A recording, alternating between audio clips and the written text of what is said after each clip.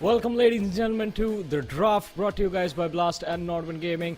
It is going to be an exciting day 2 for the Indian group stages as we see finally the matches that we wanted to witness. The invited team going up against the ones that have qualified through the open qualifiers. But before we begin the day, introduction for the new person joining me on the panel, Necro alongside with me. Necro, how are you doing? Finally, we've made it back to the world of CS2. Yeah, I mean, it's been a while, I'm not gonna lie, and I'm super stoked to also cast this event as well. And you know how much of a big fan I am of this game in the first place. And yeah, I mean, I'm just really happy to be over here, especially casting beside you. It's, of course, a pleasure. Yeah, we have been waiting for this for a while. Finally, we have the opportunity to enjoy some Indian Counter-Strike in front of us, ladies and gentlemen, and it is going to be exciting. As we witnessed the start of things on day number 1, it was quite interesting, where we had True Rippers go up against Marcos Gaming, and heavy favorites in this tournament, True Rippers, to be honest. They did display that in action in game number 1, but then things took an interesting turn when we went to match number 2, which was Enigma versus God's Reign. Yeah, it was a 1-1 score too, and that's where God's Reign also gave quite a tough fight to Enigma Gaming. But then we saw Fired Up versus Too Easy. That was a matchup which was quite an interesting calculation coming up, where Fired Up just completely shut down the likes of Too Easy, which was of course a little bit of an astonishing effect for me, but still, hey, maybe Too Easy, they've got still a couple of more improvements to do.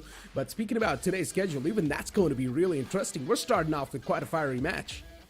Exactly. I mean, it is going to be exciting to see what these two teams will bring to the table. But before that, I think we have to have a look at the leaderboard that is there in front of us after day number 1.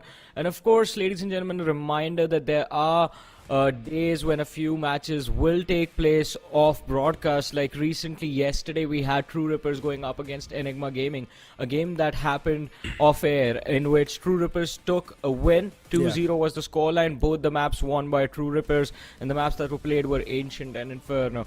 Even though Ancient is like it's played quite a lot in the Indian circuit, and we've noticed this in the teams from Pakistan as well. This is one map that all of the competitive teams love to play so much. Exactly. I mean, Ancient, I feel like it's a good mix of both. You can also play defense and passively quite nice, but if you do want to go aggressively as well, you've got a lot of angles to clear, but then once again, you've got the utilities as well to back yourself up, right? So Ancient is one of those maps that requires a lot of execution in the process, but if you're able to pull off that execution, there's a high chance you will be able to get the side in your hand as well. I'm talking about the terrorist side. Yeah, but now we see True Rippers leading the charge in the overall rankings because of that win of theirs in Enigma Gaming, who kind of had a stumbling start in their match against God's Reign, because they started off strong and then ended up losing number 2. I mean, we expected fight from them against True Rippers, but True Rippers again, a clean will keep them at the top if Enigma end up 2-0ing their match against Marcos Gaming today, which will be there on, ladies and gentlemen. That is game number 1, what we were talking about. And if Enigma end up winning with the 2-0, I think we can see them bounce back, because again, it's very important for these teams to win matches and with a convincing scoreline as well, because in the case of a tie, the tiebreaker will be the round difference that will be there on the overall leaderboard as well. I mean, Enigma Gaming and Marcos Gaming, two Goliaths this time, just fighting against each other, especially Marcos Gaming. I've seen this lineup perform in the past. Yeah, for some reason, things have been going a little bit south for them. It's understandable. Yesterday, they got 2-0'd by True Rippers. That might just be affecting their mentality. But hey, you never know. Marcos Gaming is one of those teams that we've got. They have some experienced players as well in their lineup. We know what they're capable of. We know they've seen a lot of downfall in their entire career as well. So we know they have the ability to reset their mindset and come back once again with a fresh one. Let's have a look at these teams. I mean, you were talking about Marcos, but let's start off with Enigma first. Since we talk about experience, and then Spawn is definitely going to be one of the most experienced players in this entire tournament, and he's been playing out of his mind even in the match against God's Reign. He was absolutely phenomenal. Catastrophe, I mean, a true entry that you would want for your team. Necro, you remember, I mean, a few months ago, you were there with us when we had the CS2 India Invitational, the first tournament for CS2 in India, and we witnessed Catastrophe for the first time. An impressive IGL back then, but now the pressure of leading the team has been completely taken away from him. Hey, but then you speak of Marcos Gaming too. Yeah, for now it's a bit of a downfall, but it's completely fine. Things can't be on an uphill curve. You've got B2 as the entry, you've also got Elvis as the lure, and you've got Bobby as the IGL, Ember, and Raven. We've seen all these players perform in the past, especially speaking about Ember. I've seen this man perform as well on some of the big stages.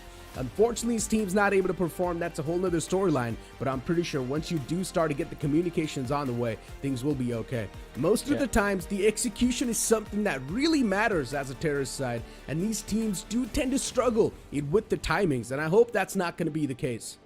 That is definitely true. I mean, we've seen a lot of struggles on the T side with a lot of these teams. I think the only team that has it down perfectly is True Rippers, with those late lurks that always happen mid-round. I mean, it is exciting to witness where they're going to go and where they want to throw off the CT rotations from.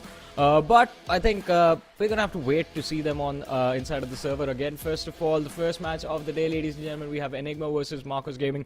Let's have a look at the Veto and see what maps have been picked for this matchup. Anubis is the first ban. Interesting. Yeah. Overpass as well, taken away by Enigma Gaming. Alright, this is what I like to see. Overpass, I'm not gonna lie, Johnny, it's a good map, but I'm not a huge fan of Overpass myself. I just don't like to be around Overpass. Though, I like Vertigo quite a lot, I'm not gonna lie. Vertigo is one of my favorite maps too, but unfortunately now that's been out of the way as well. I want to see what the picks are going to be like. Once again, Ancient, that's probably going to be there because it's one of the maps left over. Ancient and Mirage, both of them. The sequence mattered, Enigma going with Ancient this time, and Ancient is the map that Marcos Gaming definitely do not want to play, since it was a very, very one-sided scoreline the last time they faced True Rippers on this very same map. And it was interesting to see how they bounced back, because in the first half they were down 9-3 and then they made a comeback in the second half, walking away with 6 rounds. But then again, I mean, True Rippers at that point had a very big advantage to work with. In terms of Enigma Gaming, I think a little bit more comfortable on this map. They also went up against True Rippers, since that is the common point we have for comparison for both these two teams. They also went up against True Rippers on the exact same map, but still, at least in the first half, where Enigma was playing the T side, they did manage to walk away with quite a convincing scoreline. I mean, they walked away with an even half, and in fact, the overall scoreline as well, it was a close game. 13-11 was the final score. So I think Enigma right now would be feeling a little bit more confident on Ancient, but then you talk about Mirage, it's a puggy map, anything can happen. Mirage is basically a gamble at this point. Now, I would just say Mirage is literally a classic map. Everyone's super comfortable. Even you and I will be really comfortable if you're facing someone on the map of Mirage. Let's be honest. So, Mirage is like the home ground for a lot of these teams. But once again, things do boil down to Ancient. And you mentioned this. Marcos Gaming, they have been struggling on the map of Ancient. And considering they had the chance to go for the ban first, they still did not ban out Ancient. Neither in the second ban they went for the Ancient ban. So, once again, maybe they've got something cooking up in the sidelines. You never know. Maybe, or it might just be the fact, it might just be the mindset of, hey, we might be bad at this map, but they are worse. Oh, I mean, you never know. That might be the case as well. Or maybe it's a little bit of that male ego that's sort of hurting these players too. They're like, you know what? We've been taking down the map of Ancient. Now it's time to conquer the demons and slay the opponents on the same map and showcase the entire world what Marcos Gaming is capable of. And that's what I've been mentioning as well over and over again. We've seen these players perform in the past. We know how much experience they bring on the table as well. Ancient is a comparatively new map, but at this point it's been out for a really long time. So once again, everyone you can't say, especially if you're a professional player, you have to be really comfortable on this map as well. But in general, let's see how the adjustment's going to look like, because all the strategies, they're already out there. Teams know how Marcos Gaming's going to play. Teams know how Enigma Gaming's going to play. So once again, it's going to be an easy read from both the sides, but it's all going to come down to those micro plays and those minute details. Exactly, it will be about all of those micro details, because I mean, as you mentioned, these teams, not just Ancient, but they play each other quite a lot in the Indian circuit, and I believe there are a lot of scrims happening as well, especially considering there are a lot of new tournaments that have already been announced for CS2 throughout the year. So all of these teams already have gotten down to work, and Ancient, as I mentioned, it is a map that is very prominent in the Indian Counter-Strike meta, so I believe it is being practiced a lot. So it will be about those details, and if we get down to business from the side of Marcos Gaming specifically, because if we talk about the matchup and without sugarcoating it, I mean, it is Enigma Gaming who will be the favorites in this matchup against Marcos Gaming. So Marcos Gaming, from their side, what we've noticed in the last matchup was throughout the maps that they played, Ember and Revan very consistent with their performance. Bhavi also stepping up nicely. It is Elvis and R2B2 who the pressure will be on. If these two individuals step up, I think Enigma Gaming, they might have a much tougher fight today than they expected. I mean, B2 sitting in the darkness, it just reminded me of Bane from The Dark Knight. And he's probably just saying that dialogue. You think darkness is your ally, but I was born in it. Let's see what B2 can pull off in the upcoming map of Ancient. I'm super excited for this map to begin, Johnny. What do you think? What the scoreline's going to look like? Oh, I want a tough match. I want a close game. So I wanted to go to that 13-11, just the way Enigma Gaming did against True Rippers yesterday. And if that happens, it is going to be exciting. But at least in the first half, one thing. Yesterday we were having the Pakistan group stages on broadcast. And one interesting thing that we noticed, a little bit of a comparison if we start comparing the teams from the two regions. Because eventually, once they reach the Super 6, they will have to play against each other. So I think it's nice that we start doing that right now. One difference that we noticed was the fact that the teams from Pakistan had their T-side strats down perfectly.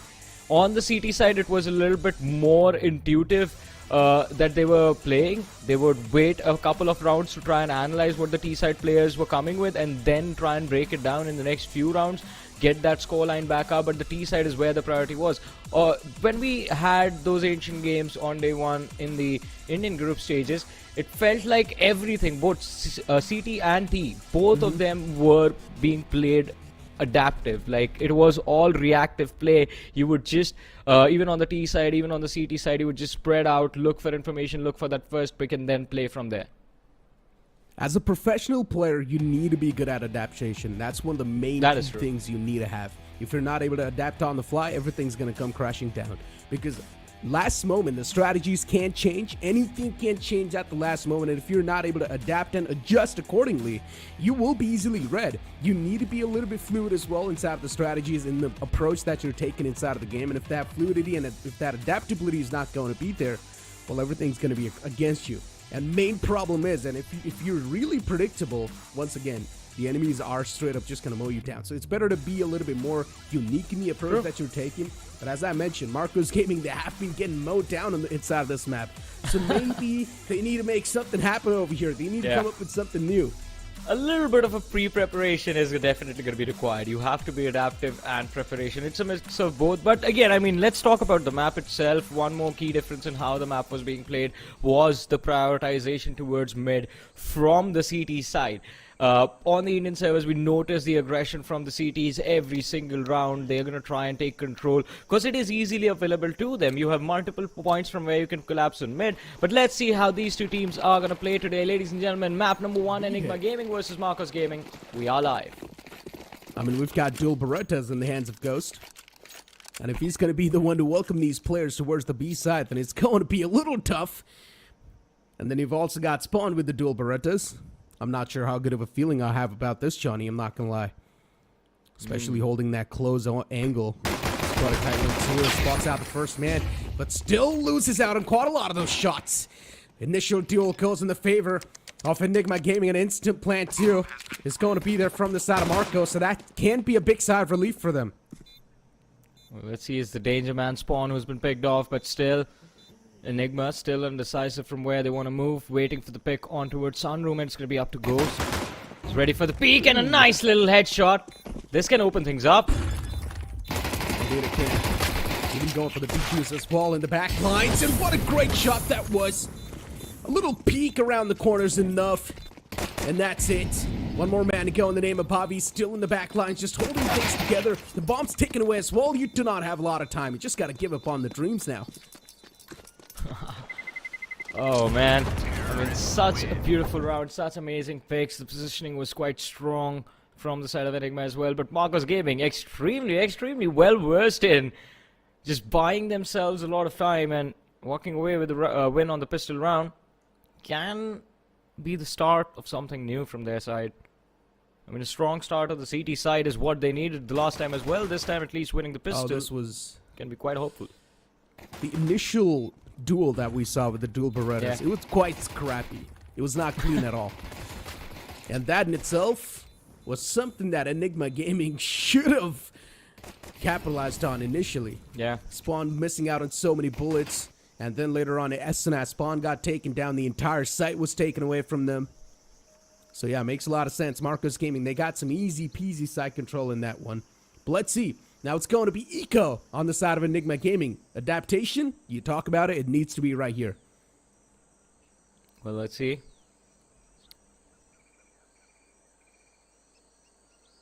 going to be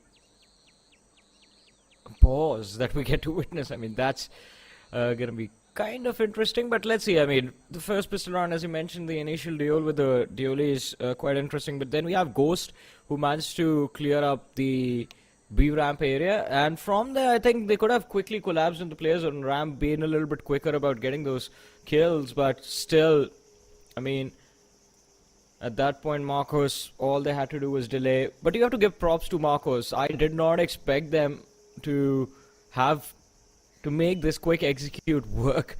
The last time it was kind of scrappy when we saw them go up against True Rippers. Kind of undecisive from where they wanted to move in towards that B side. They would always end up splitting as soon as they hit ramp. The Molotov always came in to stop them in their tracks, but no follow-up utility from the side of Marcos. At least on the pistol, it seems like they've learned their lesson from the last time. I mean, in the previous round, we barely saw any utilities, let's be honest. And that is also true. At least they don't stop on ramp. I guess you can say that. But it was a dry peak from spawn as well. Yeah. And then we saw It's all spawn, that man. dirt. Let's see how this one's going to be looking like. Spawn is a scary guy sometimes to be going up against. I mean, you know, as soon as there will come a time when this man gets angry and all of a sudden you see some insane shots from him. I mean, he's always been kind of the MVP of the team no matter which lineup he's been on. So I think he definitely will be the man to beat from the side of Enigma. But Catastrophe as well these days has been stepping up quite nicely. Benzine in the last match did a brilliant job keeping his team in check. Enigma, they look kind of scary, to be honest. Indeed they do. And I'm pretty sure at this point, Marcos Gaming, they can feel the nerves as well. They're facing on the same map they've been destroyed in the past. So they should be feeling some sort of nerves. We've got a bit of a technical pause going on from the side of Marcos Gaming, maybe facing some sort of issues. We don't exactly know what's going on, but I'm pretty sure we're going to be getting that fixed as quick as possible. No, it's Marcos Gaming who are facing the technical issues.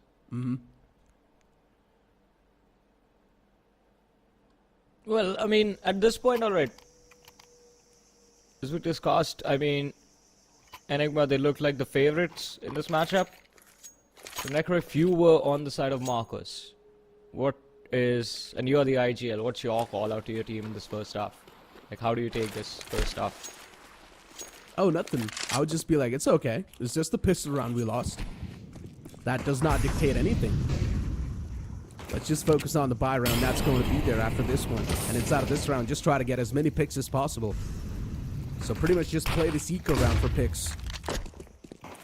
And Raven, already looking forward to go super aggressive. Berettas instantly shut down. Domes him down in that moment. And they should have the instant site control as well towards the B site. Enigma Gaming at this point, they will be pushed back a little bit.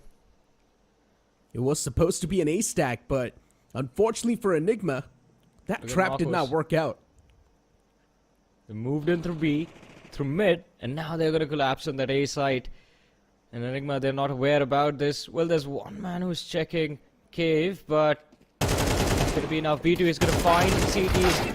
Completely off guard in mid. Only good for one. Ember chimes in for the trade. God. He's going to be traded out. What are these shots?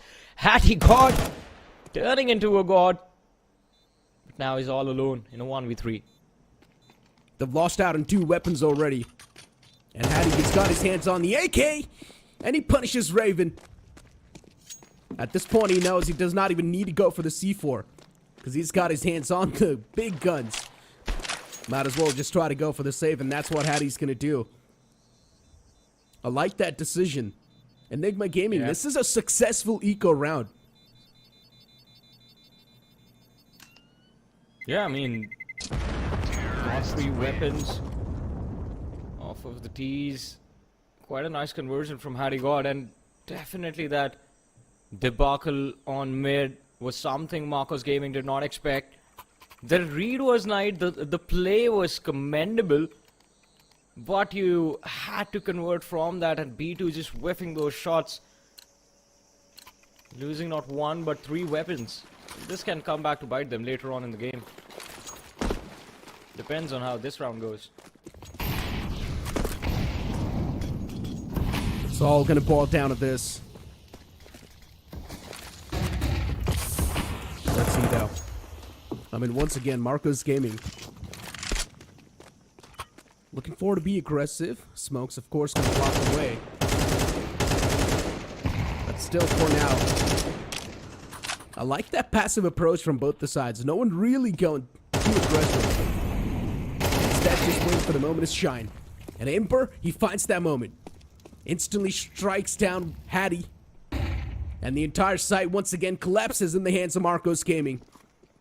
But Catastrophe can be the mastermind, can be the big player at the scenario. But a good smoke too to block the vision and deny everything from the side of Catastrophe. A lot of shots were taken, some players soften up as well, but it's really not going to count.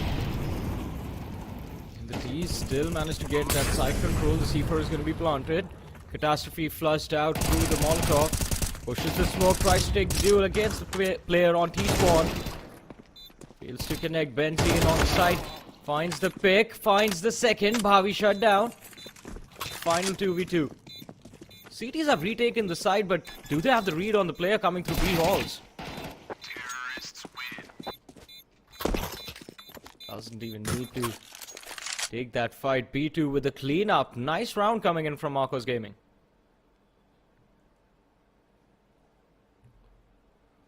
Marcos Gaming once again getting the buy round too. Nicely done.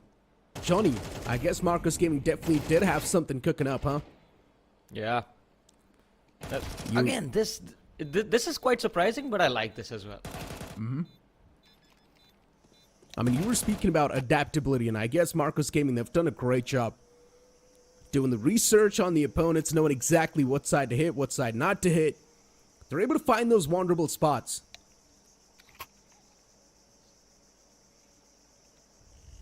And so far, it's been just more than winning aim duels or just blindly rushing into sight from the side of Marcos. Enigma as well trying their level best to block that B entry from the door. Catastrophe positioned perfectly, and yet just one smoke and they all fall. One player sneaking into the B side through ramp, just a plain simple entry. Flashes coming in from the back. In Enigma, their decision to fall back and give away the site to Marcos Gaming without even a fight. I think a little bit more resistance could have been displayed, and that might have, even if they got just one kill off of that instant trade came in from the side of Marcos, at least they would have delayed the execute, the C4 going down.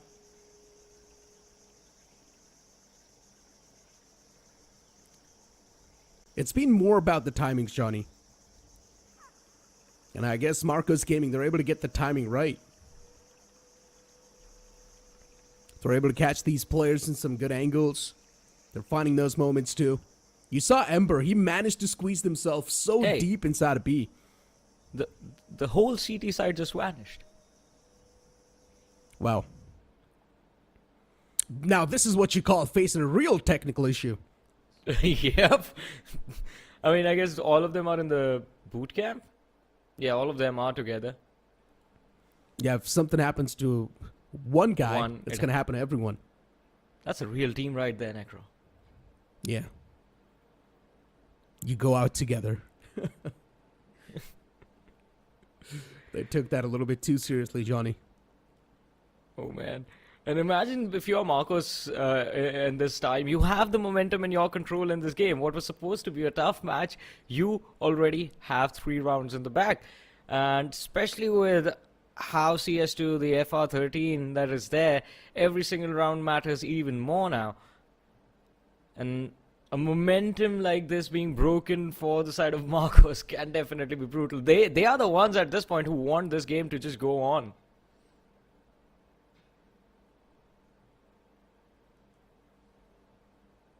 I mean, especially for Marcos Gaming, this should really lift off that pressure that they had before the game even started. And it's understandable, too, to have that pressure as well on top of you, especially you've been distraught on the same map over and over again. But now that they've got 3 maps in their hands, they know the opponent's going to be on the eco as well. So that's a really good thing for Marcos Gaming.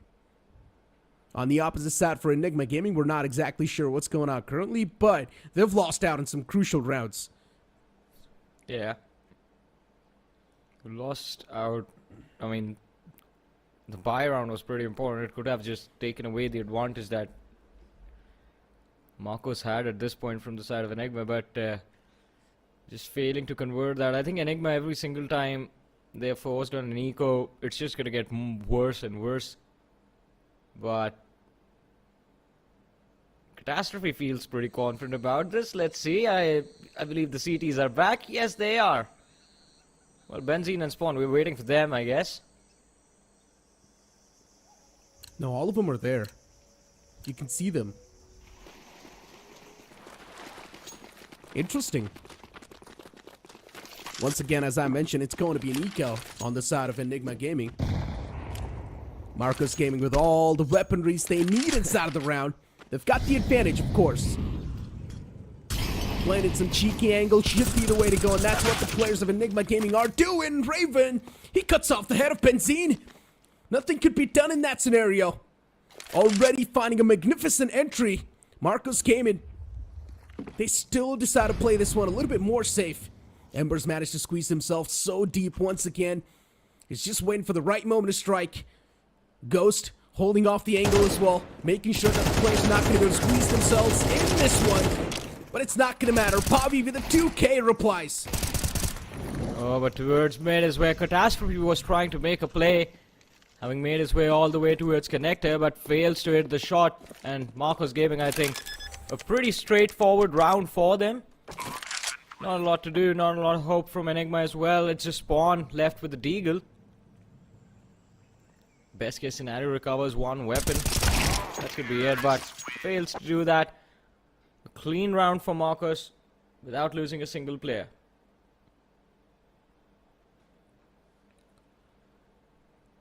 Marcos Gaming once again getting that round on the board. And now this has to be a desperation moment for the side of Enigma Gaming. They have to be desperate. They at least need one round on the board to sort of stop this momentum that Marcos Gaming has built inside of the game.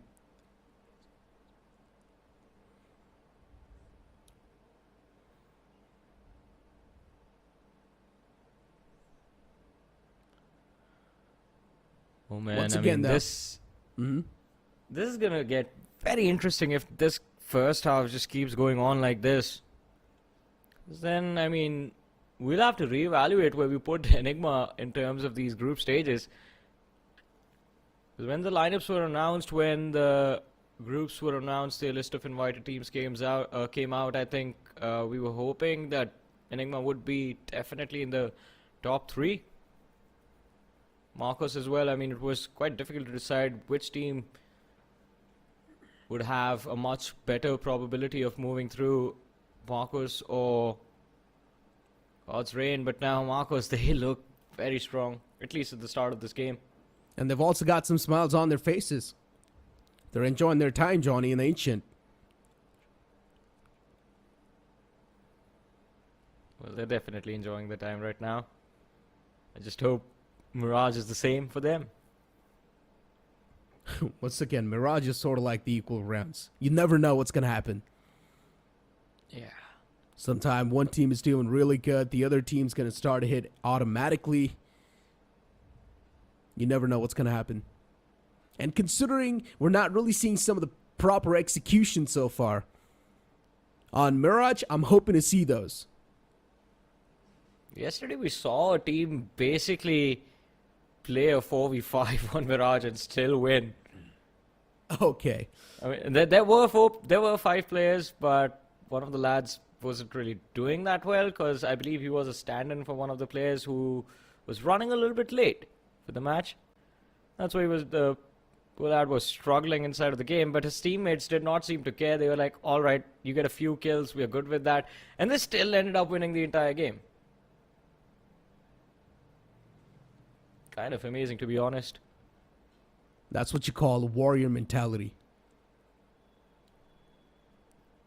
Just never giving up. I mean, I've been a firm believer that you can actually win a 4v5 game, but you just need to take down 2 players off the bat. If you're able to find those 2 initial picks, then it's all good in the hood. At that point, you have basically just taken away the advantage that the opposing side had, and that is all you would want. I mean, as long as it's an equal fight, we're happy. You just need to nullify that advantage. And to do so, you need to go for some dry peaks as well, because you've got no other option. Nah, man, that's just you. No, listen, I would go for some dry peaks. That's what I said, Necro. That's just you, man. You are way too confident inside of the game. I mean, let's be honest. So far, we're seeing a lot of dry peaks from Marcos Gaming, but still, Enigma Gaming isn't able to find the reply to that. Especially Benzine in the previous round. His head got cut off with a dry peak itself. Yeah, true. He tried his level best. I mean, he got 2 kills, I believe, on the B side, but I mean, there's only so much you can ask the man to do. I think at this point, Spawn is who we're waiting for to come online. Catastrophe, we know for a fact his work will be cut out for him in the second half. He is that T-side player that you want. Someone who's super confident, someone who can get you the entry, the access to side every single time, and he's very consistent in that. So Catastrophe, I think his main priority will begin in the second half when Enigma switch over to the T side, but in the first half, Spawn has been a great anchor. But right now, I think just a little bit of a struggle inside of the game.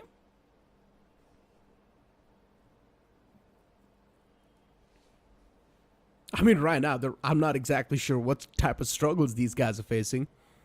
Because it's been a while. They're facing some sort of a technical issue.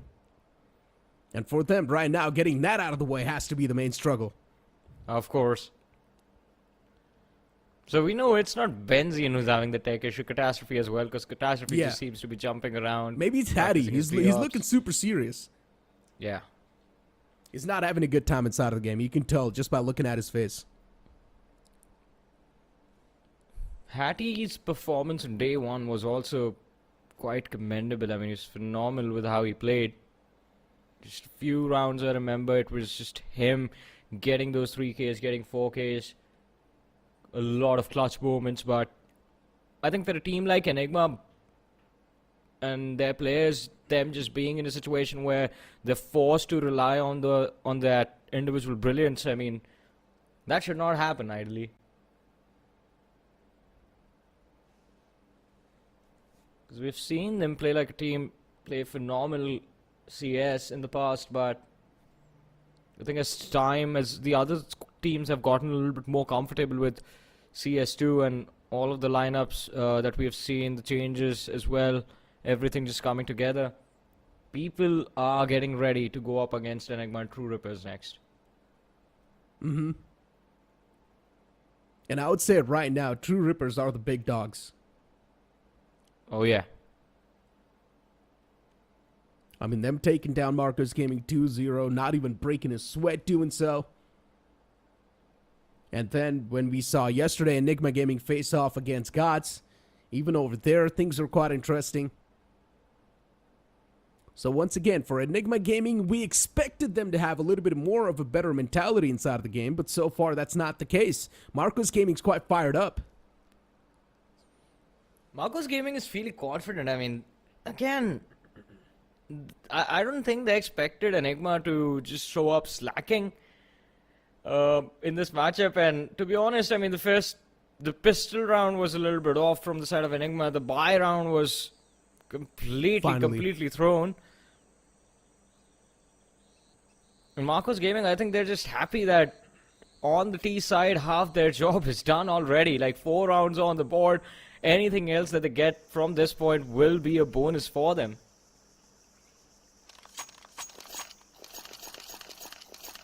Here we go, finally! I guess we've sorted out all the issues that Enigma Gaming was having. And now finally we're going to jump inside of the game. Ghost has pulled out the big guns. With an AWP in his hands. Let's see what he's going to be able to pull off this time. B-side's been the hot take so far for Marcos Gaming.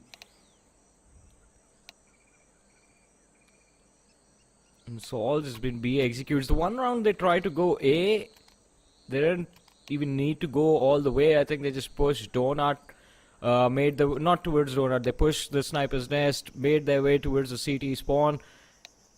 And basically it was the players from Enigma who decided to counter push from Donut, and all of them just ended up getting more down towards mid. Ember getting a 3k that round. That was pretty much it as far as the A executes go. Every single round the C4 has been planted. It's been the B hit so far in the last 4 rounds that's been successful. But that's the problem for the side of Enigma to deal with as well. They can't just gamble everything away on this buy round specifically, where they have the op in hand as well. That it will for sure be B commit from the side of Marcos Gaming. I think a little bit more prioritization this time around mid, getting some early info would be beneficial, but let's see. Alright, 4 seconds on the clock. Finally the game commences again. Here we go. Ghost has got his hands on the AWP. He can't be a big threat. But this time we see some mid pressure from the side of Enigma. Being a little proactive in their approach this time, but being caught as well. A quick trade on the board by B2. Even Bobby goes out in mid. What's going on? It's an all-out brawl towards mid. And now the situation's taken down to a 2v3. Enigma Gaming in a man disadvantage. The only thing that can be the good friend for Enigma is that AWP in the hands of Ghost. It needs to click in at the right time. Hattie's towards B. And it seems like Marcos Gaming once again looking forward to empty this B site. Slowly and steadily just creeping and crawling their way towards the site. Hattie all by himself. He can sense that threat. But all he can do is just keep on holding the angles. He's got too many demons. He's fighting inside his head. And now finally spots out that glimmer. It's going to be more than enough. Goes from the back with a 2K. He flips the odds in his own favor. And now out of nowhere, it just feels like Enigma Gaming, they swing themselves back into life. And what is this? Hattie through the smoke. He finds Raven. What a turnaround from Enigma, and especially that late lurk coming in from Ghost. Absolutely flawless. And as you mentioned, I mean, majority of the game is going to come down to timings. Well, his timing was just perfect this time around. Hattie being the major distraction on back of side was the one that the players from the side of Marcos Gaming were focused on, but it was the man lurking all the way from mid, walking up catwalk, entering sunroom, that ended up being a problem. And apart from that, the start of the round was quite chaotic, to be honest, from either sides. An all-out war, as you called it, in mid.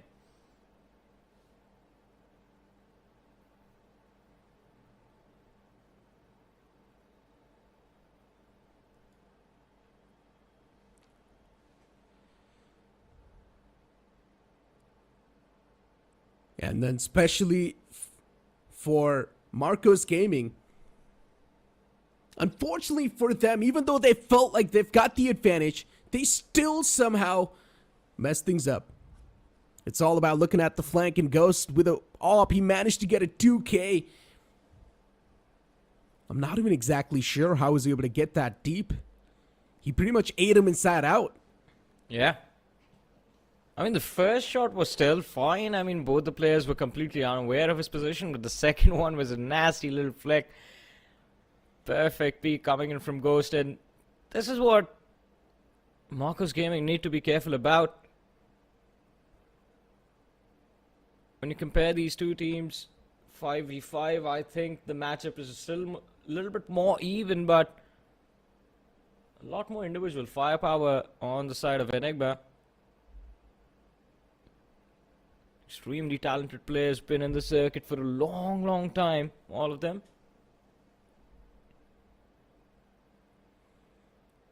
One thing is for sure, for some reason, Hattie's sweating. Someone turn on the AC. I think so. He's also pointing towards the AC. Guys, turn on the AC, please. I think he is going to do it himself. Yeah, there it goes. Yeah. Gets Finally, up. man took matters in his own hands like a player should do. Hey, man, he was forced to anchor that site alone. Well, things will definitely get heated up. Well, you talk about everything being good in the hood. Well, it's not that good right now. And I guess that's the main technical issue, Johnny, they're facing. It's all about the AC. The air conditioner. What is Benzine doing? Hey! What? Don't eat the You can! can see him, right? Let's see. I think so. He forgot. I think so. He forgot the fact that the face cam's still on. Look, Benzine, no hands. relax. Hey, man, he likes his Red Bull. Man's addicted. Yeah, I like Red Bull too. But it just never gave me any wings. Well, let's see. I mean, so there are a few technical issues from the side of Enigma Gaming, and I think they are going to be fixed soon. But before they happen, ladies and gentlemen, before we jump into the action, we're going to make sure everything is working properly. So we're going to take a very short break. You guys stay tuned, keep watching. We'll be right back really soon.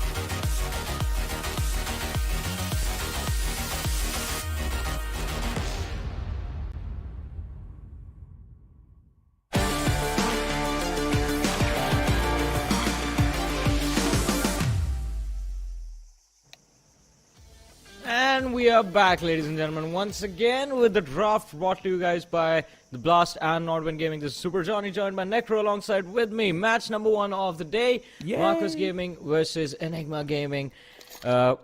We were almost, well, 1/3 of the way through map 1 when we had a little bit of a technical timeout, but now everything's been fixed and we jump right back into the action. Necro, are you ready? Absolutely I am. What do you think? I mean, look at these players. It's a usual dump in mid, once again. Molotovs, nades, smokes, everything you've got, just pour it out. And then flashes to top it off, even better. It's like seasoning on top of the pasta. Before now, you've got Benzine finding a kill through the smoke. Nicely done, instantly backs away, still finds that route. And that in itself just blowing my mind in the first place. Amber, as usual, he managed to squeeze himself behind this box. And still no one's able to find this man. And now it's just going to be looking for someone to lurk around this entire spot. Almost finds him too, but a couple of shots whiffed. And it's going to cost him his life. Benzine returns back once again. With a 2K, Benzine's the man who saved the day for Enigma Gaming in this round. I guess eating that Red Bull can was sort of useful. Maybe we should do that as well. It's the new meta, Johnny. Well. It's been working out for them so far, but Benzine has been so lucky so many times this round. First the play made on B ramp, and now this. Let's see. His entire team be as lucky. Benzine all the way to the cave. Flash was good. Tries to peek the upper, goes down to Raven. The crate comes in from spawn though. Quite instantaneous. Plant is for Donut. I think it should be okay. All B2 has to do is just be patient. Has the nade and the flash to help him. Oh, the ops going to be anxiety inducing. And Hattie, a quick peek, and the man sleeps. B2 once again back in his grave. While Enigma Gaming slowly and steadily, they've managed to find that full stop on the momentum of Marcos Gaming. I want to see Benzine drink another Red Bull can. Come on. Hey man, he's pumped up right now. All that energy surging through his body. Had to take it out somewhere.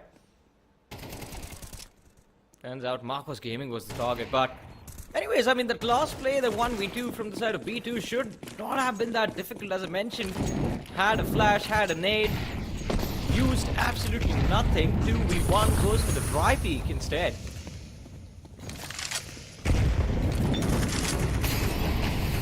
Once again, a fiery start of this round, as one of the men almost got burnt over. And look at spawn. That little pixel. And yeah, bye-bye. Raven once again taken down. I just feel really bad for Raven, John. He's been the most unlucky man in the game so far. He's not able to get his hands on anything. He's managed to get 4 kills, but is always the man who gets taken down in some of the most unfortunate circumstances.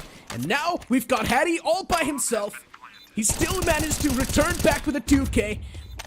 And still goes for a couple of spams, but it's not going to matter. B2 and Ghost, they return back. Enigma Gaming, another round on the board. What a bait over there from Hattie. And Benzine, in fact. I think the sound of the reload might have just given a false sense of safety to that T-side player. He tried to go for the peak. And then instantly, as soon as he saw Hattie, he saw Benzine behind him. And Benzine was prepared to cover his teammate over there. Good comeback from Enigma. Initiated at least so far in the game. And this round should not be too difficult considering Marcos Gaming. All they have to work with are going to be Tech 9s. Enigma Gaming, they've managed to make sure that they're going to keep the economy of Marcos Gaming humble. Every single player's back on Tech 9, Johnny. A little bit of run and gun. I would like to see that. I mean, normally when you have Tech 9s on an entire T-side squad, you don't see them stop. Yeah, just keep on pressing that W, baby. Yeah.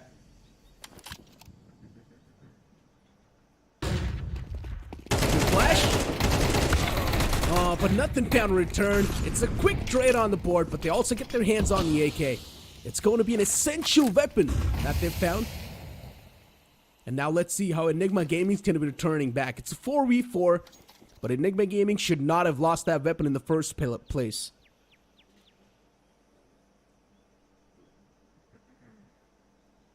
Spawn. Important pick for him. He has his teammate alongside with him. Can't really afford to give even one kill for free. Both of them trying to move in. One of them, in fact, both get caught off guard. What a play from Revan.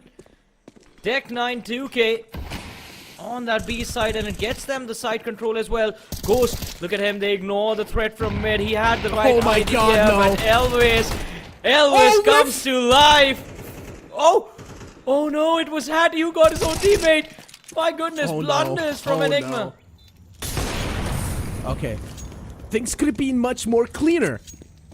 Only if that man would have hit all his shots with the Tech 9. I guess a little bit of panic set in at the last moment. But hey, as long as they get the round, I guess that's all that matters, right, Johnny? And they have gotten the round. And that too, it was an eco. So hey, I would say it's like an icing on top of the cake. Good conversion from Marcos Gaming, though. I really didn't think they were they would even be able to make it to site, let alone win the round. I mean, the way it started, Catastrophe finding that one kill on that B entry. It was just off of that one AK that they executed the entire play. And of course, another key moment in the round was Revan with the 2K, picking off both Benzene and Spawn. And then this, the late lurk from Elvis.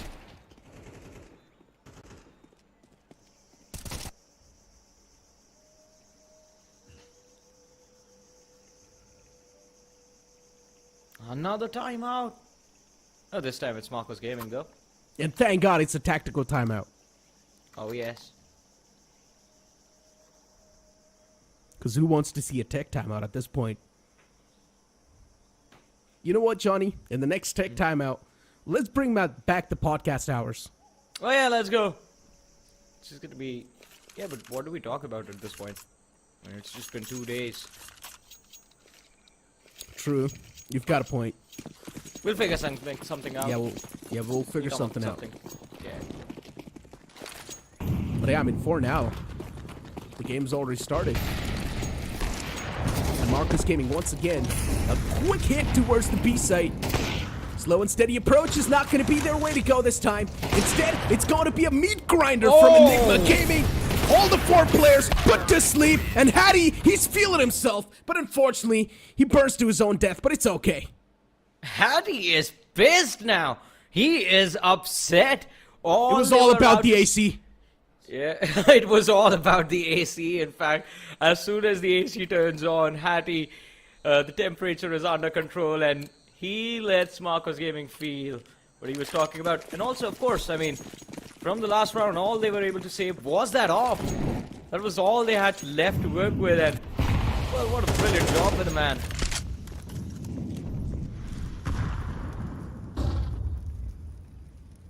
And once again, keep this thing in mind.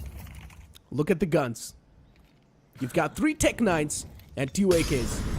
Everything's gonna be gambled on those 2 AKs, but if Ghost is able to find picks like that, then it's really gonna make sure that the players of Marcos Gaming, they're not gonna get anything done on the map. 1 AK's dropped for now. It can't be recovered, but a second dry peek from Ember once again makes the same mistake, and he will need to pay the price for that. Already, Marcos Gaming's economy is in big shambles.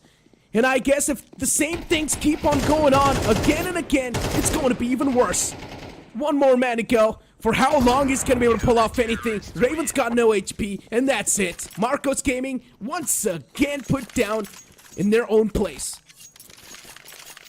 Oh man, Enigma, what a brilliant job bringing this game back. Started off with a 4-0 deficit, and now the scoreline all tied up. 5-5 to both these teams, but Marcos Gaming, look at that. Even after the fact that they were able to have a strong start, weren't really able to keep up the momentum. Economy again shattered in shambles. It's gonna be a tough ask for Marcos to win 2 eco rounds back to back.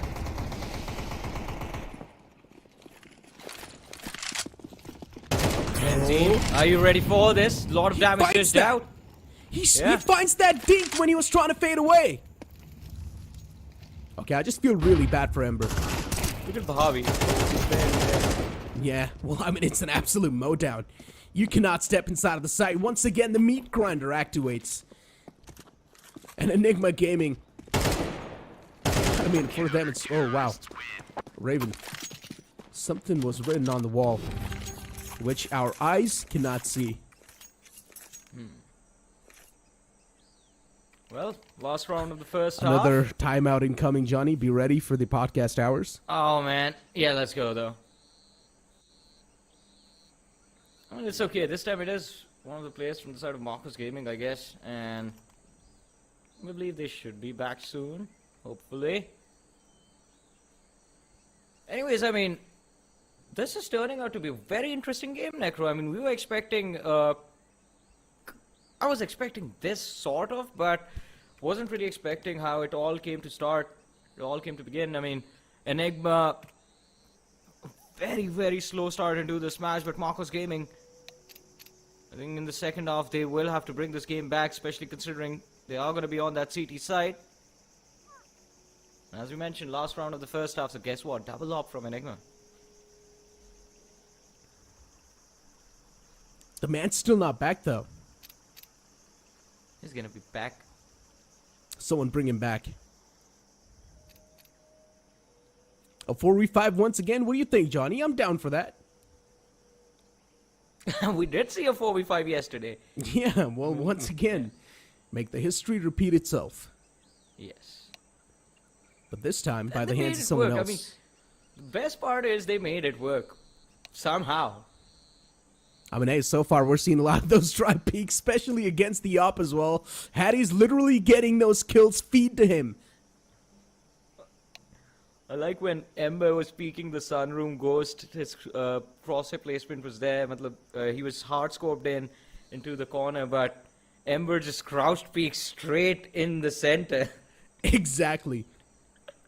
And that too, his head was right in the crosshair. Yeah. Came to say hello. It was like, hey, you already got one? You might as well take me down. There's too much pressure with this AK on me. If I'm not able to do anything, my team's gonna probably curse me, I guess. So you might as well just take me down once again. But, jokes apart, the last man's back.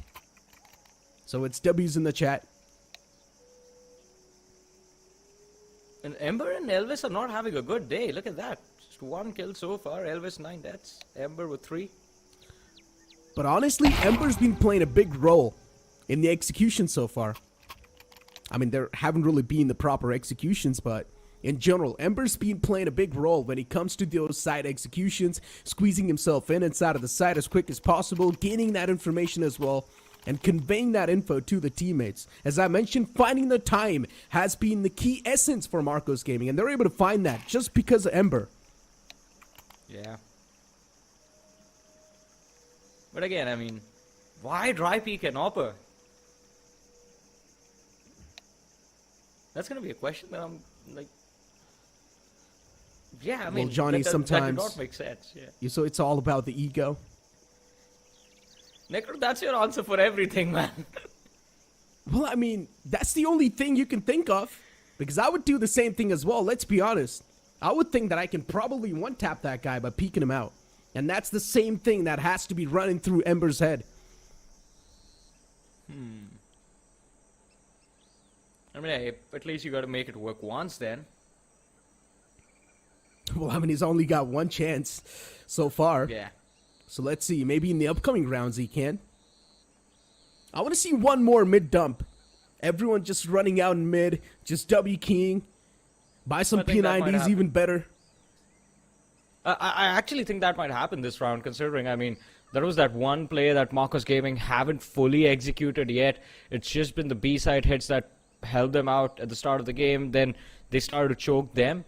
And just mid-commitments, I think 2 rounds when Enigma was on eco. So maybe this time, when I push towards Dawn out a split execute from mid to B, take control of CT spawn. Oh.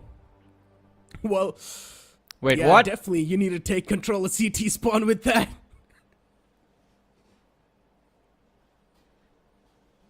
Yeah. Yeah, well, we've got the entire map's control, ladies and gentlemen. Also the game control on the top. We got settings as well. Yeah, Everything. we can we change want. anything we want.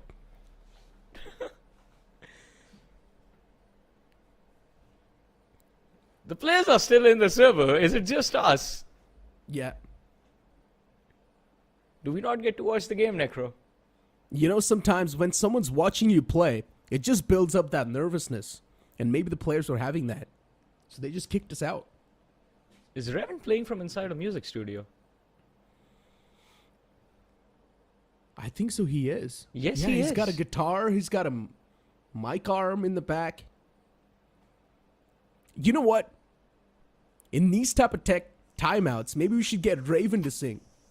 Oh, yeah. Oh, we are back. That's $1 million idea. But yeah, we're back.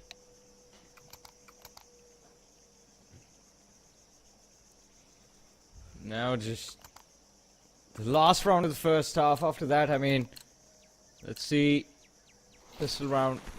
Very important for both these sides. In fact, no one's going to walk away with a big lead at the end of the first half. Good for Marcos. They kept Enigma in check, but now winning this round puts them in a much better spot. And you wanted a mid-dump, Necro. Well, that's what we have, at least earlier on in the round. Oh, yeah, that's what we have it. Oh, but Hattie with the op. And they've also got Ghost with the op. Two ops at the same time, waiting on two different sides. All they're waiting for is a single glimmer. And as soon as that glimmer's going to be found, you're done for. Look at how deep he squeezed himself. Yeah. Catastrophe. His position's going to be uncompromised for now. They have full control for the sniper's nest. I mean, they can sneak all the way towards the CT spawn, Marcus Gaming. Yeah. But it's also a one-and-done angle. Yeah, true. So if Catastrophe's not able to mow down the players in the front, and if he's only able to get one, getting the second one's going to be even more difficult. But I guess one man's just going to straight up walk in his crosshairs. He finds that, but he still decides to stay in that same angle. Ghost peeks out, gets one through donut. He peeks out once again. The second one's going to line up, and the third one too. Ghost, for him, it's just a spree, and he's just waiting to collect all those kills. An instant reposition too. He knows the last man's going to be in that side as well. And he's got the angle hold out as well. First shot missed, and it's completely okay. Spawn's got his back. Well, what an impressive round from Enigma Gaming, but in terms of connecting their shots and the aim, but Marcos Gaming a lot of mistakes. No follow-up, no trades coming in, especially with how B2 and Ember went out. B2 fell first to the hands of Ghost, and Ember, I mean, had the opportunity to just run and charge towards Ghost as he went on that reload for the op. Ember just slowed down. Let Ghost get into position for that second peek. And then again comes in with the crowd speak. Well, anyways, second half starting. Side swapped, Enigma this time. I think they're gonna give Marcos a taste of their own medicine. With the speed hit, Catastrophe finding the first kill of the round. Revan falls. Good scat is where they feel the pressure. They are gonna try to relieve it. Ember picked off. Bobby, good trades coming in, but now even he falls. And the last surviving CT. Elvis, the old Berettas, already stopped in his tracks with that Molotov. Haircuts across the board from Enigma Gaming. And now, Elvis? There's probably going to be a man lurking in the back soon. Maybe the players of MG do want to go for this one still, but Enigma Gaming, they've got some demonic plans. They probably want to go for a knife, I guess. And if this knife actually does come true, it would be nice, but no, I guess Benzine's gotten some second thoughts. He's just going to cut off his lifeline. Ghost. Quite happy with that round, I guess, but good start for Enigma in the second half. I think should give them at least some control of this T side. Marcos Gaming, on the other hand, desperate moments arrive. They are trying to force this. SMGs, one scout. Feels like too much of a risk, to be honest. Indeed does. Exploring an unknown territory is always gonna come with risk. And Hattie right now is the one leading the charge. But luckily enough for them, the opponents do not really have the economy to stop them. And even though it's just an eco round for the side of Marcos Gaming, you can still see how Enigma Gaming is playing. It's like a systematic dismantling. That's what I can see in front of me.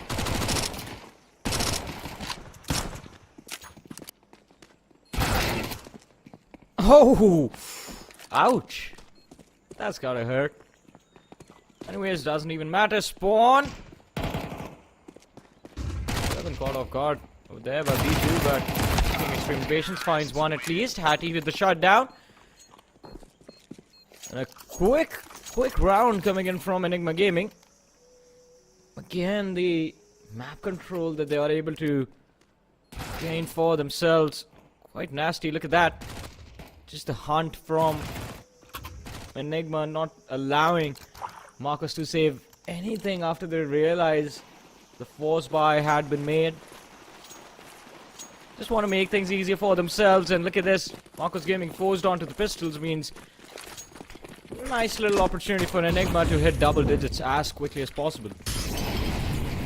Oh, look at this. This is what you call a quick approach. And the trap the players of Marcos Gaming had set up, it's all gonna fall apart. Even the utilities now tossed out, being exchanged from both the sides. Marcos Gaming, they've got the advantage in all across the board. Benzine being able to find the first man. Elvis falls down this time, but B2 replies back nicely.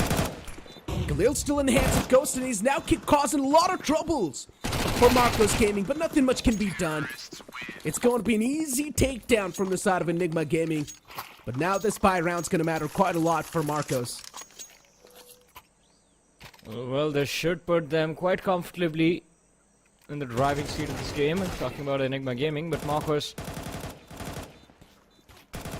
good attempt. I mean, kind of wanted to just try to overwhelm Enigma with sheer numbers from that B short area, but weren't really able to hit those shots. This time, this is going to be an important buy round for Marcos Gaming. Heavy investment into that op on Raven. But if they fail to find those picks, then the struggles will continue. Enigma, for them as well, it's going to be very important. If they walk away with the win on this round, they can easily get themselves to that match point. Close out this first map in a comfortable manner, but let's see. We know Raven, he has been a big threat for any team that has gone up against Marcos Gaming. Has been a very key player in every single win of theirs.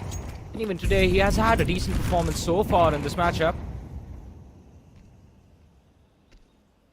Ghost. This is what confidence looks like. Takes the op, leads the charge, gets control of Sunroom for his team. An Enigma, a wonderful opportunity created to collapse on that B side.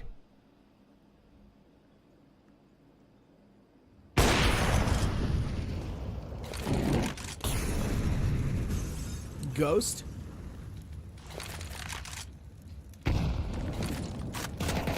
mean, especially considering when we know that Enigma Gaming, they sort of do have the momentum inside this entire match. Still somehow, Marcos Gaming, hold on. They can't put things back in their court. Two players on the side. It's a 2v3. And Benzine, he replies back once again. This op's going to be nasty, but no, instead it's going to be Raven to reply back.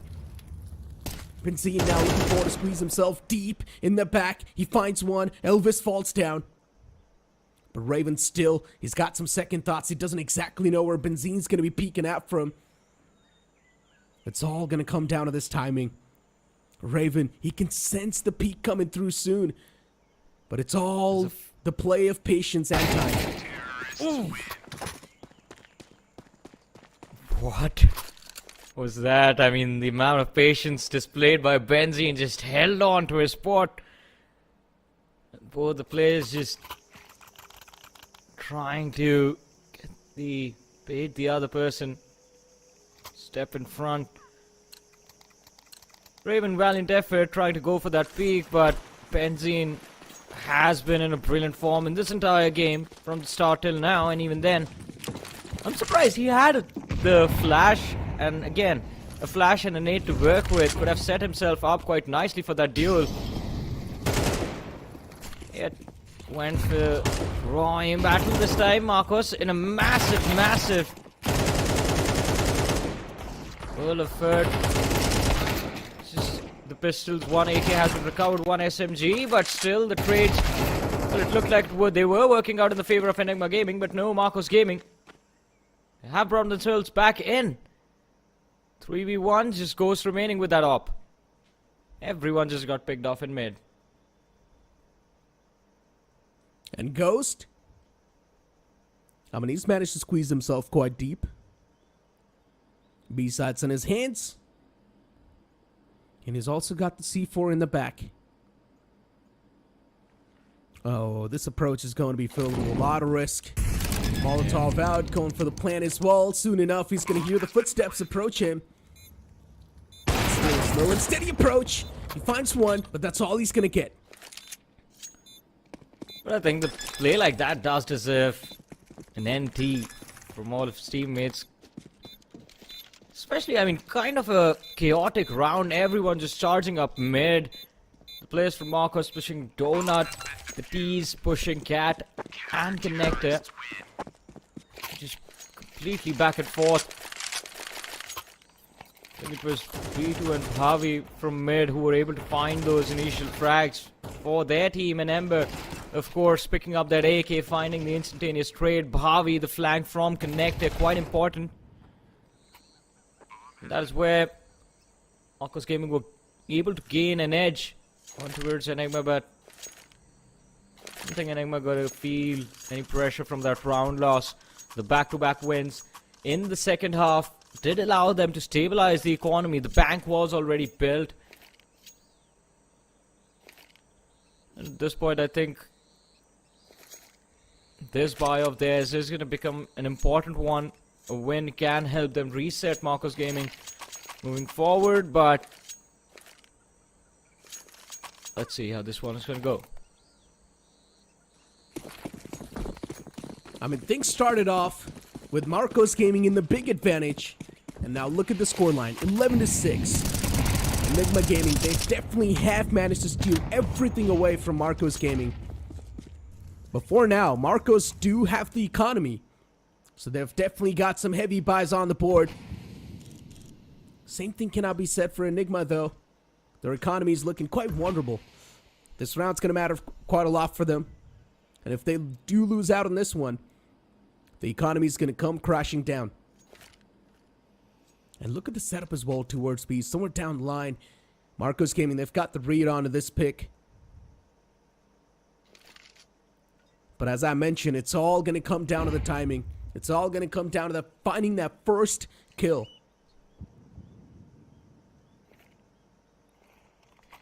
And as you mentioned, I mean, Marcos Gaming, the read is actually pretty good. The heavy stack on towards that B side, but now they get eager for the fight, and Ghost is going to be the first casualty. The confidence displayed by Marcos does give them some value, but Catastrophe, very important to stop this man, and they do succeed, but still, Catastrophe has done his job. Benzene on the side, whiffs the shot, thought he was dead, but no! And Bhavi reacts in kind. Hattie got has been impressive with the op so far, knows where the second man is. He tries to go for the Molotov to flush him out, but that is what B2 was waiting for. And now this was an impressive round coming in from the side of Marcos. A brilliant hold, good trades, and a few mistakes from the side of Enigma that were punished perfectly. Gets caught when his hands were too busy. Unfortunate. And as I mentioned, that round mattered quite a lot for Enigma Gaming. And now that they lost that, once again back to ground zero. You can see them with just some pistols in their hands. A little bit of grades here and there. B20, Tech 9s, but that too, that Molotov's just gonna burn two players alive. So once again, all the advantage or anything that they had going for them is going to go down the drain. Bobby as well finds a 2K. And Marcos Gaming, it's going to be clean sweep on the board.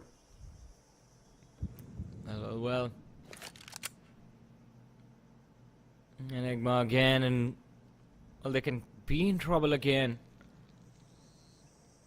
This continues all that hard work from the first half. That comeback story of theirs can get shattered very easily. Just 3 rounds separating the team so far. But a good job from Marcos bringing themselves back in.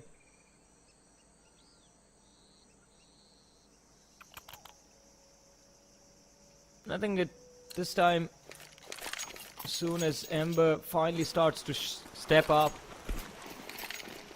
getting those first kills in for his team, you see Marcos get a little bit more comfortable round after round. Elvis, I think he needs to step up as well. It is high time, but let's look at this. Finally, an A hit coming in from the side of Enigma.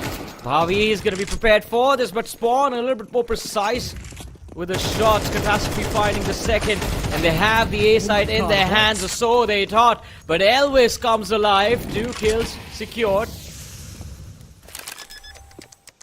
Elvis swings out with 2. But an instant return was there on the board.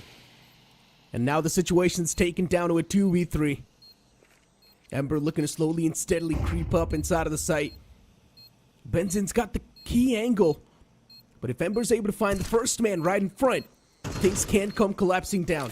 But Hattie instantly denies the possibility. And now it's all down to B2. And I guess B2 is not going to be able to get a lot done. It's a crossfire between these 2 players. One peeks out, the first man gets the contact, the second man will try to get the job done, but it's not even gonna matter. Benzine through the smoke, he finds him. Did I just see him try to stick that defuse? Yes, you did. That was a ballsy play, man. That is that is commendable from B2. Just sticks there, knows there's a crossfire set up for him, specifically takes a few shots to his back as well, and still doesn't give up. I mean, luckily for the side of Enigma, they did end up spraying down that entire smoke and did find that kill, but oh, I thought he had it. Did he have a kit, Necro? He did. So that's the thing, right? He knew that the time's ticking away. Yeah. So you might as well try to go for a stick, because you've got no chance to come out on top in that round. And he just books it. Unfortunately, though, he loses his gun and everything in that process, which he could have tried to save if he wanted to. But once again, I guess the players of Marcos Gaming, they've got enough economy. On the opposite side, Enigma Gaming, they just need one more round, Johnny. Just one more round on the board. Doesn't matter how they get it. And this time they just run it towards the B side, where Revan is going to be the first man waiting for them. Ember with the flank has complete control of B door. The push on the smoke is going to be extremely important how he makes it happen. He has the perfect position and off angle in play, but Benzine repositions, tries to find the fake, but is going to be shut down by Ember. And Marcos Gaming, they have the numbers advantage, and the C4 yet to be planted. Finally, Ghost has the bomb down on that B side, and Spawn with the backside control. Ooh, Revan still alive, still a big threat. Oh, look at this. Both the players from Enigma Gaming, they're quite softened up. And they still need to hold off this site. What a quick shot that was. Nice flick on the head, and still these 2 players are doing a phenomenal job in holding this retake, but not for long. They cannot sustain it. Marcos Gaming, they still break free, and they get the defuse. Well, it was an important one as well. And I think huge props to Revan and Ember. I mean, the play that was made just between the 2 of them, in fact, the Opper holding the B slope, the information relayed perfectly, and the timing on Ember's push towards that B door, very impressive. Of course, did have a little bit of luck involved as well. Benzine, those shots whiffed are definitely going to come back to haunt him. If from here this game gets taken into overtime, but as we said, Enigma, all they need is 1. Doesn't matter how they get this round.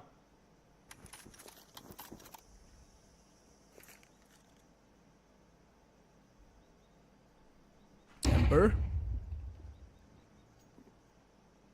With the AK in his hands. He's got a Storm approaching him. But luckily for him, it's only Tech 9s and a Deagle on the board. And also P250. Nothing much can be done. Ember. One spray, two found. And now the rest three players, all they can do is hope for the best and cross their fingers.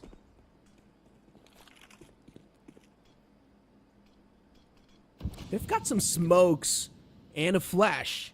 They can make something happen here, Johnny.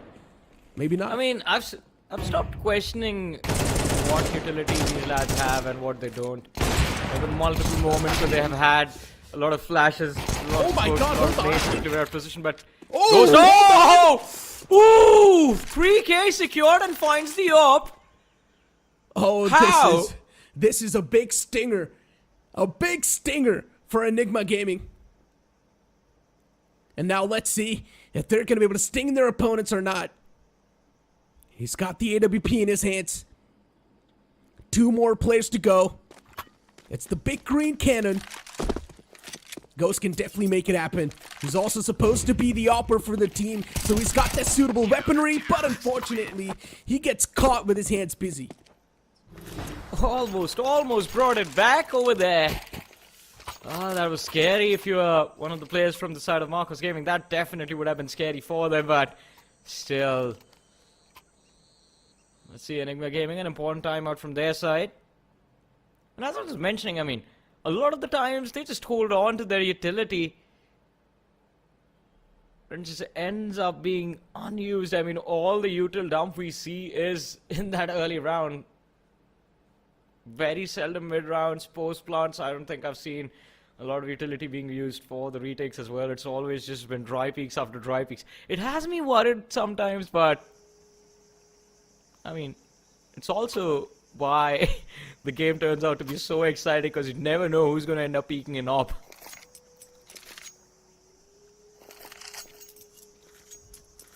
I mean, as you said, you just stopped questioning how many utilities they've got. Yeah. And this is what I exactly mentioned. We're just not able to see those proper executions. See, right now the dump is going to happen, and then mid-round there will be nothing. A late round as well. I mean, it's already happened, and already 2 kills have swung by. And B2 that as well. He's found those 2 kills in a single spray. I don't understand. Enigma Gaming is doing the same thing over and over again. They're just going for the quick B hit, and they're just losing out on the man number.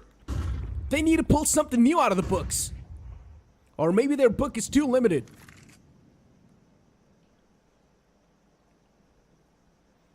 But Benzine, he can definitely have that timing against one of these players.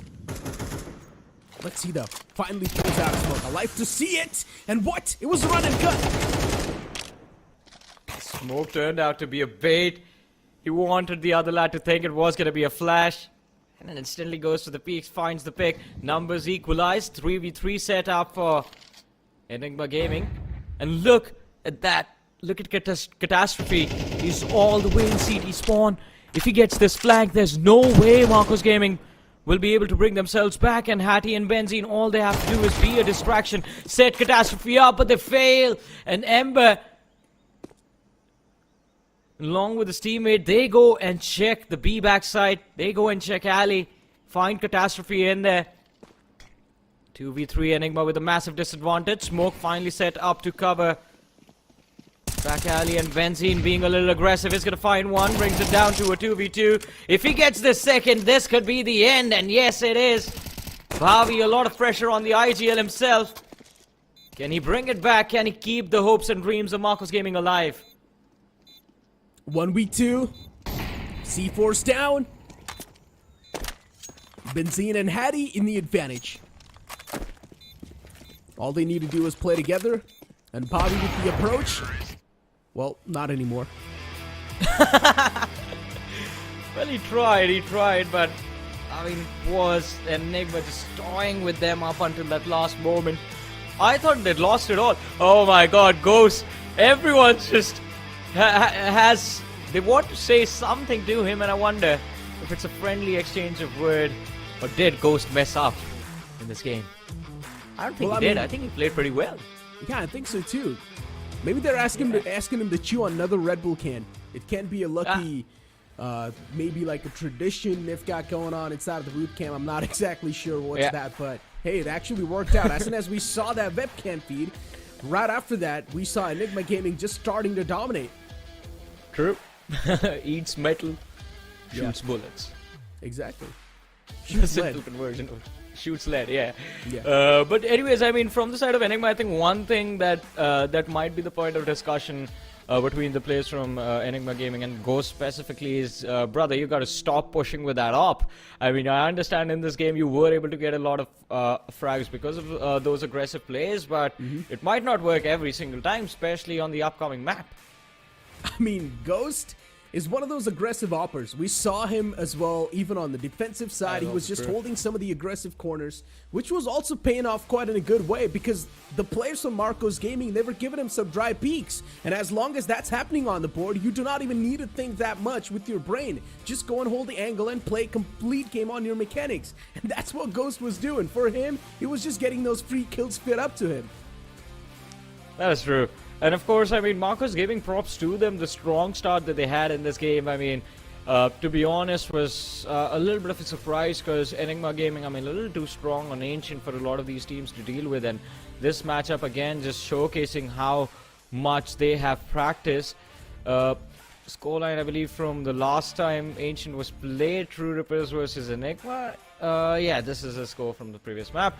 And yes, Enigma did take a loss in that game against True Rippers. But today, I think, you know how the saying goes, you either win or you learn. You don't actually lose a game. And that match against True Rippers was a learning experience for Enigma Gaming. They went back to the drawing board, fixed their mistakes, and specifically Ghost, who was underperforming a little bit in that particular matchup, showed up extremely strong today.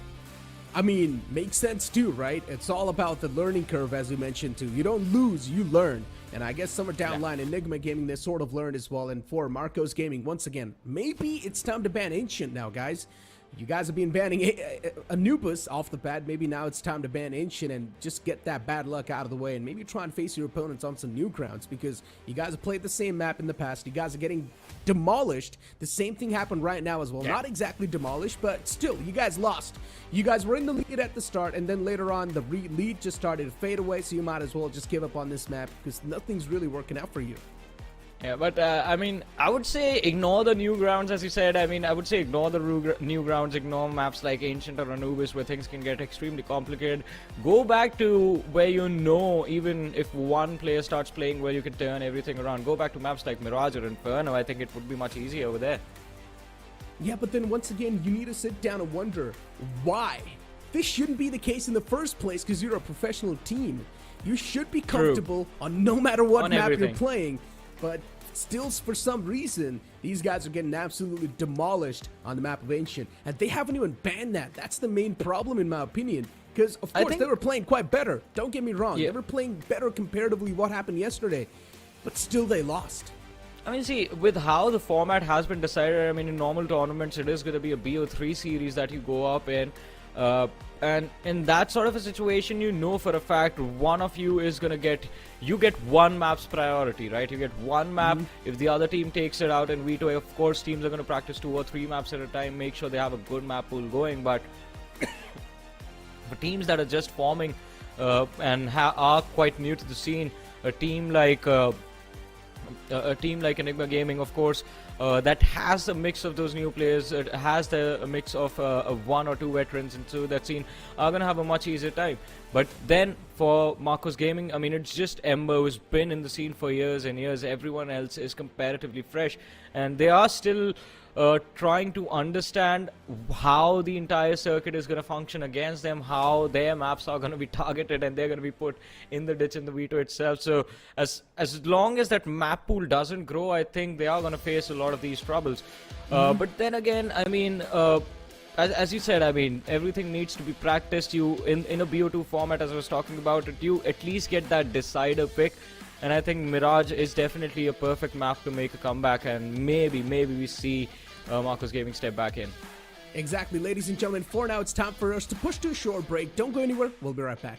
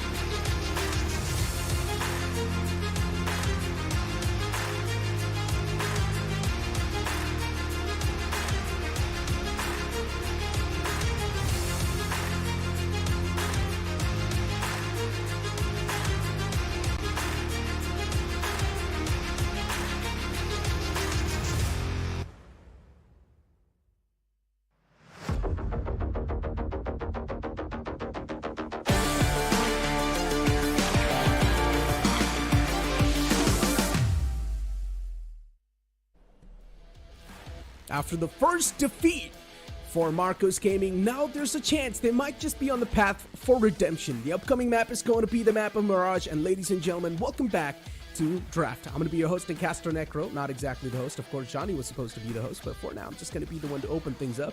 Johnny, first map of Ancient, as usual, things going downhill for the side of Marcos Gaming. We all sort of speculated this, but we also had a little bit of hope from the side of Marcos Gaming that maybe something new could be cooking up, but unfortunately, the same old stuff was brewing. Yeah, I mean, a lot of lackluster performance from the side of Marcos. I mean, we did see those dry peaks coming in, peaking the op, as we talked about it during the game. And I mean, as far as team play was concerned, it looked like they were stepping things back up. They were getting a little bit comfortable inside of the game, but Enigma proving to be better in every aspect, although better prepared as well for that Ancient. If I'm being honest. Enigma, we did talk about it. I mean, they played it in the past. They played it against True Rippers, took them extremely close, put them almost taking away the win. But today against Marcos Gaming, they felt extremely comfortable. Although, when we move on to map number 2, Mirage, I mean, as we've been talking about it since the start, since we saw the Veto, it's going to be a completely different deal. Anything can happen. It indeed is supposed to be the completely different deal. Now, especially, we mentioned this as well, Mirage is sort of like the classic grounds for every single team. So maybe Marcos Gaming is going to feel a little bit more comfortable on the map of Mirage, and we might just see the utilities being utilized a bit more. But what do you think? I think so too. I think it can happen, but it will be interesting to see what the utility usage is going to be like. I mean, because considering Mirage, again, it's a very old map. Everyone knows what their lineups are, and it's kind of easy to set yourselves up.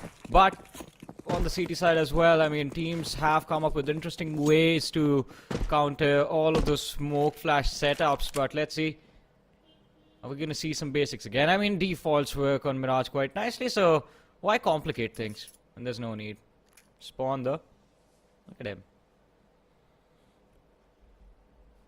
Off the bat, as usual, a slow start. Just trying to feel what exactly is going on around them. They can hear the man towards Nest. A good Molotov to flush him out of that spot. And an instant contention towards the connector side. They've managed to contest it. Also, the controls in their hands towards Sandwich. A player spotted. A lot of call-outs are indeed conveyed, but now towards Sandwich, the real fight brews up. Raven's able to find Ghost, but an instant retreat towards the main's gonna happen by Spawn. He's got the dualies in his hands, but Benzine with his teammates trying their best to take down the entirety of Marcos Gaming. Enigma Gaming, so far, they're able to hold this site perfectly, but it's still a 3v2, and Benzine's able to find another haircut onto Raven. Another body on the board, and Amber left all by himself to clutch things out. Well, they had a nice little execute. The entry on towards the A side, at least at the start of things, looked quite decent, but then the collapse from Enigma. And of course, the players connecting their shots as well. Spawn staying alive in Palace for so long was something I did not expect. He needed to be shut down as quickly as possible, and Raven was in a perfect position to do that as well. But Ember onto that A side brings it down to a 1v1. What just happened? And it's going to be down to Benzine. Can he clutch it out again? He's extremely low. Ember going for the plant, and Benzine finds the shot with the dualies through triple. Wow. Too close for comfort. Yeah. Oh, especially this spot too. Ghost. I think so you forgot that your arm can sometimes be visible from that spot if you look to the opposite direction. And Ghost got spotted in that act. But still, Marcos Gaming, they bring that round way too close. It was supposed to be a clean round from the side of Enigma Gaming, considering they had the man advantage in the final few moments. And now they've also got their hands on a couple of strong weapons.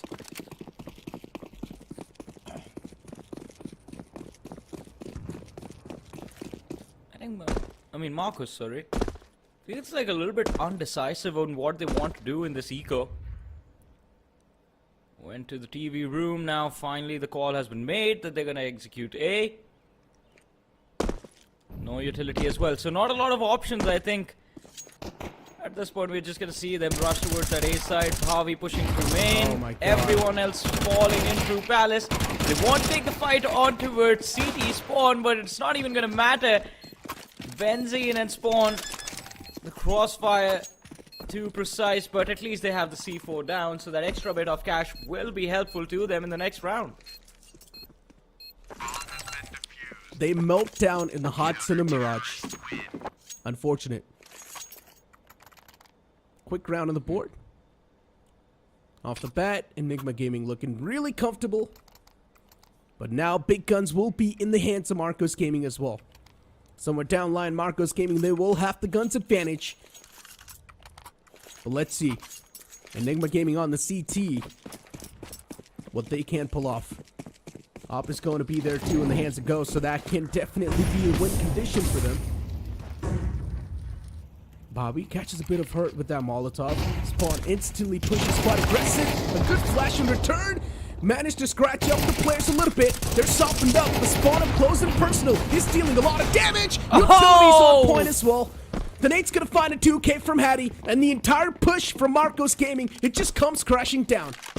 What a conversion from the side of Enigma. I mean, as you mentioned, the initial peak from Benzene, just softening up the players. And then Spawn trying his level best to just slow things down. On that A main area, did a brilliant job. The nade from Hattie cleaning things up. Elvis and Revan though. They tried to run it back towards mid. I think just want to throw Enigma Gaming off, but back again in A main they go. Oh, that A control flash is gonna be good. Doesn't matter. Revan still finds the pick. Hattie shut down. 2v2 numbers equalized. A man Palace. But unfortunately, Catastrophe is going to be the opener. And that's it. All it takes is that one single man to go down. And then it's a chain effect, Johnny. Yeah. Gets distracted too easily.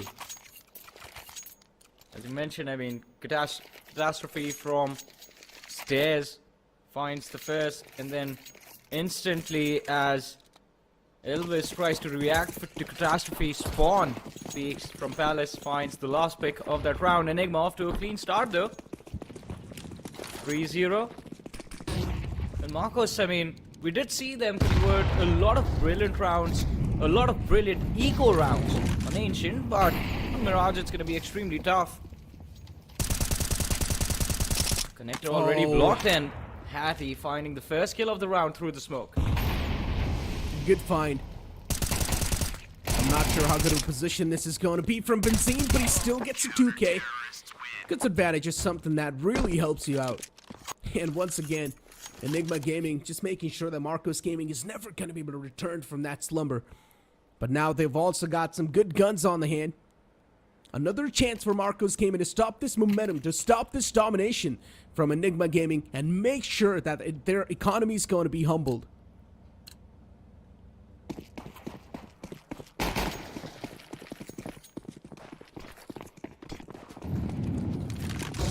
Heavy commitment on mid this time from the side of Enigma. They want to take this fight, and they have the control of underpass.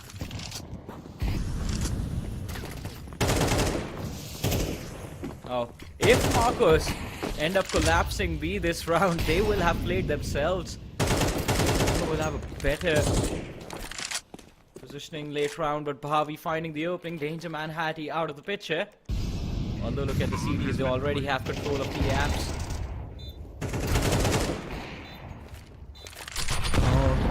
So many kills just flown by. And once again, the advantage now in the hands of Marcos Gaming. Oh no! Things can be switched back though. Ghost lifeline cut off. The last man's looking for to save the op. And Spawn's on a run. Finally, something being found by the players of Marcos Gaming. But Spawn's getting chased down. He's getting hunted. They really want to take him down. There's another man waiting on the entrance of A. Towards A main. And Spawn somewhere down line. He's got the clue what exactly is going on around him. But I highly doubt hunting him down is going to be that easy. That is true. Oh, makes it out alive with the up. Exactly what they were hoping for, but I think Enigma, they could have done much better in that situation. An all-out B hit from the side of Marcos Gaming, especially when you know for a fact you have control of underpass, you have the positional advantage in T-apps. The backstab could have been set up, no utility to slow down the T's. Exit from apps. And Hattie just patiently waiting in bench for some reason. Oh my god, found line of sight. They made the gap. They made the gap with the nade. Nicely done. But unfortunately, they couldn't get anything done. Exactly. I like the thinking, I like the thought process, but I don't like the execution. Great minds think alike. Try peek, talk about that. One of the prime examples of that. Straight up just goes up and peeks out an opper. And we'll need to deal with the consequences too. Even Ghost has got his hands on the op, misses the opportunity, and now this is going to be a complete punish. Even though stairs get Molotov'd out. So the man's flushed out of that prime spot. Hattie his walls, posted up towards Ticket. But good flashes from the side of Marcos Gaming are really making sure that the players of Enigma Gaming, they're not going to have the line of sight that easily. The operators are being deactivated slowly and steadily, but as soon as I say that, Hattie finds one towards the site. Ember comes collapsing down. Two more players to go who are looking quite healthy. The planner stopped. One more man up close and personal. V2 finds the spam. Ghost taken down. A 2v2 scenario. Enigma Gaming, both the players are outside of the site. Unity has to be the key to success. Oh, but look at this. 15 seconds, 13 seconds. C4 still not planted. Finally goes down on the A side. And now the retake begins. B2 taking damage from that nade. Hattie and Catastrophe, what can they make from this? So far, only one kill from a rifle in this round. Alright, that's the second, but it's going to be traded out by Catastrophe. Needs to be careful. Revan has been quite dangerous in this game so far. Dink. Oh my god. Dinks him, brings him extremely low. One shot to the body and it's all going to be done. And there it is, the cleanup from Catastrophe.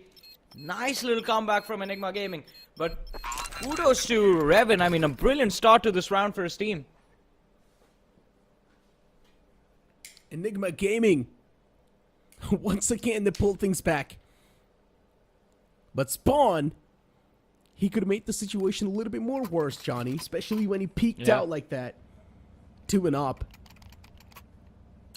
I mean, yeah, he's got balls of steel, that's for sure, but it's a little bit too aggressive. Usual setup, usual form of utilities, nothing out of the ordinary. Once again, looking forward to get the mid control. Good pre-fight from Raven. Gonna make sure the man's not gonna be in that spot anymore. Nicely done towards Cat. You've got another man posted up with the op. Spawn, it's a one and done angle. He finds the first one and instantly gets done.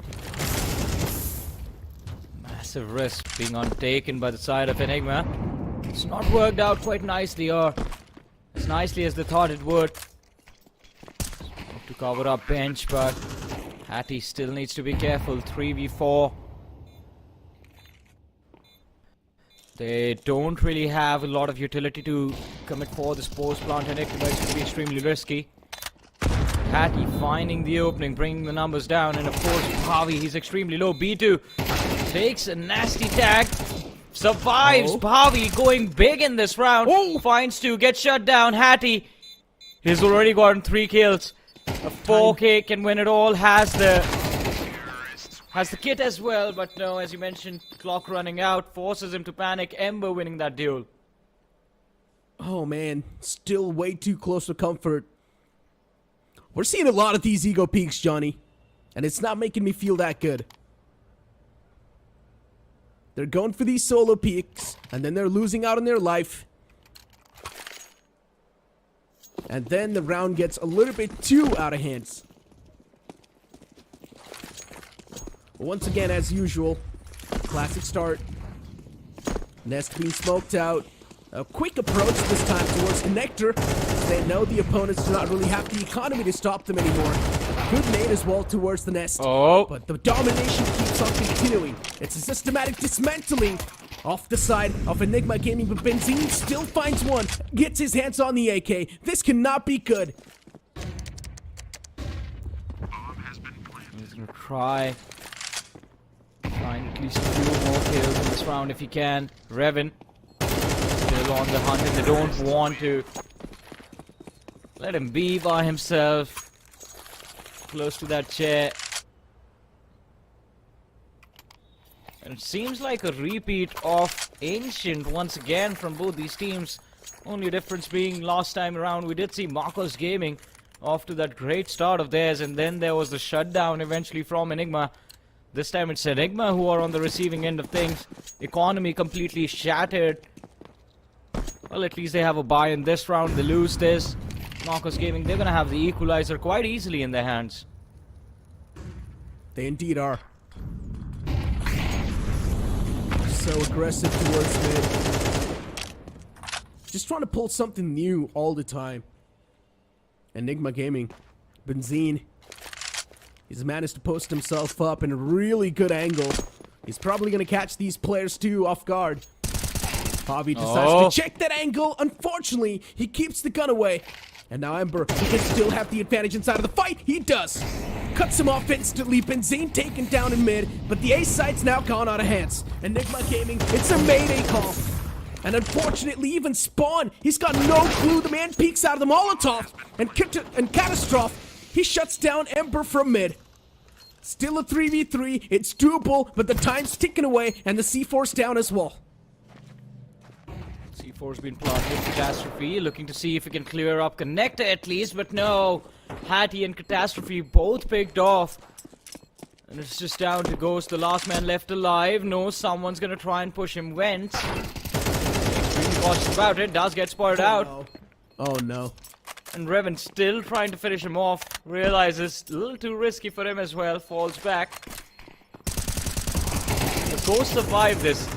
What am I It's watching? gonna be a miracle if he does. Oh, the man just straight up double keyed. Took down the first one. Well, Marcos Gaming, slowly and steadily, they're returning back inside of the game quite swiftly.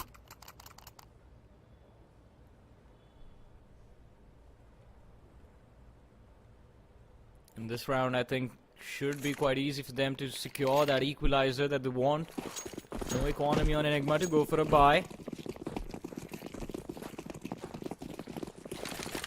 Few upgrades here and there. That'll be it. Oh, wow. Revan, easy pick on Catastrophe on mid. B side completely abandoned, free for Marcos Gaming to take and make it their own. No resistance at all.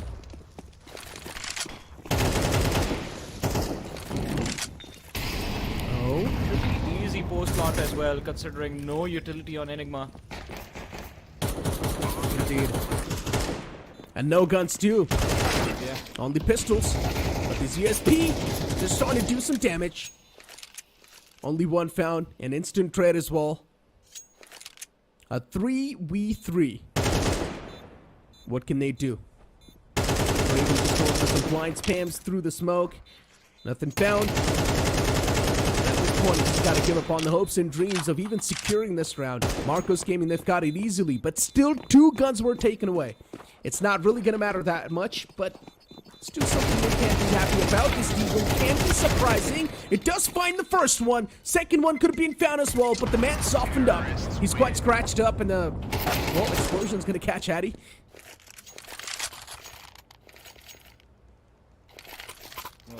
Well. We're nearing the end of the first half. And I mean, this is the beauty of Mirage. This is how you expect this map to go. Back and forth, a nice little back and forth between both the sides. But Enigma, as I said, I mean, Catastrophe, we start seeing his impact in that second half, and that is when he turns into a monster. Will it be enough to bring Enigma back in this game? All depends on how these last 2 rounds go for them. A slow peek for Revan. An easy shot. Okay, now those type of plays just make me wonder, what was he thinking? Well, maybe he's just trying to clear out that angle slowly and steadily, but he should have still assumed. Might just be up waiting for him. And Benzine, he was able to at least find the first opener towards Connector, but the return's going to be next to impossible. Hattie is well taken down, and now the situation's also boiled down to a 3v2. Enigma Gaming in a bit disadvantage, while Catastrophe and his teammate, both of them, they've got their hands on the AWP. Things can be swung back, but the first shot missed, and so does the opportunity to clutch out this round. Molotov's dealing a lot of damage onto Pavi. He's got no other option than to evacuate that angle, and that's what he does. Catastrophe needs to look out the window, finds a quick flick on a Raven. One more man waiting towards Connector to make him a single mistake. Oh, he doesn't and that's check. what exactly happened. But he doesn't check Connector properly, and he's gonna have to pay for that. Catastrophe shut down. Spawn, the last man left alive, and can't really do much. He's gonna have to escape and save the orb. What a brilliant show from Marcos Gaming. Enigma almost having brought it back, just one small little error in judgment. And before that, the shot whiffed on the player hiding under Palace as well. Last round of the first half. Marcos Gaming have a brilliant opportunity to go into the second half with a nice little advantage in their hands and winning the pistol over there, winning the pistol once they are on that CT side. Could mean a win against Enigma on this map today. Good utilities, but Catastrophe, this single man, he's been a big pain in the foot for the side of Marcos Gaming. Towards Cat as well now, looking forward to pressure up. What a big mistake that was. How can they not check this angle? And a 2K, Benzine once again activates himself and also gets his hands on the C4. A big blunder from the side of Marcos Gaming. They're collapsing. They're getting dismantled slowly and steadily. And it's more kind of like they're giving the authority to Enigma Gaming to dismantle them. Falling like flies all over the place. What an easy cleanup coming in from Enigma, and as you mentioned, I mean, in the last round itself, it felt like they just gave it away. So many footsteps for Benzine to work from. Absolutely no read or no expectation from Marcos Gaming that someone, even one player from the side of Enigma could be pushed up, be short. Just one miscalculation. Such a nasty loss because of that. Have to win the pistol in the second half to recover from that, but Enigma Gaming, D side. Let's see what they bring to the table. Seems like we're going to start off with a very simple A rush. A quick air hit. Ooh, nice shot. Catastrophe once again Hattie able to get the opening. Hattie as well follows it up. What a flick that was. B2 sent back to their dreams once again. And Benzine towards Connector. He can hear a lot of footsteps. Spawns as well towards the nest side. He's going to hold down that angle. Make sure no one's going to be able to squeeze himself in. Pavi's the man of the front lines. And what's going on? Enigma Gaming. They're just proving the players of Marcos Gaming unparalleled in this pistol round. Make it look easy as well. Catastrophe with that first kill of his. And then Hattie, that lurk towards underpass. And the timing of it all is just quite brilliant. Catastrophe, he got spotted with one more teammate behind him, but instantly the kill came in. Enigma, I think after Hattie found the 2 kills in underpass, Marcos Gaming, they started to panic, thinking it could be a B collapse as well. Pahavi tried to rotate to check that B side, but Spawn was prepared towards Wentz. And from there it was all done and dusted, but as soon as the buy comes in for Enigma, they switch things up, slow everything down. Look at them waiting patiently outside of A main.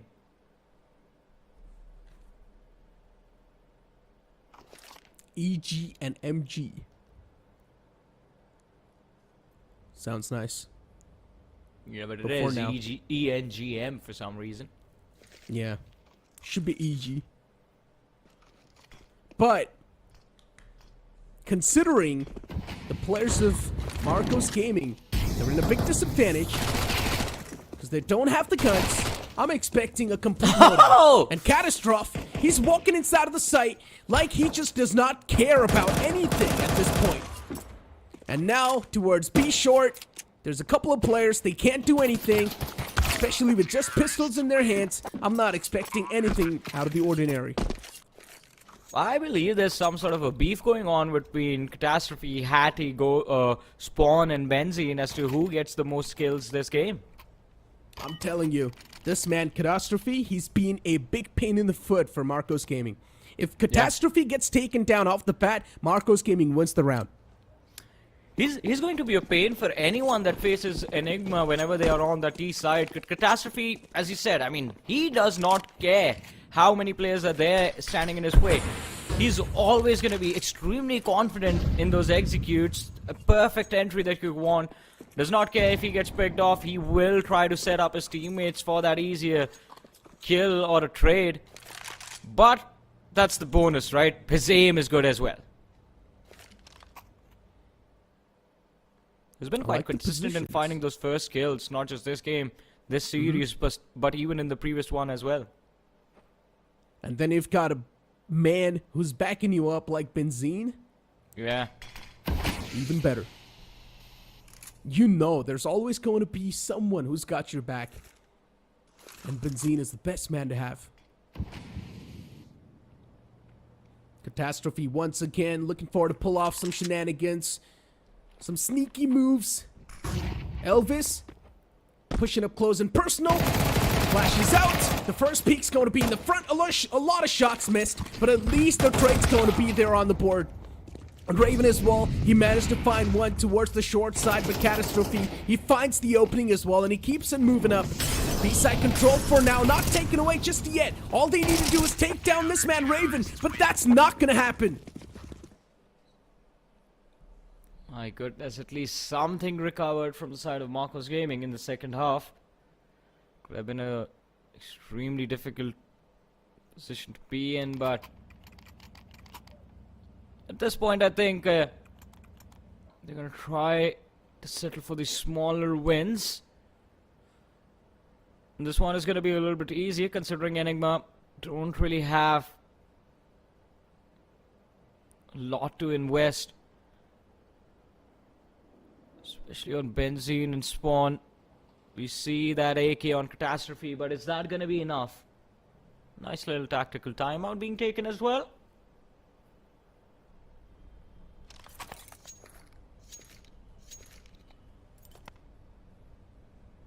So what are your thoughts on the T side of Enigma so far in this matchup? Just seen 2 rounds though. Yeah, I mean 3. The only thing I can think of is Catastrophe. Yeah. He's been the key. He's been that piece of the puzzle. And as soon as you take that piece away, Enigma Gaming's gonna fall apart. And once again, looking forward to make the entry. Information can wait in the back lines.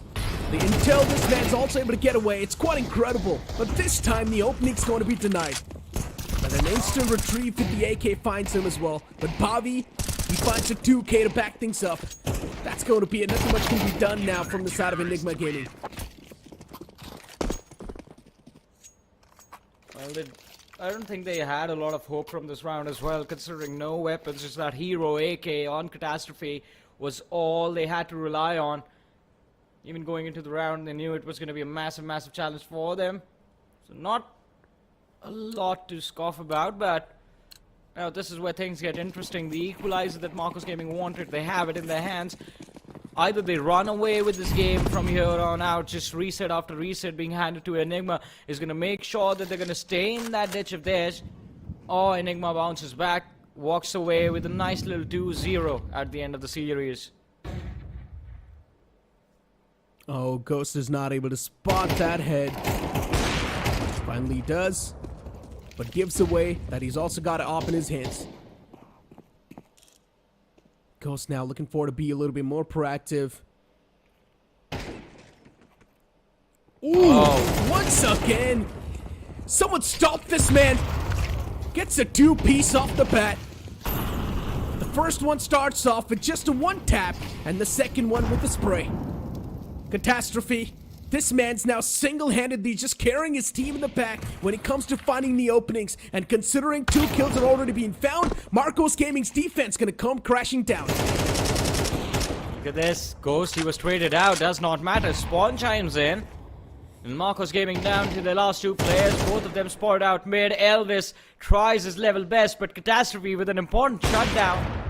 Now Revan, he's extremely low, misses the shot. And now he knows that he's going to be choked. In market. Players collapsing on him from every single direction. There's one man waiting for him on that B site. One more ready for when Revan tries to rotate for that CT spawn. But Hattie, what was he up to? Well, I think just want to confirm where the opper was. Catastrophe and Benzene. C4 planted on that A site. If they get this op out of play for the next round, that's just going to be an added bonus for them. Nothing Marcos can do to recover this round. This one's already gone.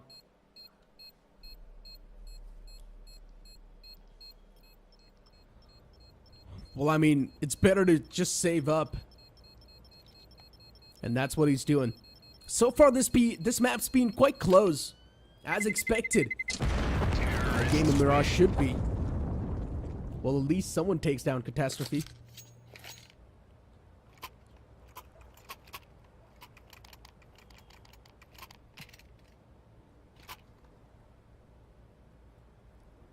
That's the only way I think you can get him out of the picture, but let's see. I mean, still a lot of opportunity, still a lot of hope left alive for Marcos Gaming. The game is still very close. This was, I think, not a lot you can do when a man like Catastrophe is there on the opposing side, and he's also doing a brilliant job finding those picks for his team. We saw the nasty little one tap to kick things off, and then the turn and the spray from the man pushing connector. Good cleanup, and the follow up from Spawn as well.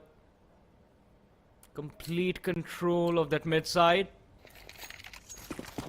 As soon as Revan was forced back into the sniper's nest, they lost vision. Benzene just ran to a Spawn for the day side. This time around, though, seems like it's going to be a simple A hit coming from the side of Enigma. Marcos Gaming, they do have full buy committed to this round, but also need to convert a lot of value from this. But look at what the CTs are doing. A lot of investment towards mid. 3 players watching mid, 2 of them falling back through connector. Prepared for the A execute, prepared to stop Enigma in their tracks. But will they succeed? Time to find out. Oh, flashes out. A quick burst onto the site. And once again, this man and his demonic plants, the execution begins. Underpass is completely clear, so no one's going to be spotted over that side. But there is still one more man lurking on the side itself. He gets caught. It's completely fine. And still the situation's taken down to a 4v3. Man advantage in the hands of Enigma Gaming. And what a quick tap that was. Catastrophe.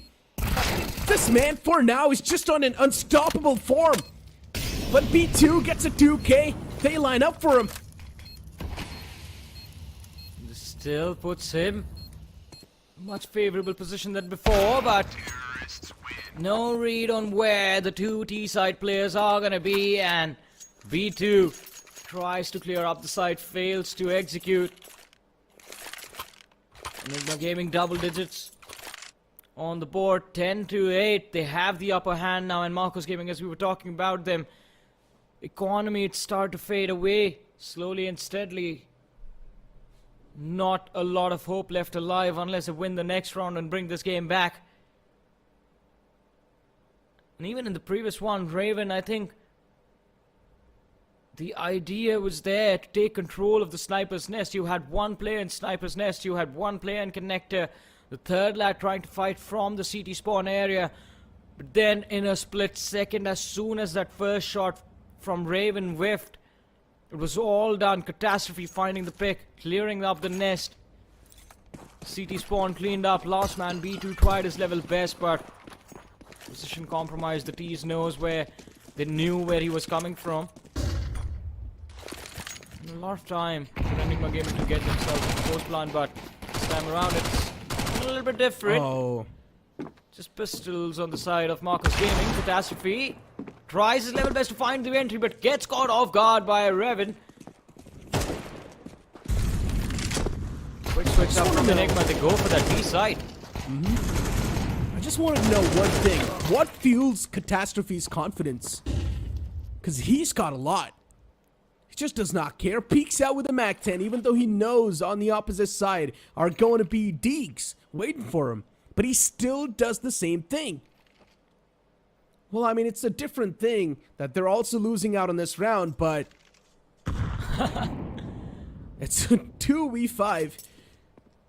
But even the players from the side of Marcos Gaming, they're softened up. There's a chance things can be pulled back, but it has to be cautious moves from now on. Yeah. Ooh! No matter how much cautious you try to be after that, nothing can be done. Hattie catches a man. And he's not going to expect the second to be there as well. Raven out of the game. Second man's position compromised. Hattie needs to back away. It's not a good fight to take, but he still somehow wins that duel.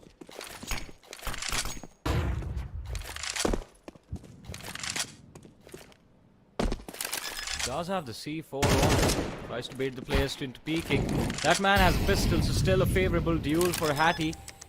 Does he know there's one more man behind him? Towards CT. No, and B2 chimes in.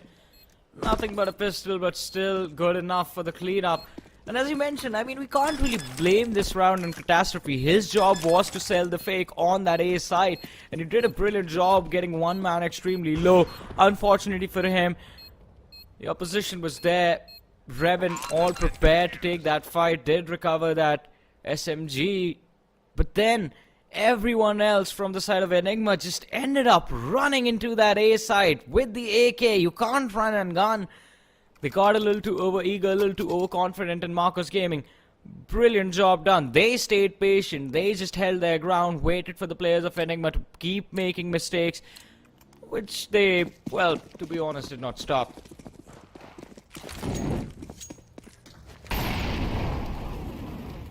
Well, rounds are pretty much being traded. Yeah. Once Enigma wins one, the second one will probably be won by Marcos Gaming. And this time, Enigma's economy isn't looking good. So the chances of Marcos Gaming tying the scoreline out are quite a lot. Catastrophe this time. The aggression has to be punished. And he's softened up. What a shot that was. Benzine not being able to fade away. And now after that, it's going to be a domino effect.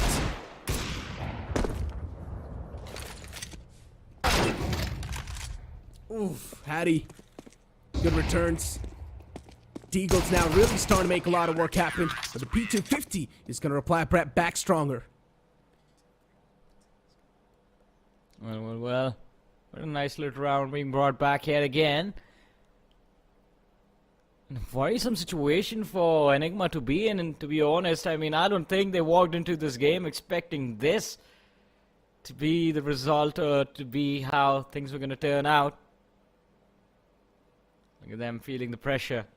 Someone turned the AC back on.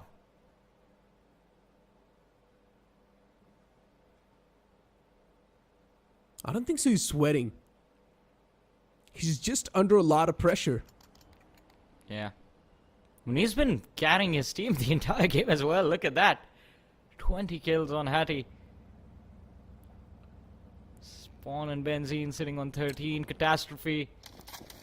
Well, he's been doing his job as the entry for the team quite nicely, to be honest. Ghost, he's not able to find a lot. He's supposed to be the primary opper for the team. And if he's not able to find a lot in the map of Mirage, then I don't know what exactly is going on. Homemade execution from Marcos this time. They push quite heavily. 2 players all the way towards cart, but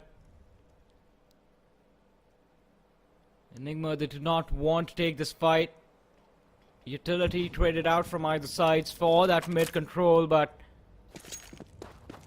then again, if your player on the B, the anchor on B or A, they fall, the T's will have a nice little opportunity to transition into post plant, having the C4 down. It's a little bit of a gamble, but I think it can pay off.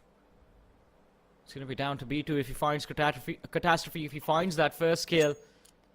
Marcos, they will have the upper hand, but Enigma Gaming, look at them, they back off. Looking to make a play for that A site, I guess. It's all the game of patience for now. Elvis can get a good timing towards the net, and that's what he does.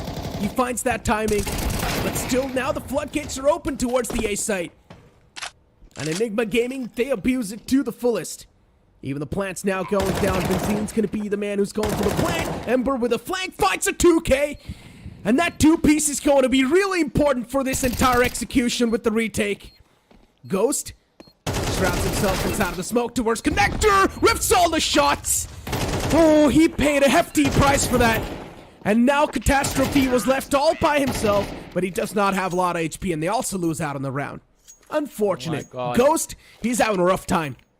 Yeah, he is having a rough time indeed, but Marcos Gaming, they are having a pretty good time in this matchup now. 11-10, just a few steps away from beating Enigma today, and that can put Marcos Gaming in a very decent position on that leaderboard. I mean, of course, they're not going to be in the top 3 considering they took that 2-map loss at the hands of True Rippers on day 1, but Enigma, they're going to be in the same shoes now. Because they also lost to True Rippers just yesterday.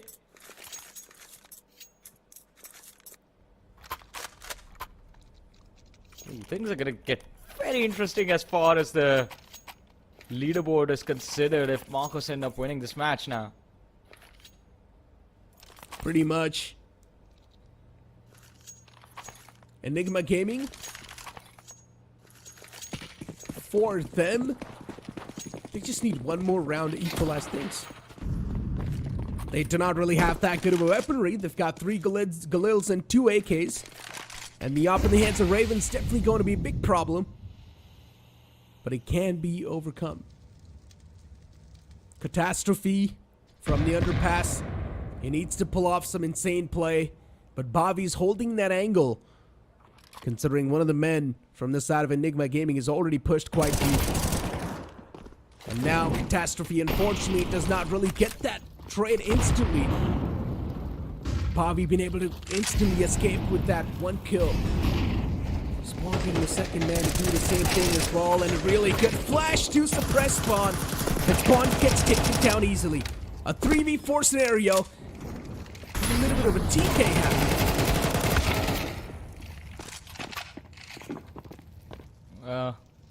Small little mistake, but at this point, can they afford to even make those? Elvis, what was that? Just waited and waited and waited until he knew for a fact that, alright, now for sure no one's gonna think I'm there. He's out right in the nick of time. B2 prepared for Hattie.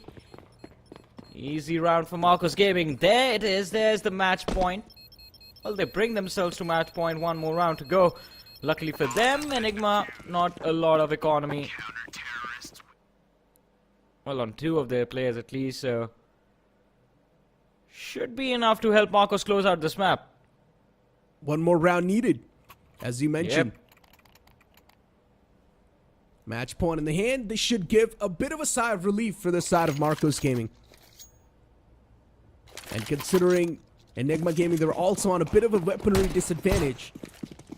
Now they're going to have 3 AKs and 2 Galils in the hand. Catastrophe is their win condition. He needs to stay alive and get at least a couple of openings.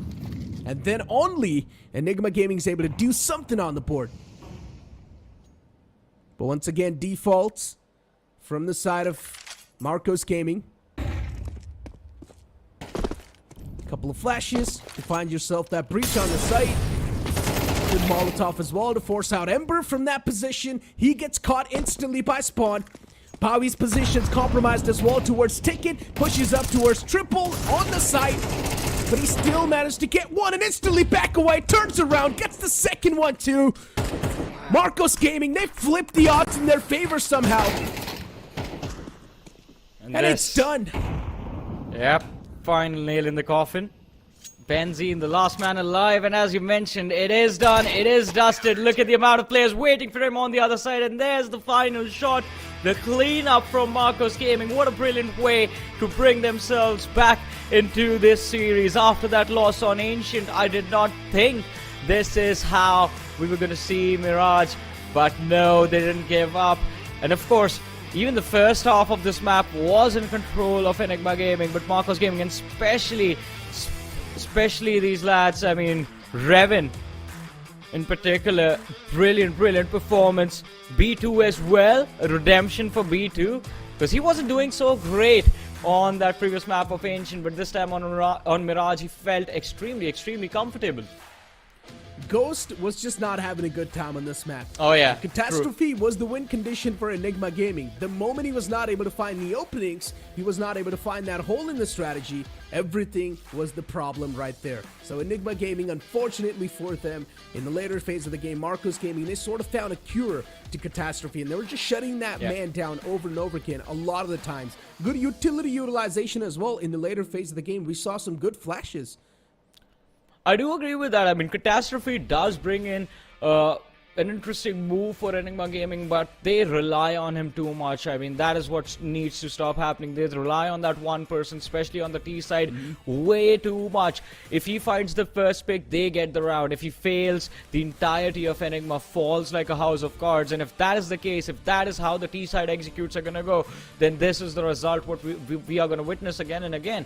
So I think they do have extremely talented players like Hattie as well, who they can play around with. Even Benzene was doing a phenomenal job, but if you're waiting for Catastrophe to be the entry every single time, then I think we will definitely have a problem. I mean, we just did see that one round where they tried to play split. They wanted to fake A, execute that B from mid, but then Catastrophe ends up falling while trying to push A Palace, and then I think the team just got lost on how to commit for that B side after the first kill as well. Yep, I mean, look at B2. He went huge in that previous game. He went nuclear with 15 deaths and 23 kills and the ADR of 109. And then you look at Hattie towards 21 kills and then with 18 deaths with the only ADR of 77. Catastrophe, as usual, being the entry fragger, he did a phenomenal job in my opinion, but his teammates were just not able to back him up in that good of a way, especially when Catastrophe was not able to do anything. On the opposite side, you also got to give props to Marcos Gaming. With the way they were playing those angles, they were being quite patient. That is true, that is true. I mean, Marcos Gaming, I think that's the one thing where we will see this team do extremely well. These lads have known each other for a while, but I think this is their first stint together in the competitive circuit. And yet, I think the amount of patience, the amount of control they've displayed in themselves, and just absolutely brilliant. But we did have B2 become the MVP of the series, and here's a nice little comparison between the best players from both the sides. B2 versus Hattie. Hattie, I mean, individually one of the best performances I've seen in this tournament so far, at least as far as the Indian group stages are considered. Exactly, but even B2, I mean, you cannot really ignore the fact that he's got 210 ADR on the board for his team, and that's a lot. That's a ton of ADR to back himself up. In general, Marcos Gaming, every single player performed in a really good way, and that's the only reason why Marcos Gaming came out on top. But somewhere down the line, as I've mentioned once again in the past, is that from the side of Enigma Gaming, unfortunately, Ghost was the man who was falling short a bit, but maybe in the future, that's not going to be the case. Ladies and gentlemen, there's a lot more to come, but after this short break.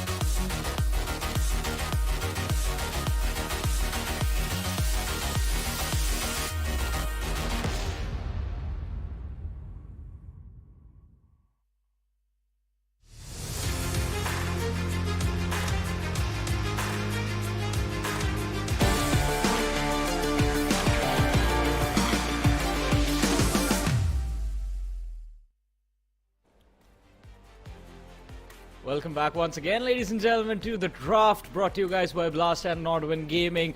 An interesting journey ahead of us as we see the Indian group stages underway. What an interesting game one, where we had Enigma Gaming go up against Marcos Gaming. What felt like it could be an easy win for Enigma turned out to be the story of redemption for Marcos Gaming as they brought themselves back into the series in map number 2, walking away with the win on Mirage. But now, I mean, that matchup is done. It's time for us to move on to match number 2 of the day, and this one is going to be an exciting one as well. We have finally in front of us the side of True Rippers, who are set to face off against the team that made their way here all the way through the open qualifiers to Easy Gaming.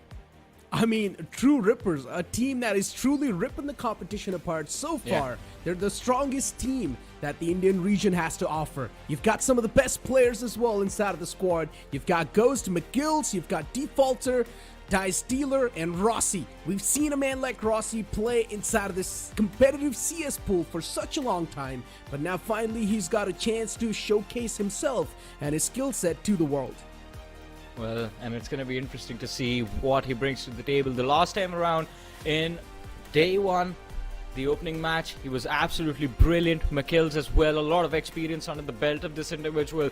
But then we talk about Too Easy Gaming and not the start that they wanted to this tournament, taking a loss at the hands of the same team that they have been losing to since the open qualifiers. Fired Up Gaming, they've made sure that they stay unbeaten at the hands of Too Easy Gaming, but today, True Rippers, this is going to be a tough game for this team.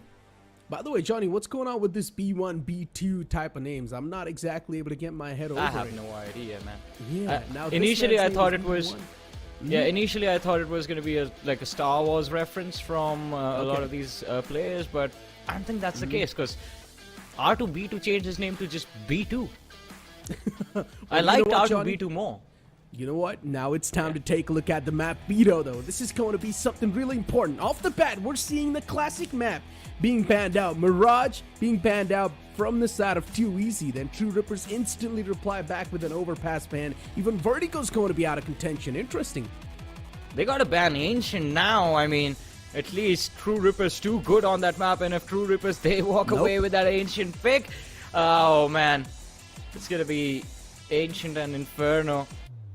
I think at least Inferno is one place where we can expect Too Easy to bring the series back, but Ancient, as I said, True Rippers, they are very, very clinical as far as their Ancient is considered, especially that T side of theirs is just flawless and remains uncountered in the Indian Counter-Strike scene. I mean, once again, both these teams just sticking to their comfort zone, going for the comfort bans and comfort picks. As long as that's going to be your comfort zone, you might as well try to pull something off in that game, right? That is true. Maybe in the map of Ancient, something should be prepared up from the side of Too Easy Gaming, because you seemed quite impressed by this team, and I just want to see what they've got as well in the back. Here we go, ladies and gentlemen. As usual, we're going to kick things off with a pistol round on the map of Ancient. I mean, the one player who's going to have to deal with the pressure from the side of Too Easy will be Recoil Master, the veteran on their side, a man with a lot of Indian Counter-Strike experience. Shinchan was also an individual who was very impressive the last time we saw this team go up against Fired Up, but again, not really the same situation right now. True Rippers, look at the commitment towards mid. They already have control of the sniper's nest. Already being too aggressive. But then you still got the players of Too Easy looking forward to wrap their head around on exactly what's going on. As you mentioned, one of the players already quite deep, and somewhere down line they have got the knowing that there's someone in the back lines too. But a 2K from Frags is going to keep the players of True Rippers off at bay, at least for now. Even McKill's able to return back with one onto Xingshan, and now the trade's taken down to a 2v3. Oh no. Look at this lurk, Recoil Master. McKills, he turns around and checks it in time. Quite lucky. What a read from this man. But now, it's going to be him that stands in the way of the A side and P7. One more man rotating through T-spawn. BB1, is he going to get spoiled out? If he gets picked off, this retake is shut down. But no, he gets Ghost out of the picture.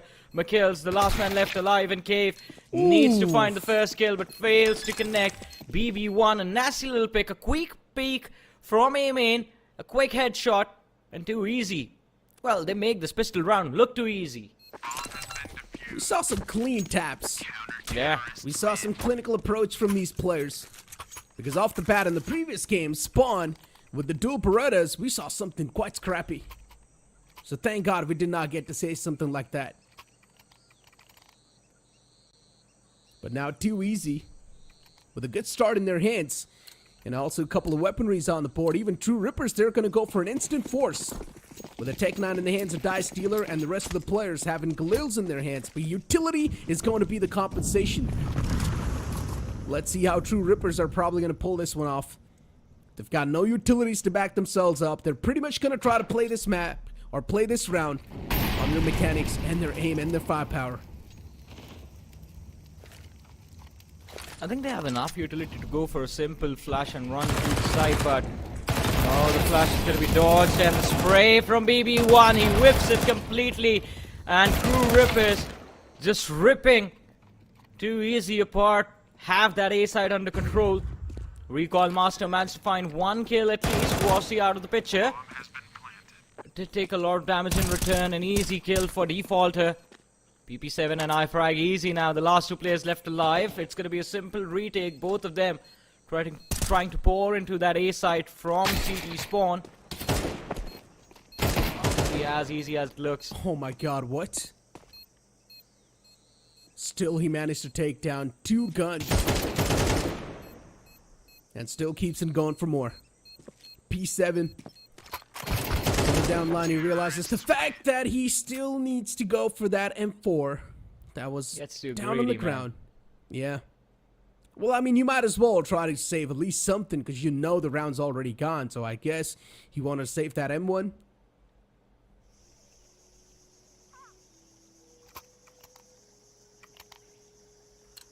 For us, even could have been okay considering now they have nothing, no rifle at all. True Rippers, they took a risk, made it work one way or the other, but now too easy, that B stack of theirs. Just one player playing Sniper's Nest. Maybe he's going to be blocked off with the smoke. McKills. Wrapping wide, trying to see if he can check and clear donuts before moving into Nest.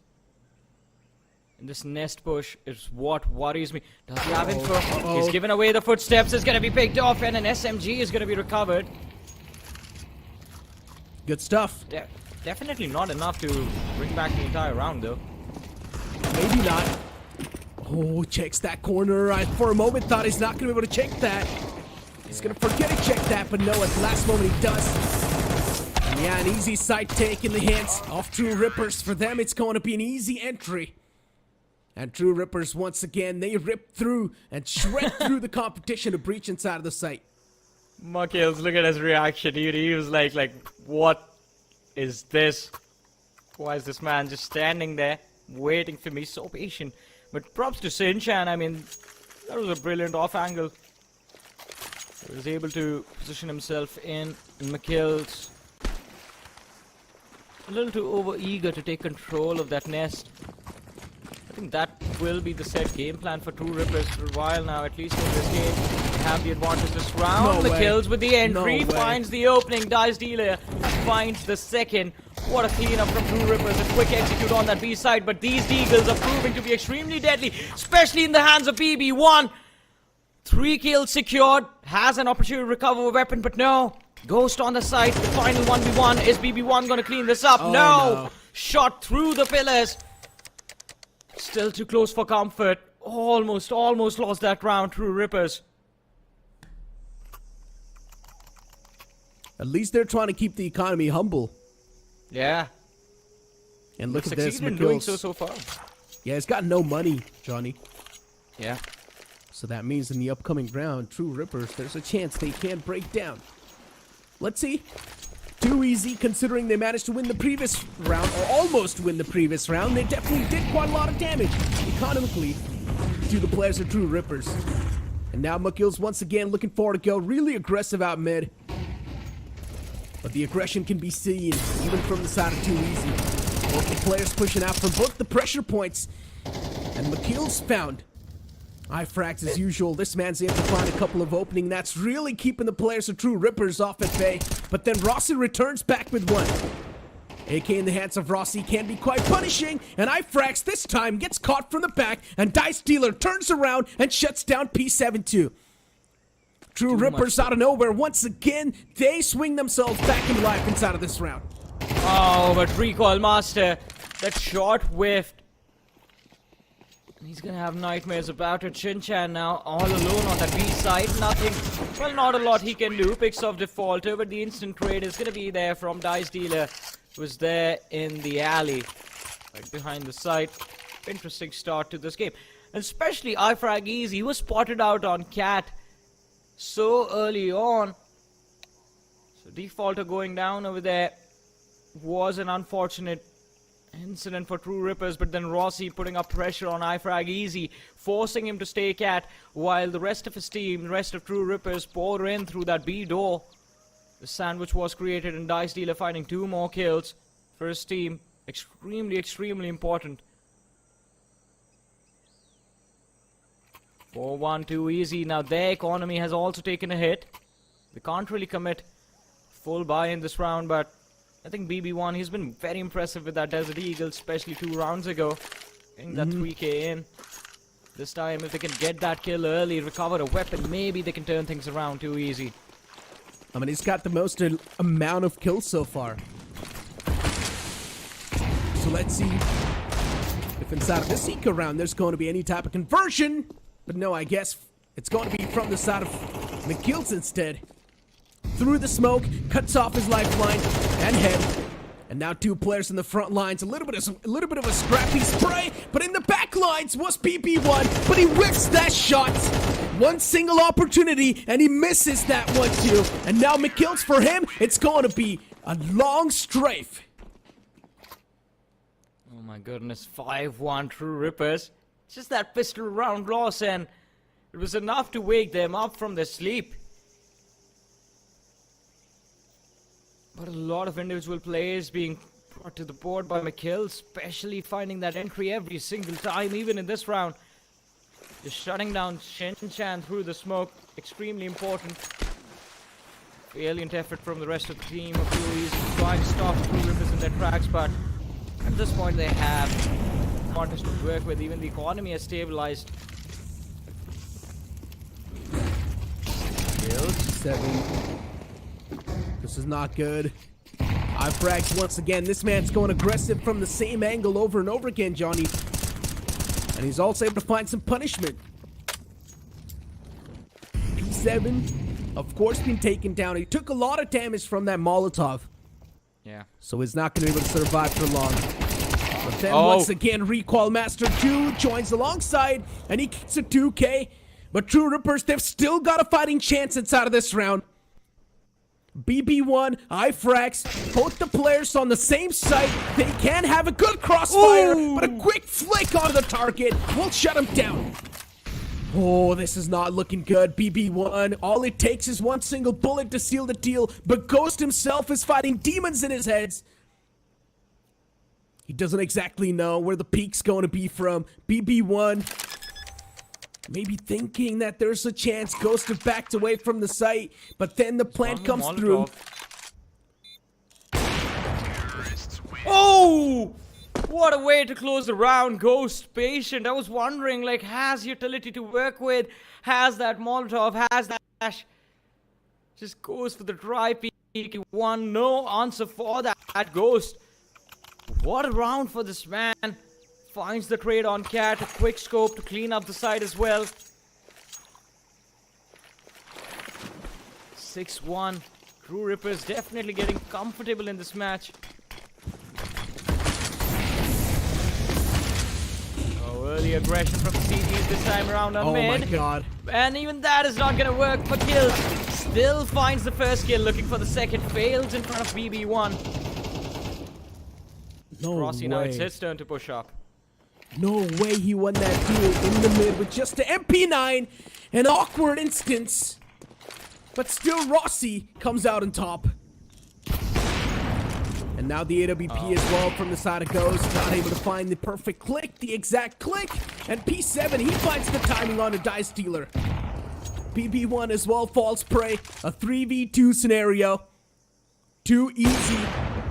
Looking forward to convert this one, but that pick's gonna deny that conversion. And now it's a 3v1.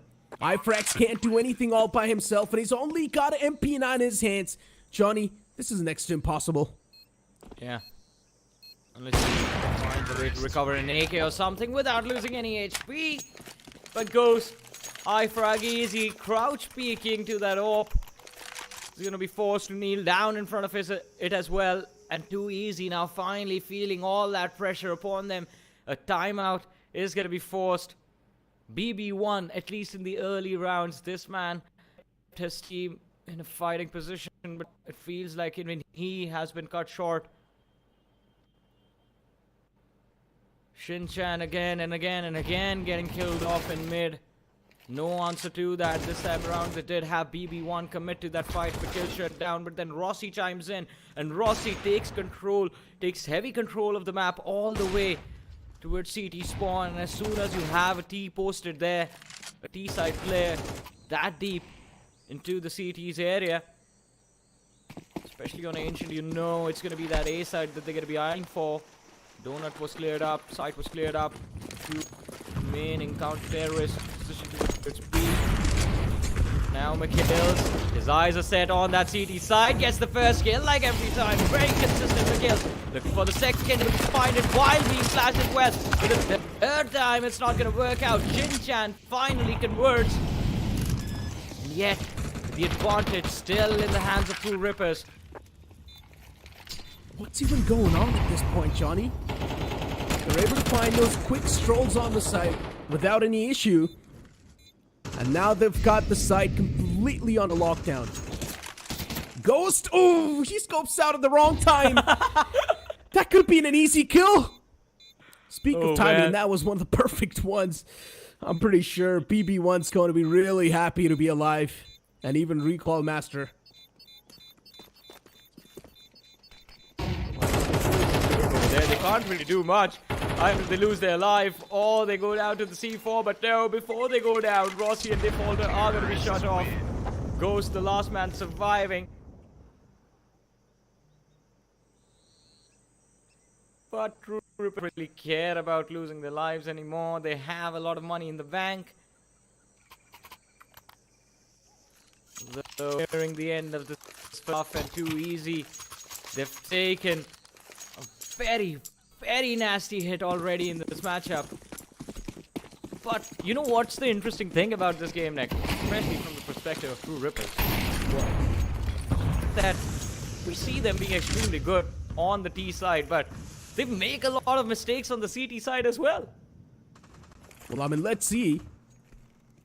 Because for now, I can't see anything. Are you kidding or? No, I mean, by that I mean because they're not playing CT side, so I can't say anything about CT side. But I mean, look at this. What's going on? Is this a joke?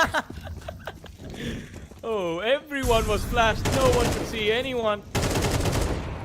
Casual stroll on a summer's day. This is what's going on from the side of True Rippers on the sites.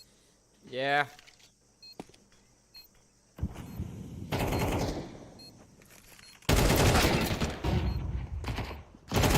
Denied. Answer. And even McKill's. B7 is fine. I mean, you cannot even say much over here, Johnny. That is true. This is just an absolute demolition. I mean, it's not usual players that we... It's not even the players that we usually see pop off from the side of True Rippers that are responsible for this. It's McKills out of everyone. And usually McKills is the most controlled guy on this entire team. He's usually the man who takes a step back, is always going to be there for the slow entries. His teammates take their time to set him up, and then he executes. But today it's something else. But now finally too easy answer back. With kills in mid, BB1 finding the answer. Dice Dealer with the trade. iFrag easy shut out. Shin-chan goes down as well. Numbers equalized from either sides. They get the advantage and then instantly give it away. Yeah. You love to see it. Dice Dealer's position's compromised. A good spray transfer this time. Too easy, at least able to do something. Frag was taken down a while ago on P7 and Recoil Master. They will be able to pull this round back. Finally, a second round on the board, Johnny. Finally, they won the pistol, and now, after 9 rounds, losing 9 rounds straight in a row, is when they find the second. But such a tough position to be in. Last round of the first half, and now is when True Rippers decide to take a timeout. Alright. I don't think they have a lot to worry about as long as McKills is feeling comfortable in this game. And Ghost as well. I mean, all they have to do is get him the op, and he's going to get the job done.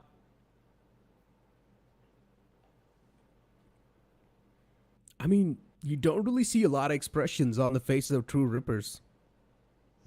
They're just chilling. Yeah. Thankfully, they don't have the AC issues. Hey man, as soon as the AC came back on, Harry was... Yeah, it was popping off. Yeah. Gotta get comfortable. Well, I mean, True Rippers, they've got their air conditioning working fine. That's why they're popping off inside of this game.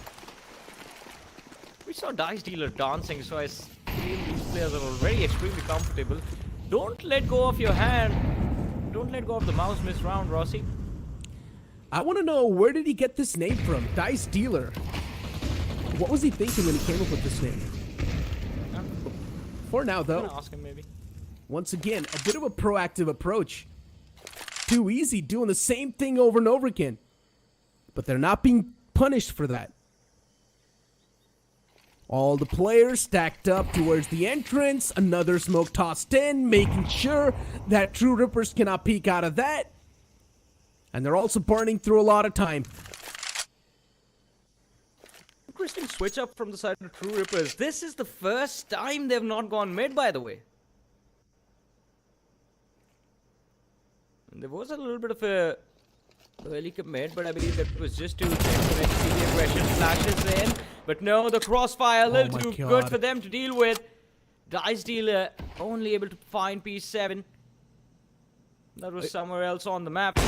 Johnny. Now Recoil Master waiting with the op on that. Alright, are we going to see the 9-3 swap? Johnny, three players were holding that same door. Yep. And that's how they took down 3 players of the opponents. That's how confident they were, that there's probably going to be a lot of players on that side. And Ghost, once again, well, gets caught. Nothing much can be done in that scenario. But what I'm trying to say over here is that True Rippers are now starting to be a little bit predictable. And that's why Too Easy, they exactly understood what the game plan is for True Rippers. Maybe it's time to switch it up, but considering, yes, we are switching it up, but not the game strat, instead the sides. That is what I was about to say. I think things started to click for Too Easy extremely late in the second half. In the first half, my apologies. And by that point, it's already time for us to head into the second half. So True Rippers, I think, not a lot lost from that. They can still recover. They win the pistol. That's double-digit spot. And should be easy for them to get towards the match point. But an early A rush coming in from Too Easy. Is this going to work out? Counter aggression from the CTs in aim in. Rossi. First looking for the second. The crossfire looks good. And they find 3 early kills this round. Looking for the 4th. But Rossi's going to be shut down. But they have done their job in the pistol round. It's up to Defaulter now. Shuts down BB1. The entry still denied. Shinchan, the last man left alive. Not a lot of hope from round. And True Rippers, it looks like already headed to close out the game. 3v1. Nothing can be done. And Too Easy will be sent packing once again inside of this round. Ghost slowly and steadily creeping. And position compromised, but dual Berettas, of course, going to prevail. True Rippers, another round on the board. This is not a good news, Johnny. 9-3 was the half, and now True Rippers, they also get the pistol round. That too in a flawless manner. That means economy from the side of Too Easy is going to be in shambles, of course. But True Rippers will be getting their 11th round on the board as well soon enough. Yeah, this is going to be very easy for them as well, because unlike True Rippers on the T side, Too Easy, they weren't even able to get the C4 down. So they don't have that extra bit of cash to make that force buy. And this results in an all-out B rush, but True Rippers, they are going to be prepared for it. Default is going to be their setup with Rossi and the SMGs and the FAMAS doing a brilliant job. Easy mow down, Too Easy, running into a meat grinder and grind it down to dust. 11-3. Finally the buy is there, but yeah, it's too much pressure to deal with. Too Easy or too late. And now they can't do anything. Situation's out of hand. And Dice Dealer, this man has got 12 kills so far for the side of True Rippers. He's quite that essential man for this squad as well. And Rossi this time is pushed up close and personal. He's pushed quite deep through mid. He's probably got a lot of information as well. And the site's been taken away. A site's already executed. The site's out of hands. Now the players of True Rippers, they need to push themselves back and wait for the plan and probably go for the post-plant plays. They're trying everything, True Rippers, to get Too Easy to panic, but Mikhail's too over-eager for that first kill. Why not? He always ends up finding it as well. This time around as well. Shinchan shut down, but Frag Easy gets the quick. Bossy and Dice Dealer chiming in. BB1 always converting, but this time he's going to be surrounded from every single direction. Gets shut down, and there it is. 12th round in the bag. All they have to do is get that match point. What a quick game coming in from True Rippers. Well, look at the money. Too Easy. Every single player from this team. You can see the signs of worry as well, especially BB1. Yeah. He can probably think about the future as well right now. That's how much. Map, I guess. Yeah, that's how much it's hitting him. Yeah. In the meanwhile, True Rippers just chilling. Mikhail's, we saw his reactions as well a few moments ago. Every time he gets picked off by a man just holding an angle, gets extremely frustrated. But let's see. Split. Trying to take that with control, but early aggression from the CTs this time. Yeah. Oh, he's standing in the fire over there. What is he doing? As usual, once again, it's a rundown, but this time, Too Easy. They've got the opportunity in their hands to convert this round. But McKill's here replies back with a 3K. Could have went for the fourth one as well, but Dice Dealer now is left all by himself to deal with this situation. And BB1, a man whose mental was almost not that good. Now he needs to pull his thoughts together and make this clutch happen, and he does so. Well, Dice Dealer, a little too overeager to end the game, decides to peek connector towards T-Spawn. But a good read from BB1 as well, as you mentioned. The C4 drop had me extremely worried, Necro, I'm not gonna lie. Fell in a very awkward spot as well. Lots of positions for Dice Dealer to take to just hold that C4 and make a play, but decides to go for a fight, take the duel, and why not? I mean, they have a pretty big advantage against the opposition, but an all-out B hit from Too Easy, it seems like, is underway. The kills, can you find the first kill again of this round? That's the right idea, wants to take the fight. Ramsey's the player, goes for the spray down, and it should be good. Already the opener. And then Defaulter in the back, just defaulting around. He catches Ifrax. This cannot keep on happening. Too Easy. This time they've been easily taken down and out of the competition. And at this point in time, you might as well just conclude that, yes, the winners of the first map are going to be True Rippers. Mac 10 in his hands. Ooh, he managed to find McKills. That's going to be a big pick. And one in the hands as well, but yeah, the hope's now starting to fade away. Look at that smile on Dice Dealer. He's feeling very happy about this. Was a brutal game for the lads of 2EG. Rippers always in control. And the only rounds they lost were because of their own errors in judgment, especially McKills. I mean, a phenomenal performance in McKills, but there were moments where he got too confident as well. But we can't really say anything about it because at the end of the day, he's also the reason that his team dominated in that first half. What a brilliant game coming in from this entire team. And of course, that individual McKills. And also Ghost, by the way. I mean, look at the faces. Every single person smiling. I mean, of course, True Rippers, them being one of the best teams inside of the competition so far, makes a lot of sense that they're just storming through the opposition like they do not mean anything. Well, as you mentioned, 2EG is one of those teams that has came through from the open qualifiers, and they've seen a lot of downfall as well in the past. But I'm pretty sure, considering the upcoming map is going to be something that they're much more comfortable playing in, there's a chance we might see that being stolen away by the players of 2EG. Maybe. I mean, it's going to be interesting considering it is Inferno and everyone, just like Mirage, we spoke about, is also another the strategies, and especially amongst these teams are going to be extremely well read. But True Rippers, I mean, as I said before the game even began, the side on Ancient is very strong. Normally it's not McKills who's doing all the playmaking, all the heavy lifting. Today I think he was just extremely mad at 2EG for some reason. But usually it is Rossi and Dice Dealer. Rossi in default, my apologies, with those mid-round lurks who end up being the game changers for the side. But today they weren't even needed. McKills were just destroying 2EG on that T side. One problem I've noticed is that both of these teams are being really aggressive. At the same time being aggressive, they're also being quite predictable, and that's the issue. They're pushing out at the same time on the same side over and over again, and that's why you also saw later on True Rippers, they were getting countered on the T side. They were just not able to find any type of openings.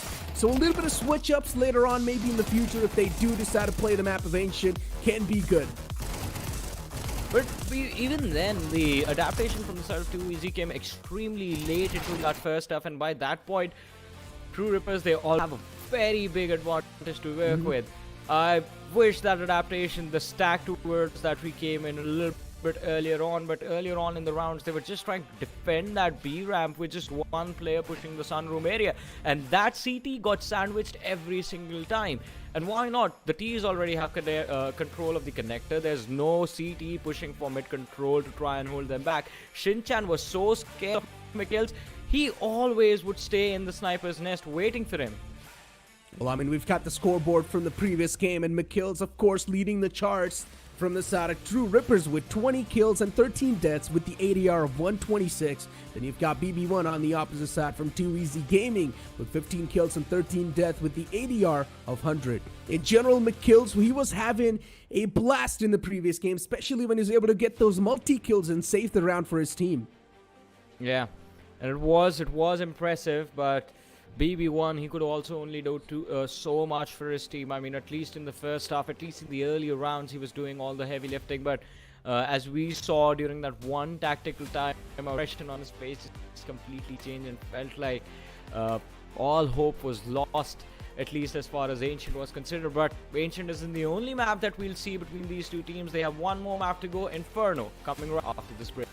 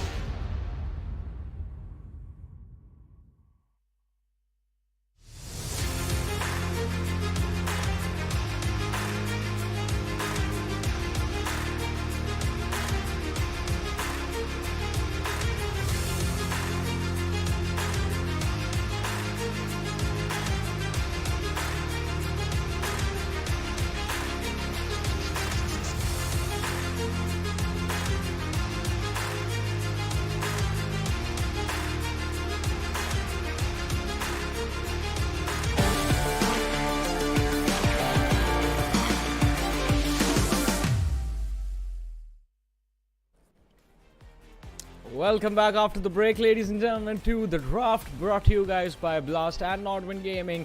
And it's an exciting journey, an exciting matchup that we just got to witness on that map of Ancient, especially with how True Rippers have been performing, and Mikhail's an individual who is just having a phenomenal time today. But Necro, it's time to head towards Inferno, and do you think Easy Gaming can bring it back on this map?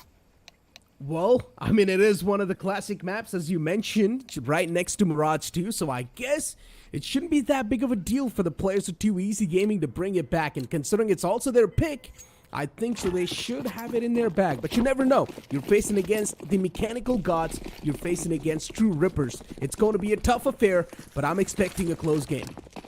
I'm expecting a close game as well, but I think the pistol round will give us an idea of how things are gonna go. A nice little smoke to push Defaulter back from CT, and Shinchan this time is not gonna pick kills. He is flash, does not care, just spams through towards the T players with the dual Berettas, finds one.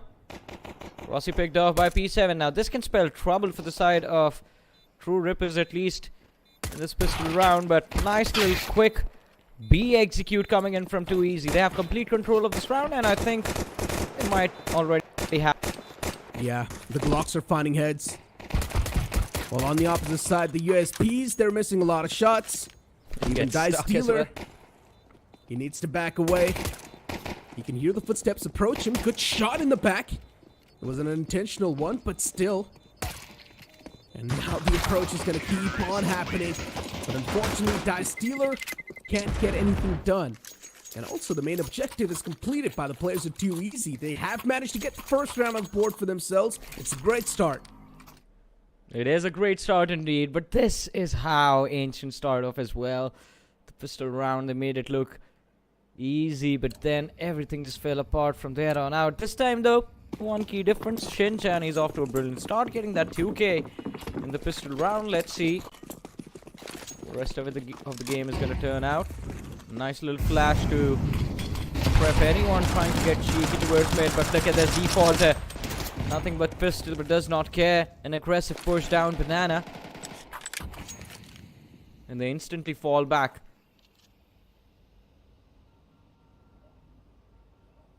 Too Easy. They're quite proactive. They've got a lot of control as well, but they're still taking their time in hitting the site. Even though the opponents do not have the suitable weaponry. Too Easy Gaming, this in itself just showcases how much confidence they have going up against True Rippers.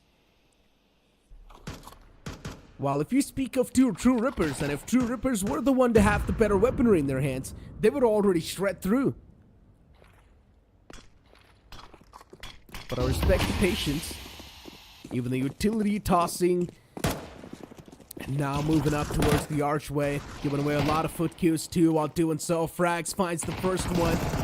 But the timing might just be found by Dice Stealer and Defaulter, and they do. Even Rossi on the site shuts down the approach, and now it's a 2v4. Somehow True Rippers, they still come out on top, even though they have the weaponry disadvantage. Even McKills finds another one, and that's it. My goodness, what was that? Look at Mikhail's, even he is wondering what just happened. It's the early hit and run on Banana, and then forcing the T's to head towards that A side. I think Too Easy just assumed that True Rippers might have gained deep control of Banana. It was going to be too risky for them to move in. It was that A side that was completely stacked, and McKill still firing on all cylinders. This time though, armed with nothing but Tech 9s. Quick rundown, Banana, and they want to take that B side. Shinchan finding the opening. Defaulter, a nice little trade. Flashes a little too early. The T's still pushing sandbags. Defaulter, but Ghost is there. The backup is there. The C4 is going to be planted, so that extra bit of cash is going to be helpful. But P7 with the Tech 9 finds the second kill of the round. Doesn't even matter though. A quick cleanup from the CTs. They barely managed to secure this round. Easy scoots. Once again, True Rippers. Oh, I highly doubt this domination is going to be stopping now, Johnny. They won the eco round. Now, they also won the buy round. It's not going to be stopping anytime soon. And look at the economy of Too Easy. It's completely down bad. I think at 3-1 is when we will have an important buy for Too Easy, at least as far as the first half is going to be considered. The Screw Rippers, we all know, very good at putting out resets. Again, since they have nothing but pistols, they can't really do much but rely on their numbers. And Too Easy is just stacked up in apartments. Goes to position for Boiler. Rossi with the crossfire.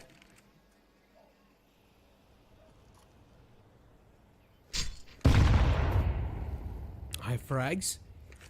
The nade was quite close. Rossi towards Boiler. Backs away. And now Too Easy just looking to explode onto the site. But Dice Dealer single-handedly is stopping that entire flood. Gets dealt with, but it's still okay. The teammates have got his back. And it's going to be a complete mowdown. How did Rossi survive? He was holding on towards Shed, and yet he manages to escape. Dice Dealer is the man who goes down. But also nice little move from Dice Dealer, that early flash towards balcony, and then the peek from Pit, finding 2 important kills for his team this round. Defaulter and Rossi on that A side. Cleanup game extremely strong, but now this is where things get interesting. Too Easy win this, and at least you can keep True Rippers in check during the first half. A loss is going to give the economical advantage to True Rippers that they were hoping for, and the more opportunity they have to take the risk, the more aggressive they're going to be. McKills this time pushing Banana, fails to get the opening like always, but utility spam from his teammates just to slow down any expected aggression from the T's.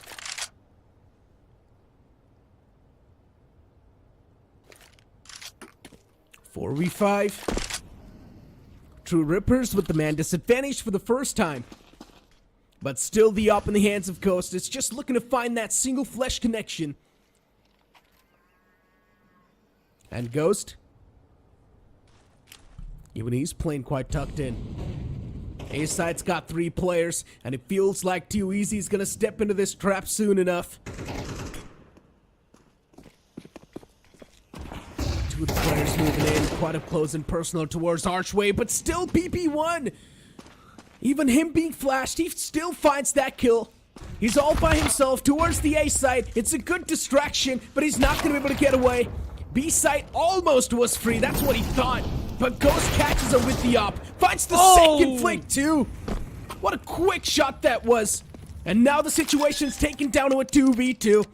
And also, maybe if Too Easy wants, they can go and grab the op. But maybe not. It instantly gets denied by Rossi. This man, Ghost, has been insane.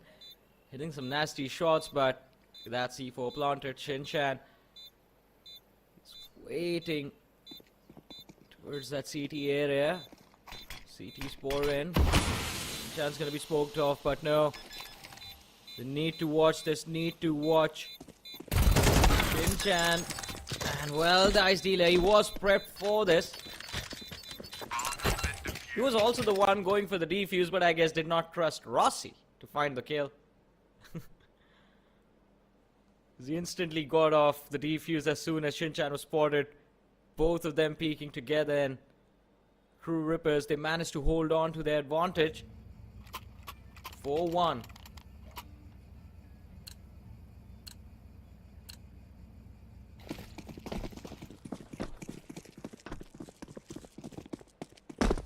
True Rippers, a 4-1 scoreline. And considering there's also a lot of util dump towards mid, Molotovs, flashes, nades, look at Banana, it's completely filled up with utilities. A good catch from McKills. Oh! And also finds the second ding too, but unfortunately loses out on his life in return. Defaulter's taken down to 44 HP, and even Ghost now slowly and steadily starting to creep up and be a little bit more confident in this approach. Gotten very He's soon aggressive enough going to be able to towards find mid. 2 players, Johnny. Oh, finds the first in the form of Recoil Master, and Dice Dealer on the other side. He's gonna find another one towards Shed. Goes backing off, and Archers needs to run away. Has a teammate to back him up, but is that gonna be enough? He's gonna be the last man surviving in this round. Look at this. It's been brought down to a 1v1. Shin-chan up against Ghost. Needs to go for plant. Well, could have gone for a plant perhaps, but I believe even Shin-chan knew that Ghost was gonna expect that. Block to clear up default. Oh, that volley gave away his position. Yeah. Ghost prepared to line up the shot. An easy frag for this man and an easier defuse as well. One of the best Molotov lineups I've ever seen. He was on the site, and he threw it on the site itself, right next to it. Yeah. That maybe wanted to try some 200 IQ move. I think he was trying to use the fire as a distraction. Look, fire! Or maybe he was trying to tell the opponent that, okay, you know what? I'm going to clear out this angle for you with the Molotov myself, so I'm not over there. Oh, man. Anyways, I mean, it was a mistake. But still, they did get one thing that 2EZ constantly does manage to do is at least get a few kills every round, 2 to 3 every single round. Because of which players like Dice Dealer, McKills, the aggressors from the side of True Rippers, they haven't really gotten the opportunity to get that bank set up already. Why does it even matter? I mean, Ghost and Rossi already have a lot of cash on them. Pretty much. Oh, Aggressive kill. approach. This time, just pressing W's through Banana. And Dice Dealer still somehow gets away with murder. How does he even find a kill with MP9 that far away with that much of a pixel angle? It really just makes me want to wonder. Quite unlucky. McKill's getting picked off through the smoke. P7 just spamming blindly. Still finds one though. Numbers equalized. Look at the setup towards that A site. I mean, 2EZ. They're looking to move in from A. Archer smoked off. Nice little call. Ghost is going to be in trouble. Good lob for the gap. Is going to find the first kill. On towards A, and Rossi hiding in a corner behind truck. Now repositions for balcony. Ghost chimes in for that kill. Last man remaining. Recoil Master is going to be flashed and peeked. Rossi is getting too eager. He's going to be punished for that. Recoil Master needs to be careful. Tries to take duel against Ghost. Ooh! The man dinks him with the op. Brings him down low. The headshot from the Deagle ends it all. Just nails him in the head. And True Rippers. Another one on the board. At this point, they're just straight up running through. And the opponents are not able to do anything. Look at that cheeky angle. And he was still able to get the dink onto the second player too. And just like that, they get another one. 6-1. They're completely in control of this game, True Rippers. 2EZ forced on yet another eco round. Things aren't even looking good. Well, it's not even bad, it's worse than you could have imagined.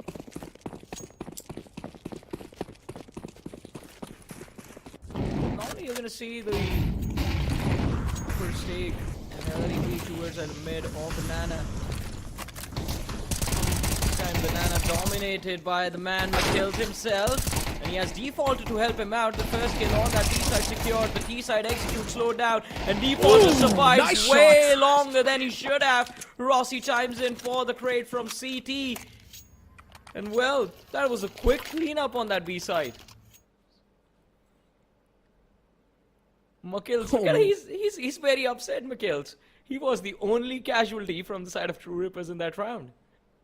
I don't actually think he's upset. I just think that his face is like that. No, I think he is upset because this game he's only gotten 4 kills and 6 deaths. He's been He's been that one man that dies majority of the times from the side through Yeah. rippers. I mean, we all have those games, right? Yeah. But it's okay. At least his teammates have got his back. True. As long as you're still on the winning side, it's okay. If you're on the losing side, then you need to do something, let's be honest. Oh. And right now, on the losing side, we've got Too Easy. And a lot of players are not able to do anything, including Equal Master! What is this, Rossi? Oh, what a sneaky angle he was holding. An It's absolute an ace! ninja! And Rossi, within a matter of seconds, he gets an ace too. An ace in a buy round. Look at that dice dealer. He has the idea. What are you looking at? A nice little off angle in mid. And guess what? The smoke that was there to stop the T's did, well, two jobs. It didn't just block the CTs. It also gave Rossi that angle to work with. Starts off with an M4, picks off the 3 players, well, who were nice enough to line up for him, and then jumps through with the AK, finds that last kill. What an amazing move. Too easy now. Rounds like that is where you lose all hope. And Rossi now has all the confidence he needs. Pushes up mid, gets 2 kills on the second mid, backs off like it's nothing. Rossi's taken down only 46 HP. But it's completely fine. Once again, it could have been a big lineup. But the second man's bruised up quite a lot. Rossi, he just does not even care about his HP. The only thing he cares about is getting all those kills wrapped up. And he does too. Defaulter in the end to close it off. McKill's explaining how he died. Breaking it down for Dice Dealer. He's like, yeah, I thought they were gonna line up towards the right, but then one man peeks from the left. What am I supposed to do?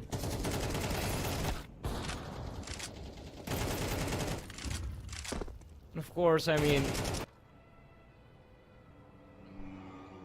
I think, yeah, True Rippers, they have this game under control. That game ended on the T ramp. The T's weren't able to push past the T ramp.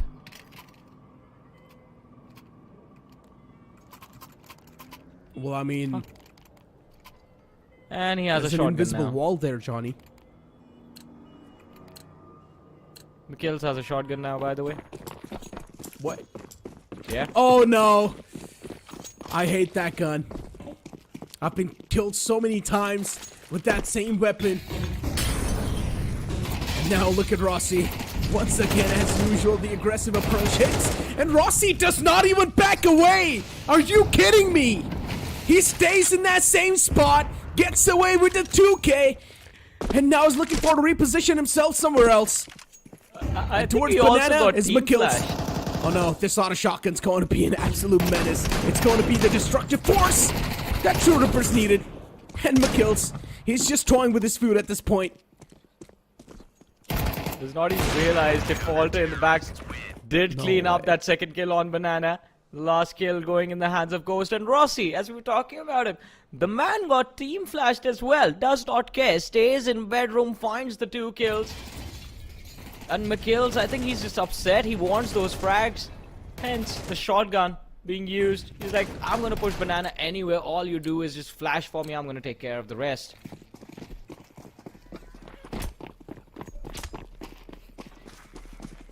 I mean, Ghost. He's got the operator.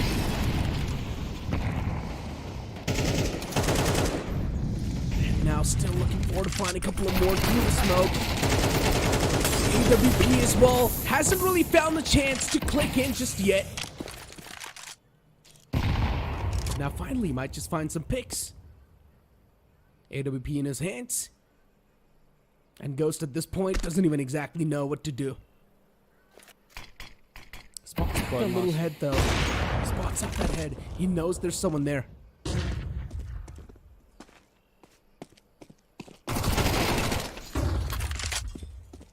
Oh, Rossi getting picked off. P7 finding an important kill for his team. It will be down to Defaulter to hold on to this B site, but it's not going to be easy at all. Spam shots through the smoke, and they back off completely from B, heading towards the A. Shinchan holding on from Cubby will find Ghost. This is going to be an important kill now. 2 players remain, Defaulter and Dice Dealer. This is the last round of the first half. They won the pistol and they won the last round of the first half too easy. Haven't won it yet, I mean it's still a 3v2. No utility for the retake though, so I am a bit worried for True Rippers. Yeah, I'm skeptical too. But once again, these guys have been able to win a lot of these rounds just behalf of their mechanics and pure aim. You never know. Defaulter, at least to get some type of info. Instant return as well on the second one, but Recall Master this time is going to suppress the possibilities. And they almost had this one as well. Almost, but that brings us to an end of that first half. A dominating start for True Rippers on that CT side. Too easy, barely managing to secure those 2 rounds. But now what do they have in the back to answer back? That is going to be the question. Or are True Rippers going to close this game out even quicker than before? Look at that, 13-4 was the score on Ancient. It's 10-2 on Inferno already.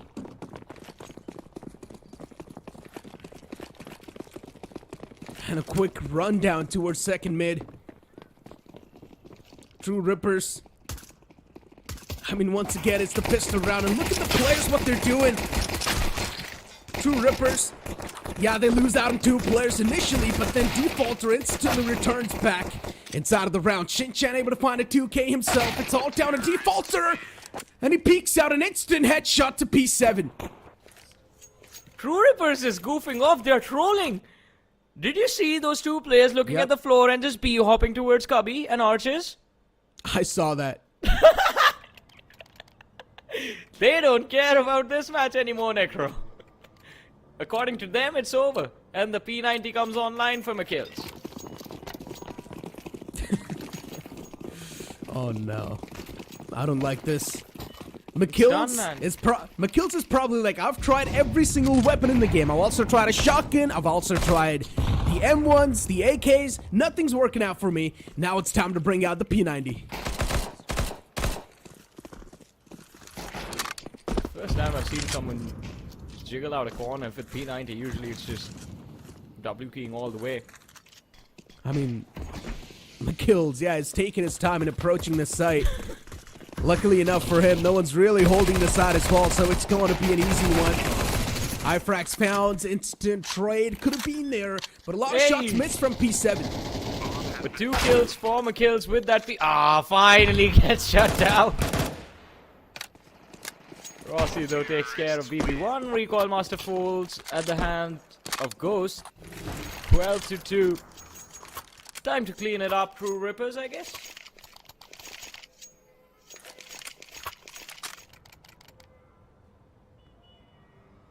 But what is this game, Necro? What happened? It's the game of Inferno in CS2. Nah, man, what happened to Too Easy? Oh, who's that? I don't even know. The CT side? Oh. Joke, Johnny. I mean, look at this. Okay, whoa. What are we watching now? Is this CS2, Necro? Oh, feels like I'm watching something else, but a 2v4? And considering these 4 players from Too Easy,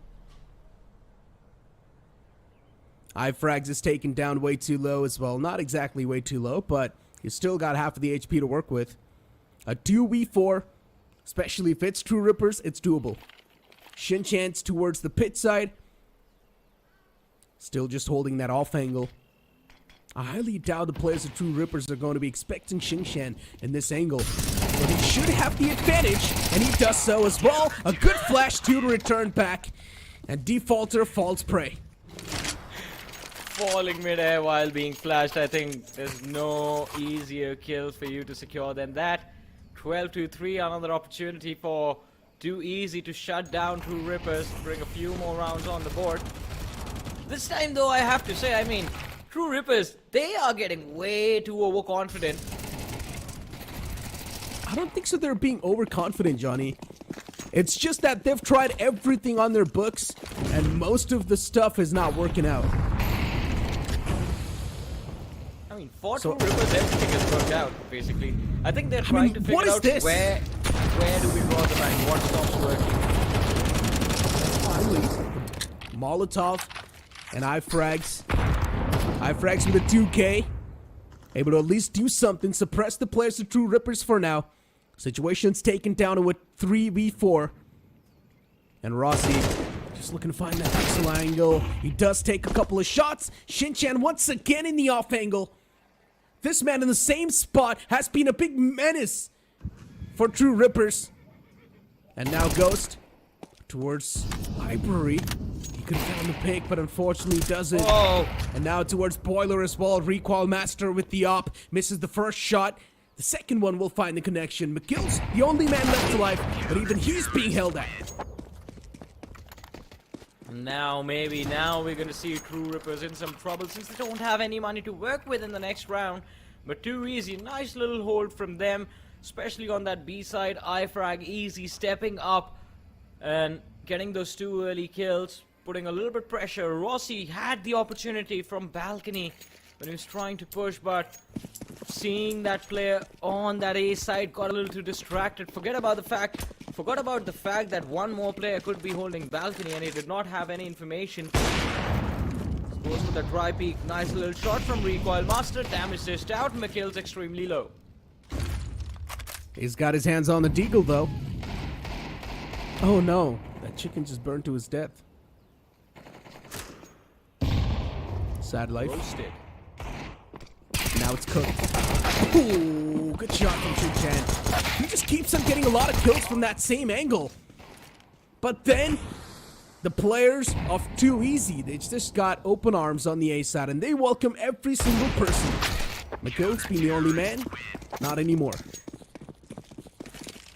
Did we see him in the same spot at the start of the round as well? He just stayed. We did, yeah. He just stayed there the whole time.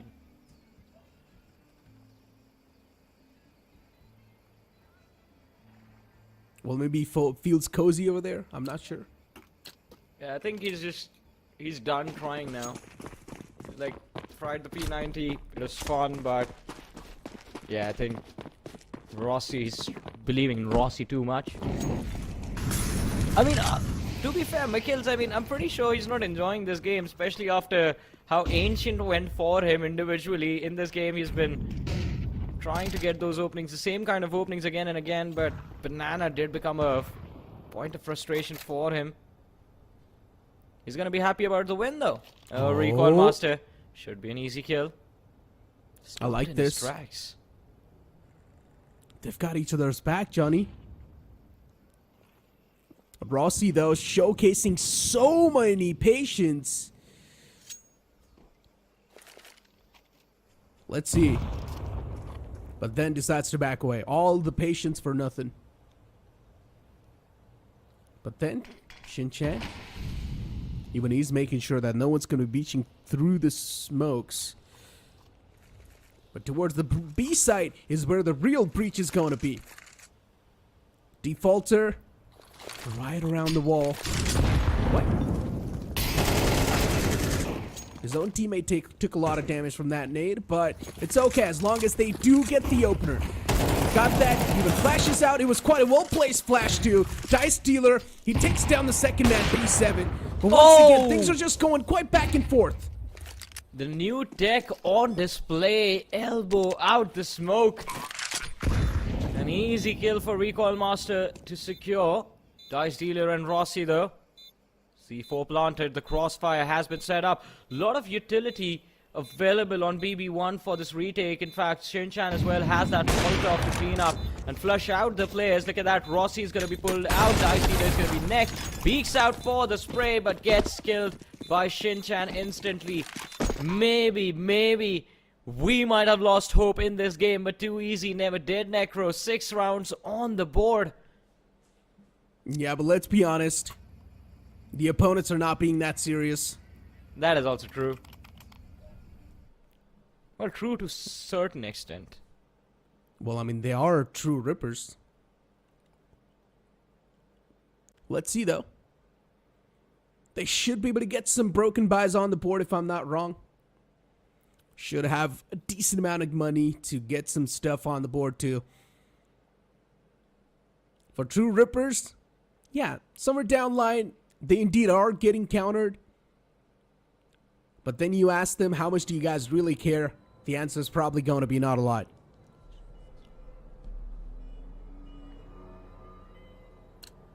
Well,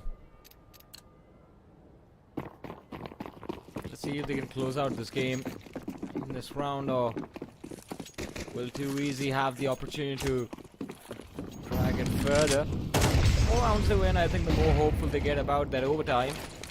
But even they know one single mistake and it's all over. Plus it's going to be a nasty loss as well, considering even that the first game they are already down 2 maps. We'll be down 4 maps after this.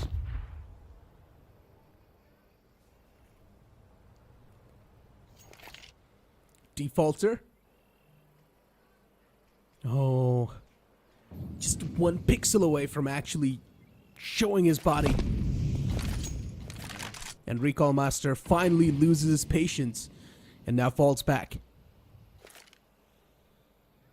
Such a slow approach from True Rippers, a big change in the pace. It's something the players of Too Easy did not expect. And now Too Easy as well, starting to lose out on the patience. Let's see how the upcoming plays are going to look like. Ghost gets caught with the op. So over there, that's quite an unfortunate stuff. But then Defaulter finds the instant trade. And now the press-up's going to be there as well towards the arch side. Utilities are quite on point from the side of Too Easy. Instant smoke to block the vision as well. But the only thing the players of True Rippers really needed to do was take the arch control and move all the way towards the B side from the CT spawn. But there's an op waiting to greet them with open arms. And Recall Master, with already a 2-piece on the board, is now looking to get the 4th one as well. And it's going to be an ace! It's an ace for Recall Master. 2 aces in the same game. One was Rossi with that switch from M4 to the AK, and Recoil Master, that op ace of his, the first kill on Banana, and then everyone else pours in. This wasn't very well thought, to be honest. I mean, True Rippers, what was this? Everyone just came pouring in from that CT area. You have control of archers, but you can't really collapse on B without having Banana. And no utility as well for the late round. What was that?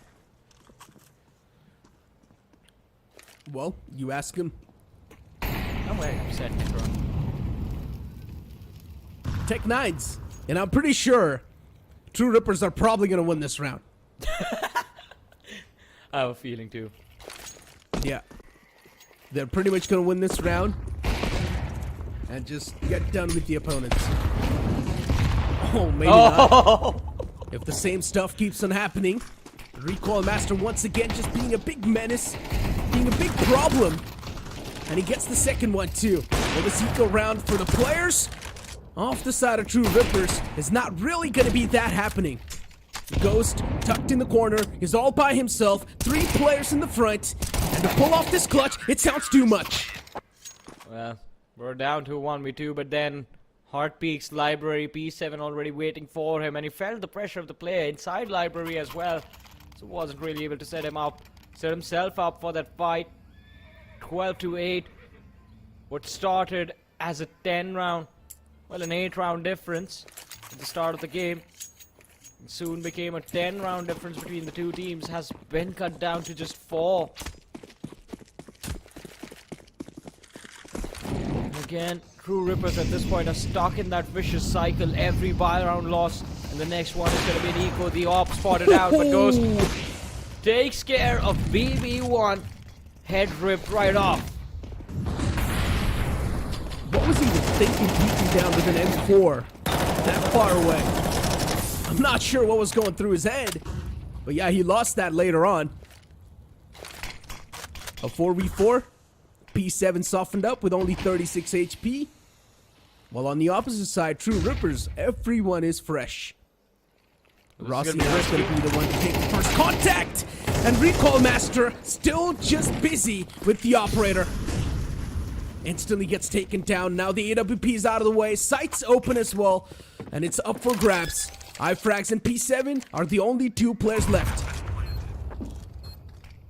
P7 moving through balcony. I7 moving to library. Rossi with the op is going to be prepared. Very important to shut down one of these positions as early on as possible. P7 needs to be extremely careful. The player in pit, Defaulter, can be a big threat to him as well. But it's going to be Rossi, iFrag, easy shut down. Now they know where the last man is. He's going to be picked off by a Dice Dealer. And True Rippers finally wrap things up on Inferno. It got tough in the end. A nice little fight put on display by Too Easy. They tried to bring themselves back into that second half, but we all knew once True Rippers was there with 12 rounds in the bag, one small mistake from Too Easy and it was going to be over. And that is exactly what happened. A brilliant game put on display from True Rippers. And towards the end, I believe, yes, as you said, Necro, they were just having a lot of fun. Indeed they were. I mean, True Rippers, for a moment it felt like they lost their groove, but then later on, once again, they got it back. It all started with all that troll that they did in the pistol round initially. True. They lost that one, and then later on it was a spree of round. It was a chain of round that they just began to lose right after. But once again, it's completely fine. It's True Rippers, we know. Somewhere down the line, we knew that they were also going to win the game anyway, so it's completely fine. While on the opposite side, speaking of Too Easy, it's not going to be that good for their mental. Yeah, I mean, it's definitely going to be tough because, as I said earlier, I mean, this is going to be their fourth map loss of the group stages, and this puts them in a very tough position to qualify for the Super 6, and that is what everyone is aiming for right now. But True Rippers, they still remain the team to be beaten, Necro. I mean, for a moment, True Rippers, once again, just look at this position from Rossi. Just in an off angle, it's not an angle that you would actually expect someone to be in. And then Rossi, just with a quick ace, shuts down the entire opponent team. And I think so that round itself just gave the overconfidence to the players of True Rippers. And then they started losing a lot of rounds in return. Man, this was an interesting game. The first half extremely dominating, and I think Rossi after that ace just he just thought he was Superman, doing absolutely anything, hitting crazy shots. In the second half is, I believe, when finally True Rippers, their overconfidence also brought a lot of mistakes from their side. Too Easy finally were able to punish those mistakes, but other than that, not a lot to say about the first half. Mikils, I mean, we were kidding about Mikils a lot of the times about how frustrating this game would be for him, but to be honest, Mikils did do his job yet again in this game. He again, multiple rounds where he was finding the opening, or if he wasn't finding the first kill of the round, he would have Defaulter set up in a nice little position to get that trade. So, as an entry, I believe he was getting his job done. Yeah, I'm not sure over there in the highlight when you saw what was he doing peeking out with the M4 that far away.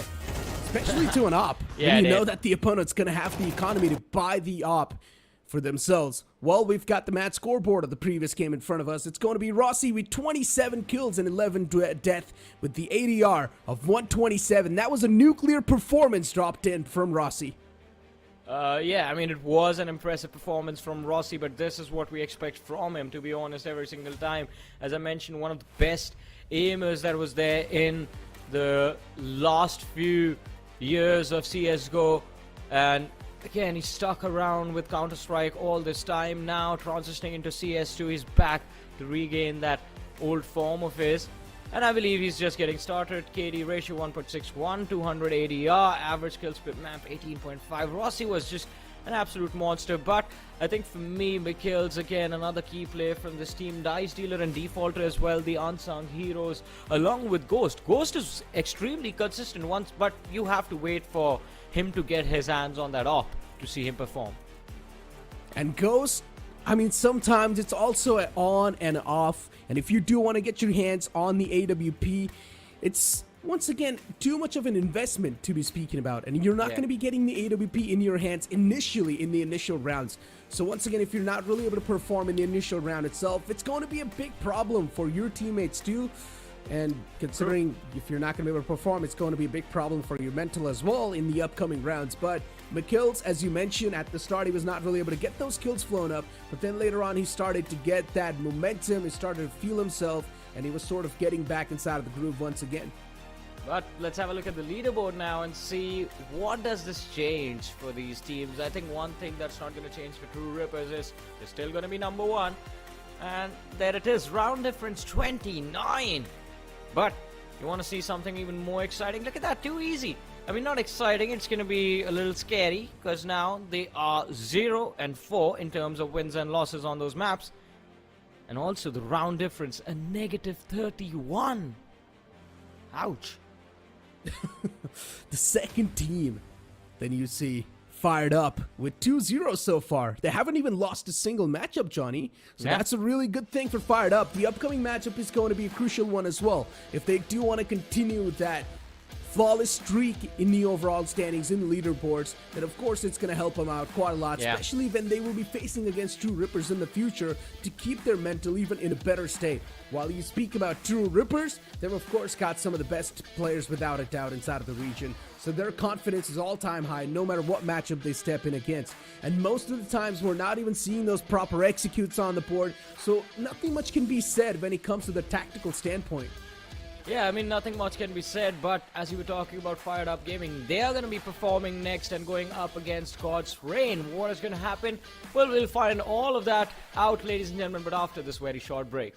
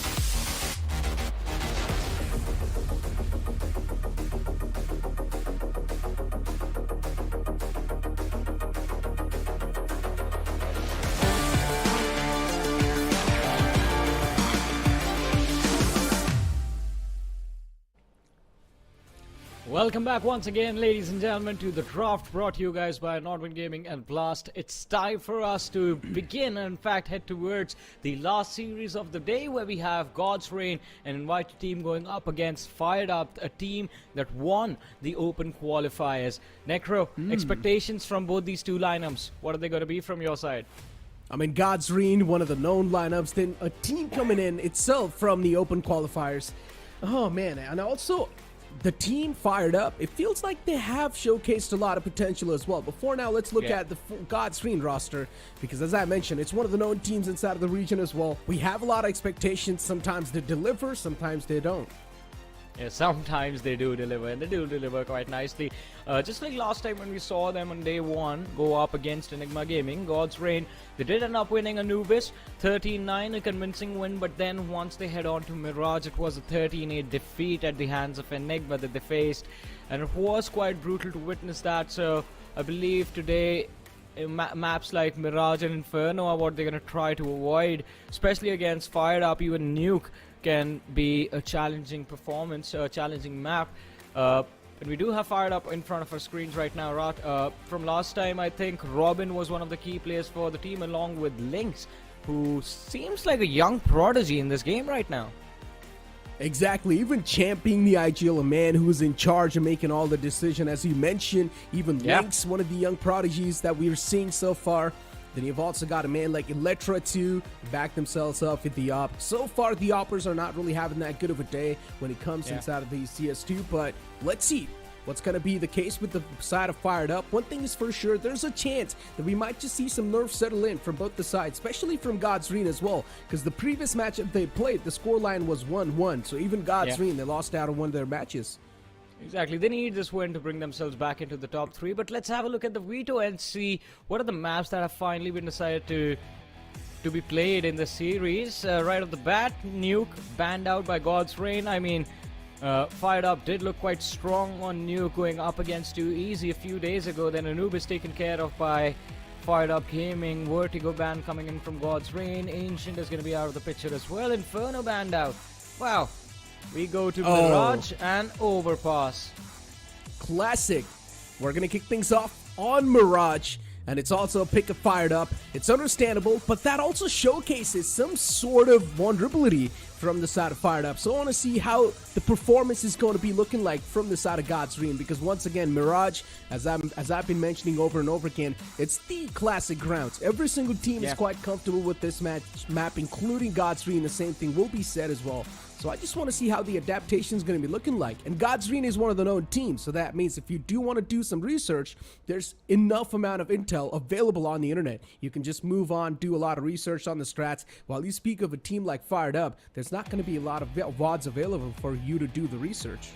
I mean, they might have information based off the matches in the open qualifiers. I think that can, or in fact, it should have helped God's Reign prep enough against Fired Up, especially considering, as we talk about, the day one, Mirage was one of the maps that was played by God's Reign as well in the series against Enigma. So Fired Up going for Mirage, I think, makes a lot of sense. It is a puggy map. If you win this, you can break God's Reign's mental down in map 1 itself, heading into Overpass, making things a little bit easier. And of course, in that game against Enigma, God's Reign, they did make a lot of mistakes, and if they make the same mistakes today, Fired Up, they are going to be prepared for it. I mean, I hope they're prepared as well, because they're one of those teams that came in from the open qualifiers, and you automatically do have some sort of a new expectations from a team that is qualified in from the open qualifiers itself, because they did not get the invited slot. They did not get the already invited inside of the tournament. So, of course, these guys have seen the depths. These guys have seen some of the worst times as well inside of the tournament. There's a chance Fired Up can definitely showcase some better improvements as well on the fly. Now, God's Reign, yesterday they lost out on one of their crucial matchups. Maybe they can try to abuse some loopholes that they've spotted yesterday in the matchup, and they can try and hit the players of God's Reign back today. Maybe. I mean, that is what the expectation is going to be. But if you just think about the journey these two teams have had, I mean, God's Reign in the last few months have been quite dominant in the Indian Counter-Strike circuit, and yet the start of the tournament does not make them look like one of the favorites to win at all, or even qualify for the Super 6. Today is going to be a very important day. Fired Up on the other side, team that made their, well, that has gotten here through the open qualifiers. They had to fight 63 different teams in order to get here, and it was not easy for them, but they made it happen. And right now as well, the players are looking quite solid based on that first match performance. The team looks extremely good, so it's not going to be as easy as God's Reign are going to think about this matchup, especially on paper. It's going to be a tough fight. And as you mentioned, they've also got some of the new and upcoming players as well in their lineup. And I'm a firm believer that a lineup is truly complete when you're going to have some of the new players and also some of the experienced players gelled up, because I believe that the new players, they're quite good when it comes to the game mechanics, and the old players, they've got a lot of experience, so they can always control those new young blood, the hot blood that there's going to be inside of the young players. So let's see how this one's going to be starting off, because as I mentioned, God's Reign, yesterday, them losing one of the matchups should have definitely sort of shaken their mentality a little bit. While you speak of a team like Fired Up, a team that came in from the open qualifiers itself, their mental is going to be a little bit different. They might just feel a little bit more comfortable and more confident, considering so far they're flawlessly moving up in the boards. Exactly, and I mean, that is where they would like to keep themselves. I mean, the top 3 is where you would want to be as far as the rankings are considered, because again, only the top 3 from both India and Pakistan will end up moving for that Super 6 and will end up moving towards the finals, where they get to fight it out for $50,000 in prize pool. And it's going to be an exciting journey once we actually reach there. But as far as the Indian group stages are concerned, I think one team as of now that has already established themselves as the best in the region and are looking quite comfortable, and I think are already going to be packing everything that they need for that Super 6, are going to be True Rippers. Apart from them, I think we are yet to figure out who the other 2 teams are going to be. Without a doubt. I mean, True Rippers, already I can imagine them getting a slot in the front, them getting a slot in the future, while on the other side, if a team's actually going to be facing against a team like True Rippers, it's going to be a tough competition for them, I'm not going to lie. True Rippers so far, with the way they're moving confidently inside, no matter what matchup you put them in, they've been able to take down opponents without even any issues, without even breaking any type of sweat. They've taken down some of the big names as well. So you don't exactly know how True Rippers is going to be performing in the future. But one thing is for sure, that inside of this tournament, True Rippers is completely dominating the entire competition. Be it whatever team, be it Fired Up, be it no matter who you're going to put up them against, they're always going to be there on the board. And even in the previous game, True Rippers, they just ripped through the competition. Yeah, it got a little bit close in Inferno. The only reason why it got close was because True Rippers was just messing around after the second half. But apart from them, which other teams do you think stand the chance of moving into the Super 6 as far as the Indian region is considered?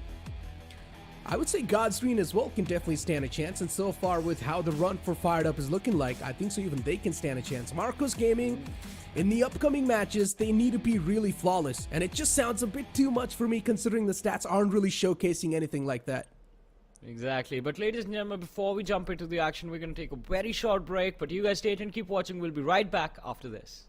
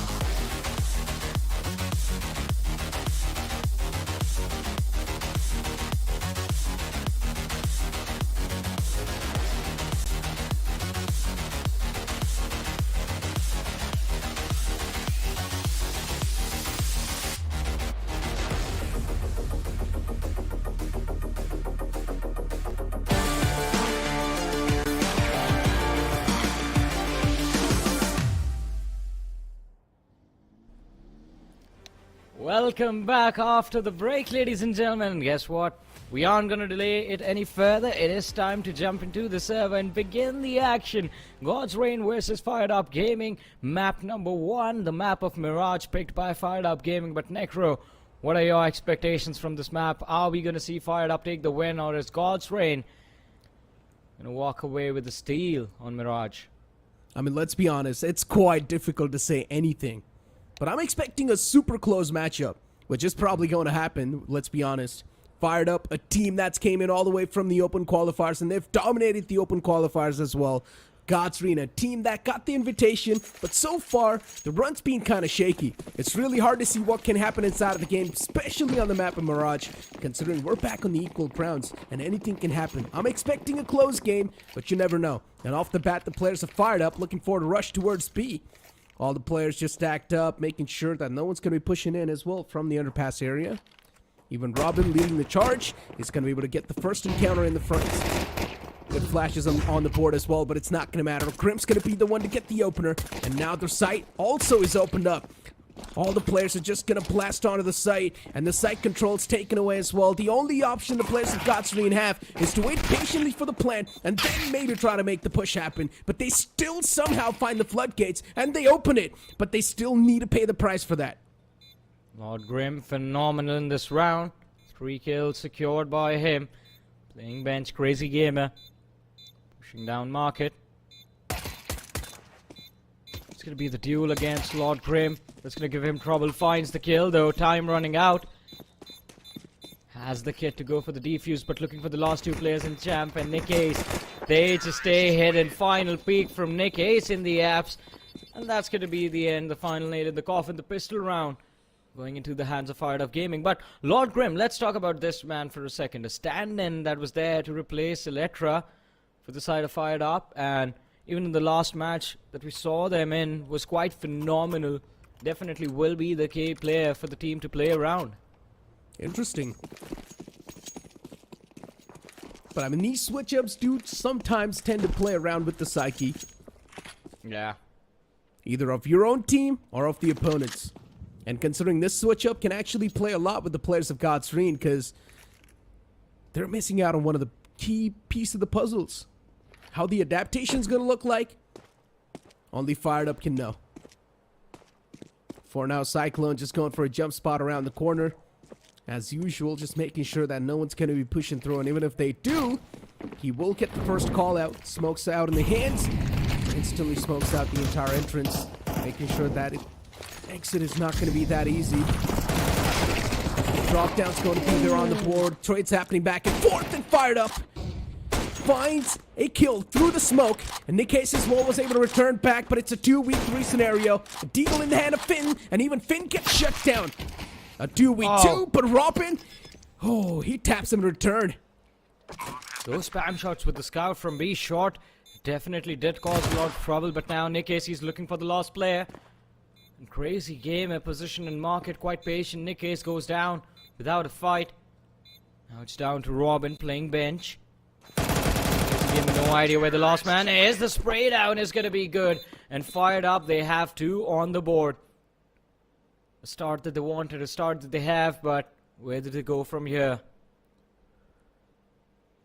A fiery start for Fired Up. 2 rounds on the board. Well, the opposition now still just stuck on the pistols. Fired Up, this upcoming round as well should be theirs easily. Unless they somehow screw things up. A smoke to fake things out.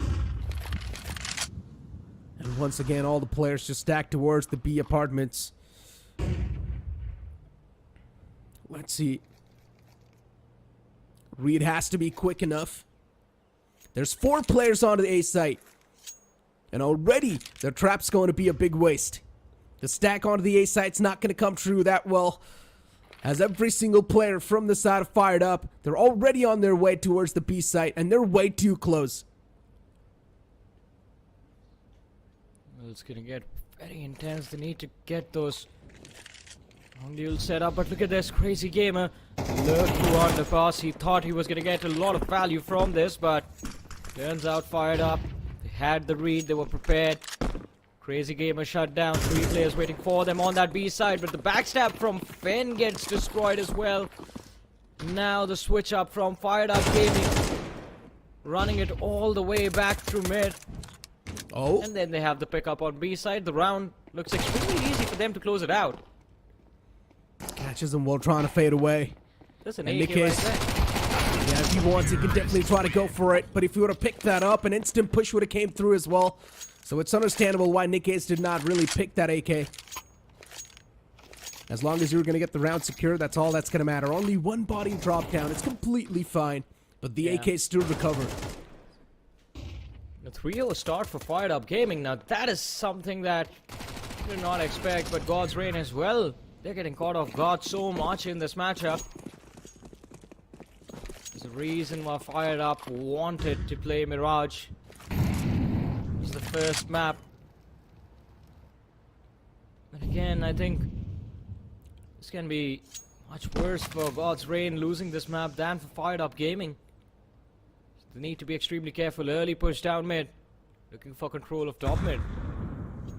Crazy Gamer's got his hands on the big green cannon. And now looking forward to make some moves. He passes it on over towards Fired Up. Interesting. Let's see. Towards the short. Finds the first. Mid's on a complete lockdown. You can't go there. And the instant evacuation as well from the T side. You can see it. Fired Up Gaming, for the first time, they've faced a man disadvantage inside of the game. They lost out on one of the guns. Nick Case as well, looking forward to clear the apps. Doesn't find anyone over there. A 4v5. Indeed's gonna play with the mental of the players Fired Up. Second shot missed. It might just cost him their life as well, but a good flash and a peek as well to back it up. Wanted to slowly move up, take map control away from the side of God's Reign, but turns out the slow execute also builds up a lot of pressure for them. Panic sets in as they move for the C4 plant on that A side. Shots whiffed, then Crazy Gamer finds the pick on Lord Grim. Linux still on side though. 1v3 has to face the op. Yielded by Fired Up. Louder from CT. Spawn chimes in, but Fired Up cleans it up. Link shut down. The first round on the board for the CTs. Solid stuff. Godsreen finally getting something done inside of the game. As you mentioned, first round on the board for the CTs. It's a new ray of hope. Economy isn't looking that great from both the sides, but Fired Up looking forward to execute an AK hero strat. I'm not sure how well this is going to be out. But Lynx. We need a few flashes. And the main issue is the economy and the utilities itself. Looking Fired Up, so aggressive with the op. Just looking to find that single peak. And the AK is already gone. It's down and dusted. Needs to be recovered though. It definitely is possible to do so. Cyclone towards shorts once again. Is not going to let anyone pass through onto mid. And considering there's only pistols in the front, even the CTs, they're going to have a bit more confidence. And they know that the T's just going to have nothing to fight back. The AK recovered by Nick Ace. No flashes to make a play, resulting in Fired Up Gaming getting stuck. Nick Ace falling back from T-Apps. 2 players set up to hit that A site. But so is Fired Up. Position himself towards the tool booth area, watching A main. Now is when they pay the price for lack of utility.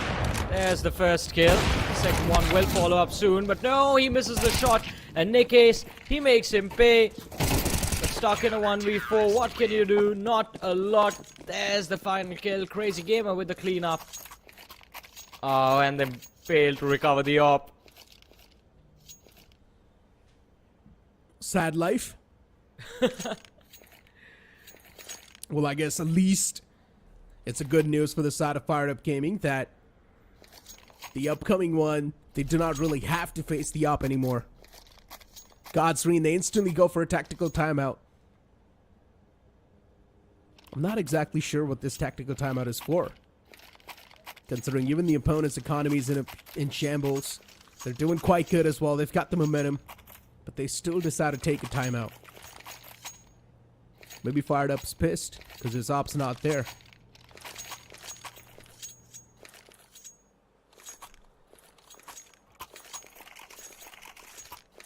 Well, Last managed to get the op again.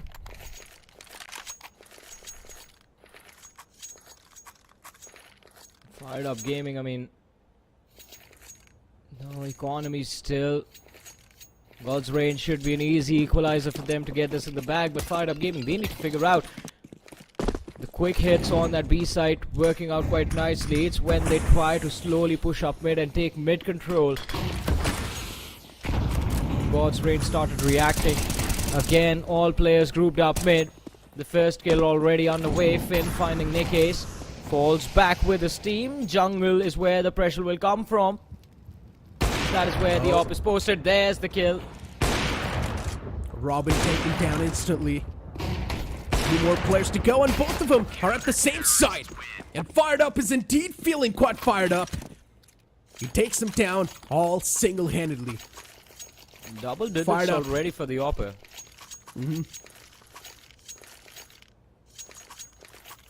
Impressive start.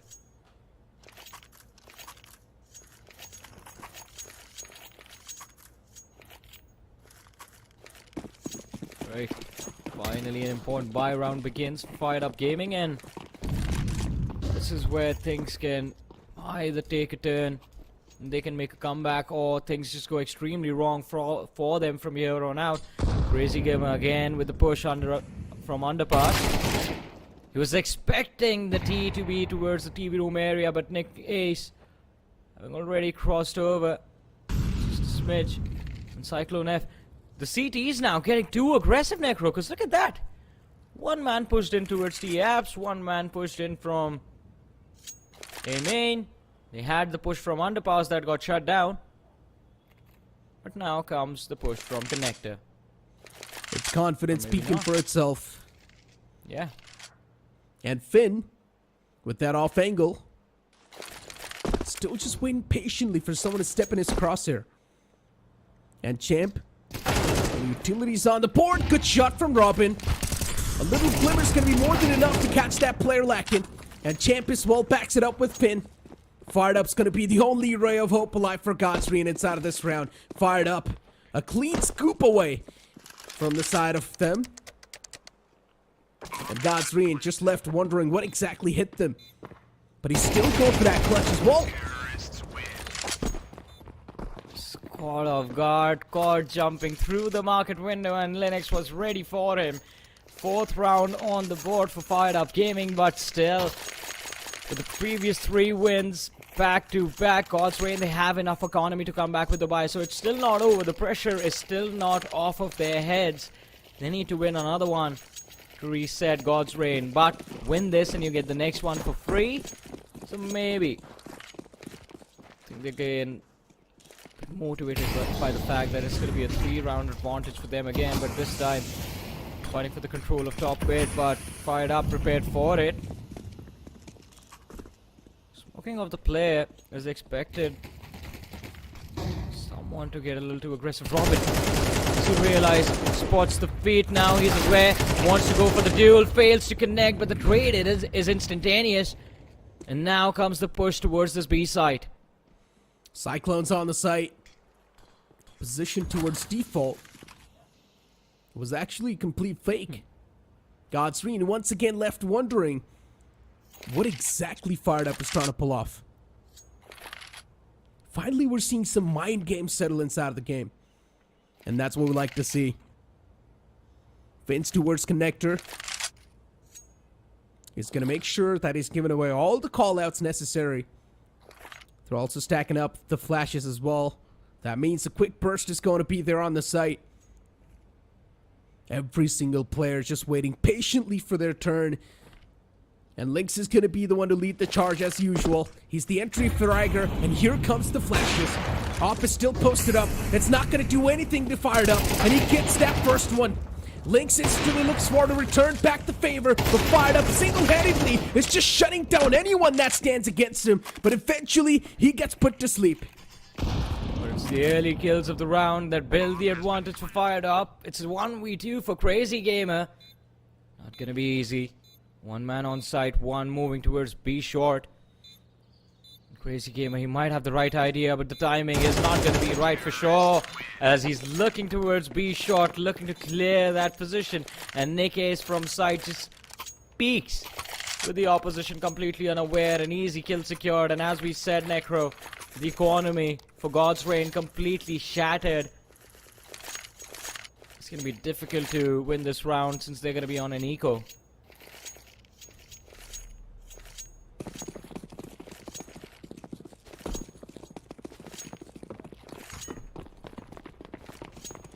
And now with a new round, God's Reign just got no eco.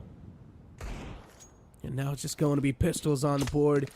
Finn as well with the deagle. Everything's going to be up to those deagles. If those deagles are not able to find any clicks, once again, this round's going to be down. Nick Ace spots out that jump peek. Good Molotov as well to flush out that man from that corner.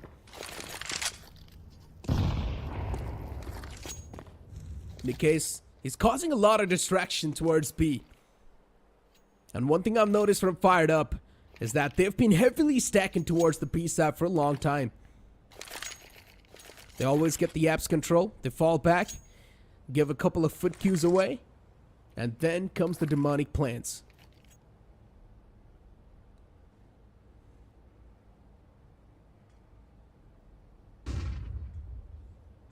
Let's see these Deagles. What can they do, Finn? Oh, whips the shot, and Lord Grim, he just needs one. In return, Lennox in T-Apps. The Molotov is to flush out the player. And the commit from B-Shot as well. Easy side control for Fired Up, it seems like. But Lennox, does he have the read of the second player? He's spraying on the floor. Doesn't seem to matter. The last man, he sticks around. Cyclone F looking for at least one kill. Dies mid-air. What was that? So much chaos in that round. Same question.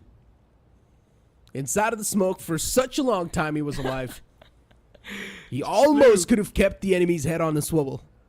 Yeah. Almost would have gotten that kill as well.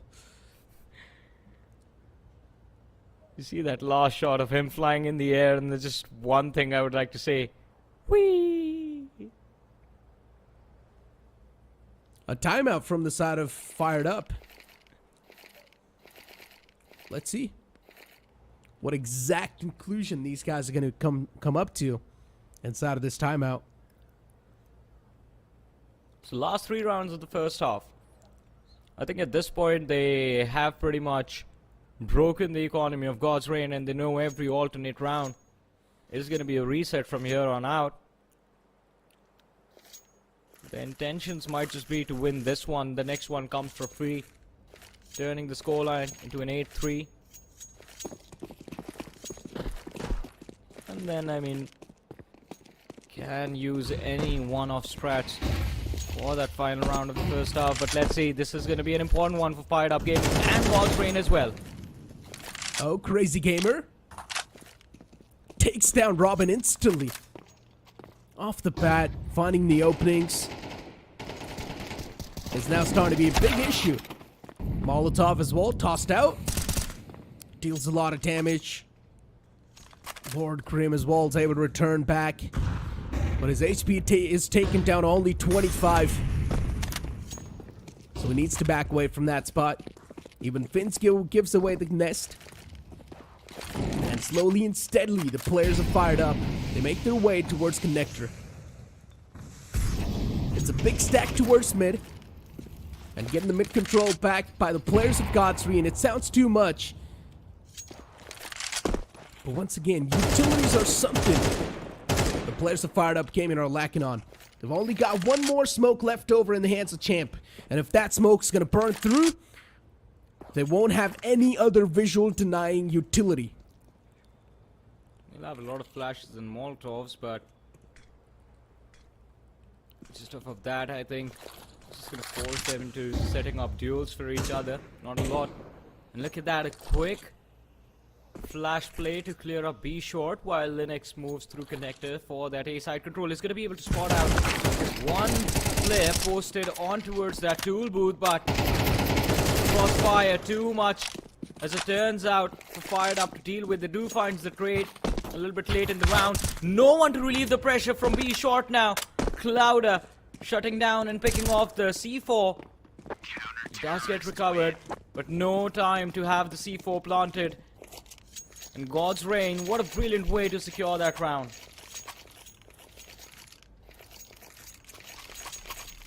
God's Rain, 4th round.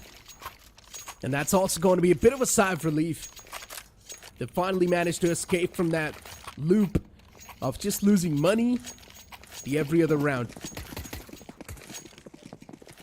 While on the opposite side, Fired Up Gaming, we're going to come up with some classic buys. AK-47 all across the board. With some stacked up utilities as well.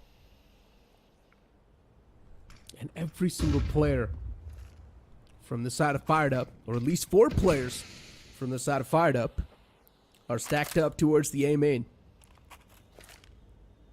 But now looking to back away as well, slowly and steadily. I'm not sure what the game plan was for them. But look at Clouda. He's now starting to get aggressive towards the apartments.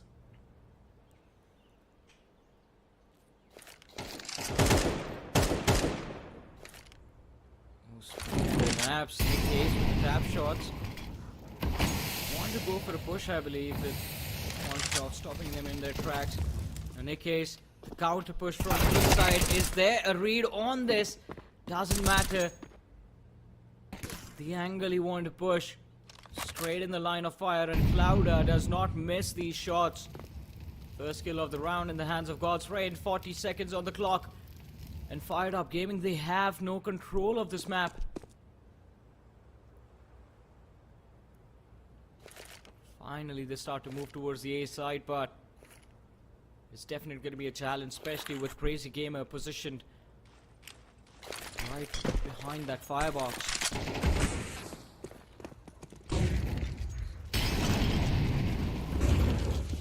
Lynx as an entry fragger, of course, leading the charge in this execution, but instead gets executed himself. A lot of trades happening back and forth, and now the situation's taken down to a 2v2. Even Champ was able to return back with 2 of his own, but from the back line, it's going to be Cyclone just knocking on the doors with the flank. And Champ being the only man left inside of the clutch. It sounds a bit too much to do this one. A fake tap through the smoke. Nate's out as well to make sure the smoke's going to be fading away. But a man all by himself's not going to be able to clutch this out. Yeah. Tried his best though. I mean, valiant effort over there. Wanted to delay the defuse as long as possible and maybe deny it completely. But got that player down. Wasn't able to finish him off and then just gets double peeked right from sight. No way he was going to win that fight. But 5-6, God's Rain. Now they are the ones making a comeback into this game. 6-6 swap is what they are hoping for, I believe. Fired Up on the other side. A tactical timeout taken right before the last round of the first half. Anything to win this.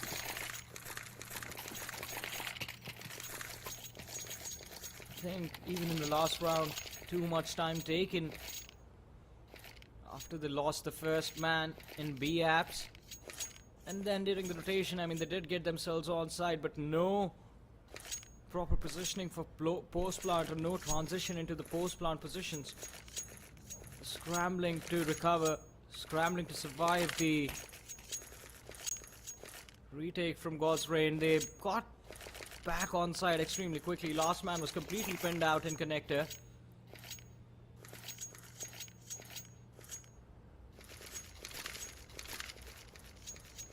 And Fired Up, I mean, we saw him in double digits very early on in the game, but from there He's just gotten 3 more.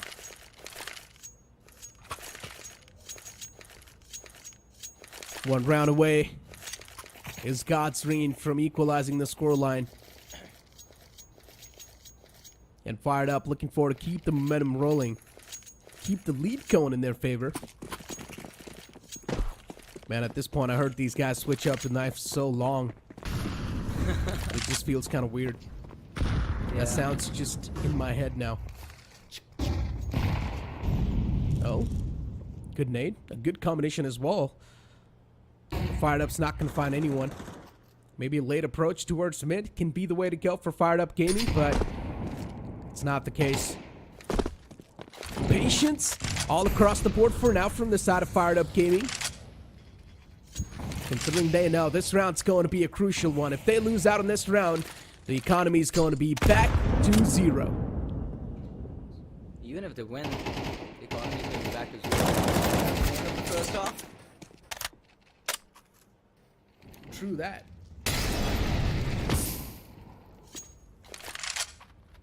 I mean, but I also don't know Fired Up what their intentions are. It always seems like the same thing. They try to either aggressively take fights on B or mid. Mid hasn't worked out so far, so they're trying to be a distraction, or at least have sent Nick Ace on that B side, B apps, as a distraction. And the fake, it is good enough as of now. They've managed to pull 3 players towards that B side, just 1 on mid, 1 on A. But even after that fake, the execute towards the A side is so delayed that it allows the CTs to fall right back. And that is where the problem comes. Now look at this, Crazy Gamer, he's already lined up, and his teammate, the distraction from jungle, is enough to let Crazy peek right from default, finds the opening for his team, and now Fired Up Gaming, they're stuck on that side. Also, too much time wasted in this round. God's Reign, they just win it off of time. And this is the second time this had happened. 6-6. Interesting. First half, way too close. As expected, the game of Mirage is going. And as I mentioned, every single team's going to be comfortable, so it's understandable why this map's going really close. Fired Up Gaming, so far, they're not really able to pull off anything out of the ordinary. Instead, just doing some basic stuff. And a lot of the times, they were just going for the B hit over and over again. But now it's the side switch. Fired Up Gaming's going to be on the defense, and all the 4 players are towards the A side as well. And I like the thinking, too. Somewhere down line, there's a chance Godsreen can walk into this trap. Fired Up's going to be the man to lead the charge in the front lines. And Lynx, he might just find that glimmer that he needs to shut down the man. Let's see, the pistol round extremely important for either sides. Back to square one in the second half since the score lines are tied up, but God's Reign, a quick collapse from mid and A main. Fired Up Gaming still yet to answer. There it is, Nick Ace, the 2 kills from under Palace. Can he get the 3rd? If he does, it changes everything, but no. Cyclone and Pen from the side of God's Reign move in right in the nick of time, clearing up that A site. All down to Champ. Moves in through connector. Crazy Gamer hiding in the corner. Yeah, should be an easy round for God's Reign. Yeah, he will also have the timing as well. Lesson as he hears him drop down. And Finn's going to be the one to catch that man. God's Reign, they kick things off for the second half in a great way. As they've got the initial round. And considering they're also going to have the second round upcoming as well, this is going to be a great start for God's Reign inside of the second half. The exact start they were looking for. But Fired Up instead, looking forward to go for a force buy.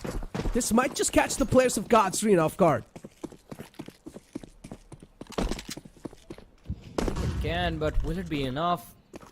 3 SMGs and a Deagle. You're gonna have to be a little bit aggressive. Find those close angles to play with one way or the other, but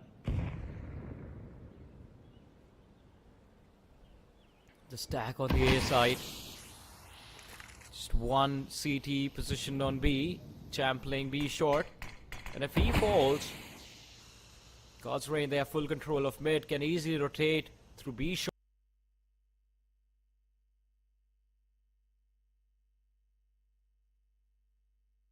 for that B hit, but no.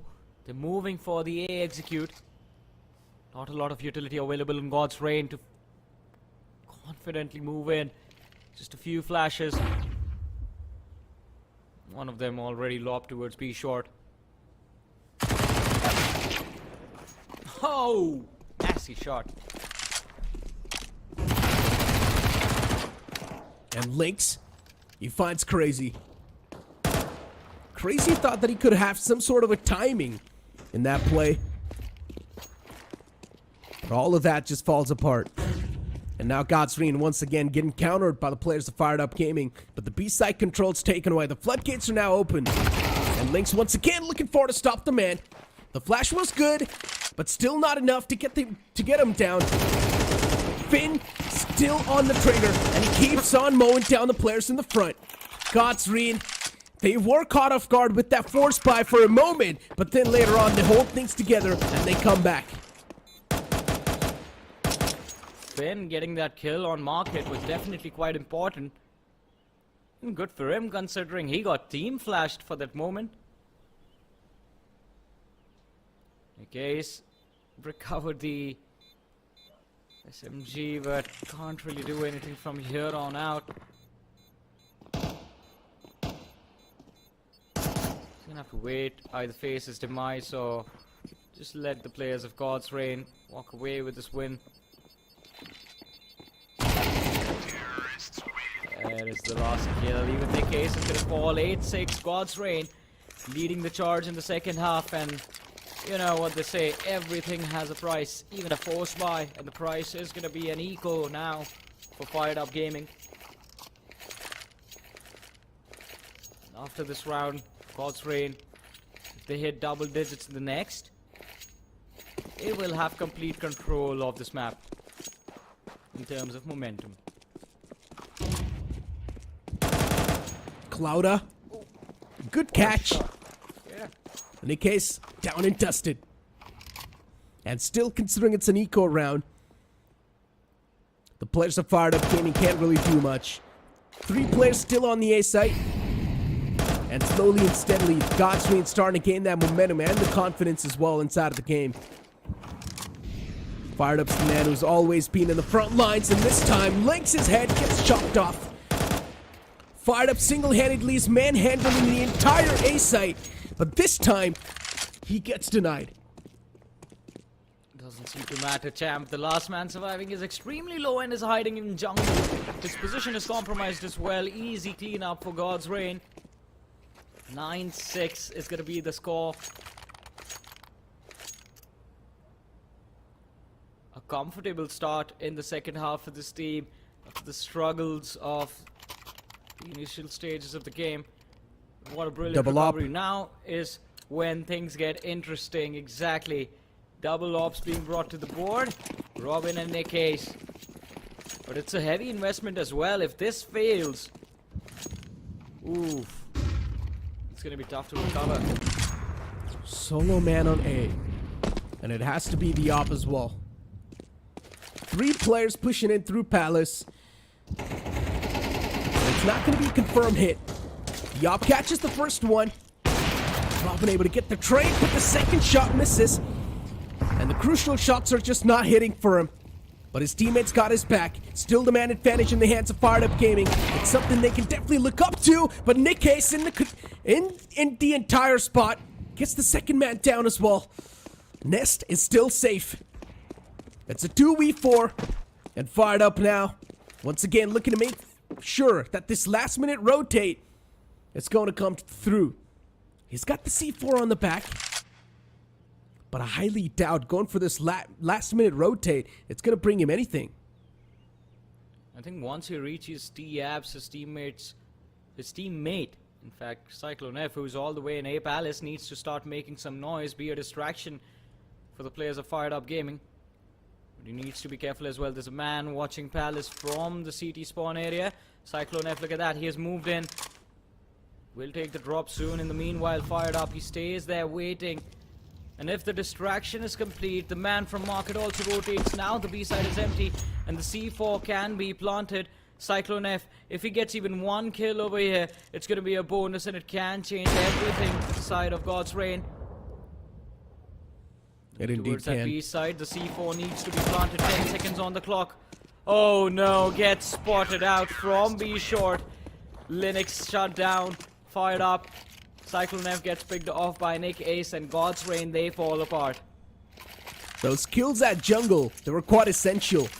Yeah. And that's why Fired Up Gaming, they pretty much came out on top. If the op would have been shut down, the storyline would have been completely different.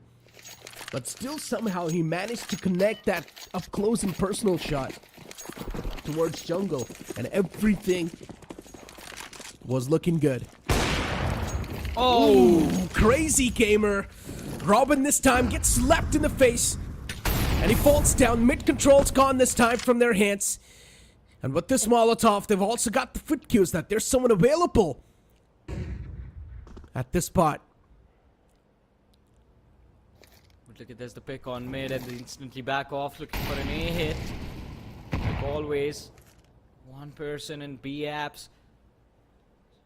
Making some noise, drawing attention towards himself, but oh, Crazy Gamer spots out one more player on towards Tool Booth, fails to connect the shots, and again, misses twice. It's gonna be Flash, his team is trouble, and Champ finds two, numbers equalized. Nick Ace and Crazy Gamer, the face-off happens, Nick Ace comes out on top, and God's Reign stuck in a very awkward position, the off position at CT. It's gonna cause a lot of trouble for them, but Cyclone F. C4 planted, needs to be careful. Sees one on top of Tool Booth. No utility to protect them or even draw out some information.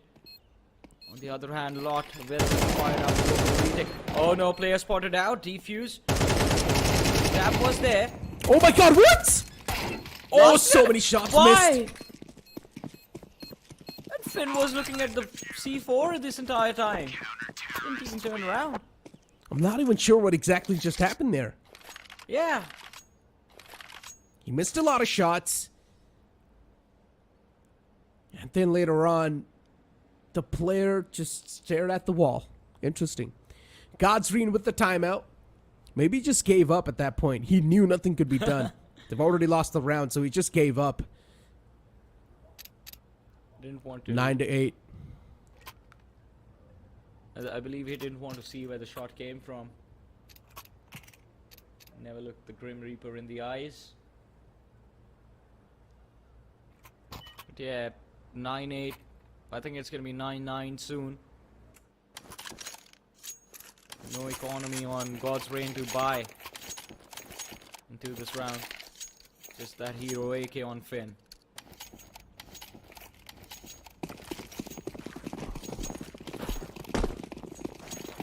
Once again, some quick moves.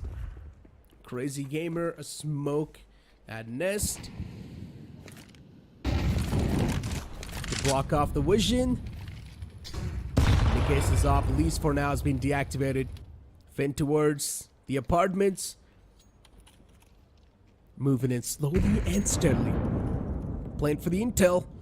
Utilities are being exchanged from both the sides, but Finn has managed to cross on over. And this squeeze is going to be important. Finn is still looking for at least that one single slip-up that he can find. And as soon as he drops down, his position will be compromised, but a great pre-fire on the links will find that opening. Robin with a 2K, he returns back the entire stuff, but still, it's not going to matter. The sight control's gone. Grim from the short is looking for to return the sight control back to his team. But it can be a bit tough. Pistols in the front can definitely be easily deactivated by that AK. But in the case with the op, up close and personal against the pistol, I'm not sure how good of a trade it's going to be. Cyclone comes out on top in that duel, and even Clouda shuts down Champ in the backlines. It's all down to Grim with this AK in his hand, but there's an op in the hands of Cyclone, which he gets extinguished. Oh no, but look at that. The C4 on the site, Grim. All he has to do is just play and wait. Playtime, 18 seconds on the clock. Clouda, he's moving in from market.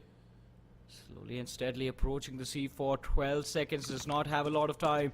Needs to realize he needs to go for the plant now. And now Grim starts to move in. C4 planted. Cloud are too eager to take the fight. Peeks. And Grim is ready to pick his head off.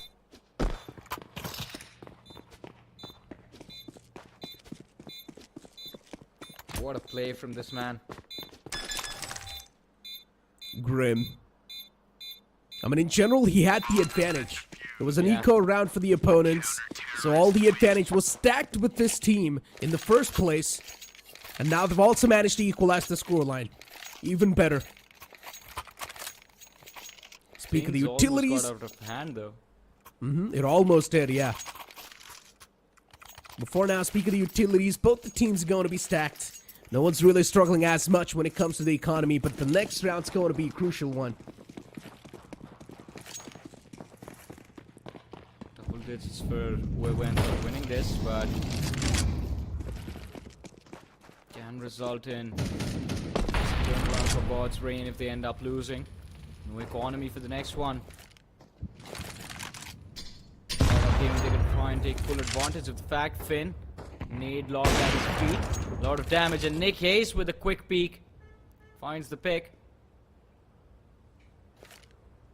Crazy gamer. This man just loves underpass. On the CT side, we saw him push. On the T side, again, he's still playing underpass.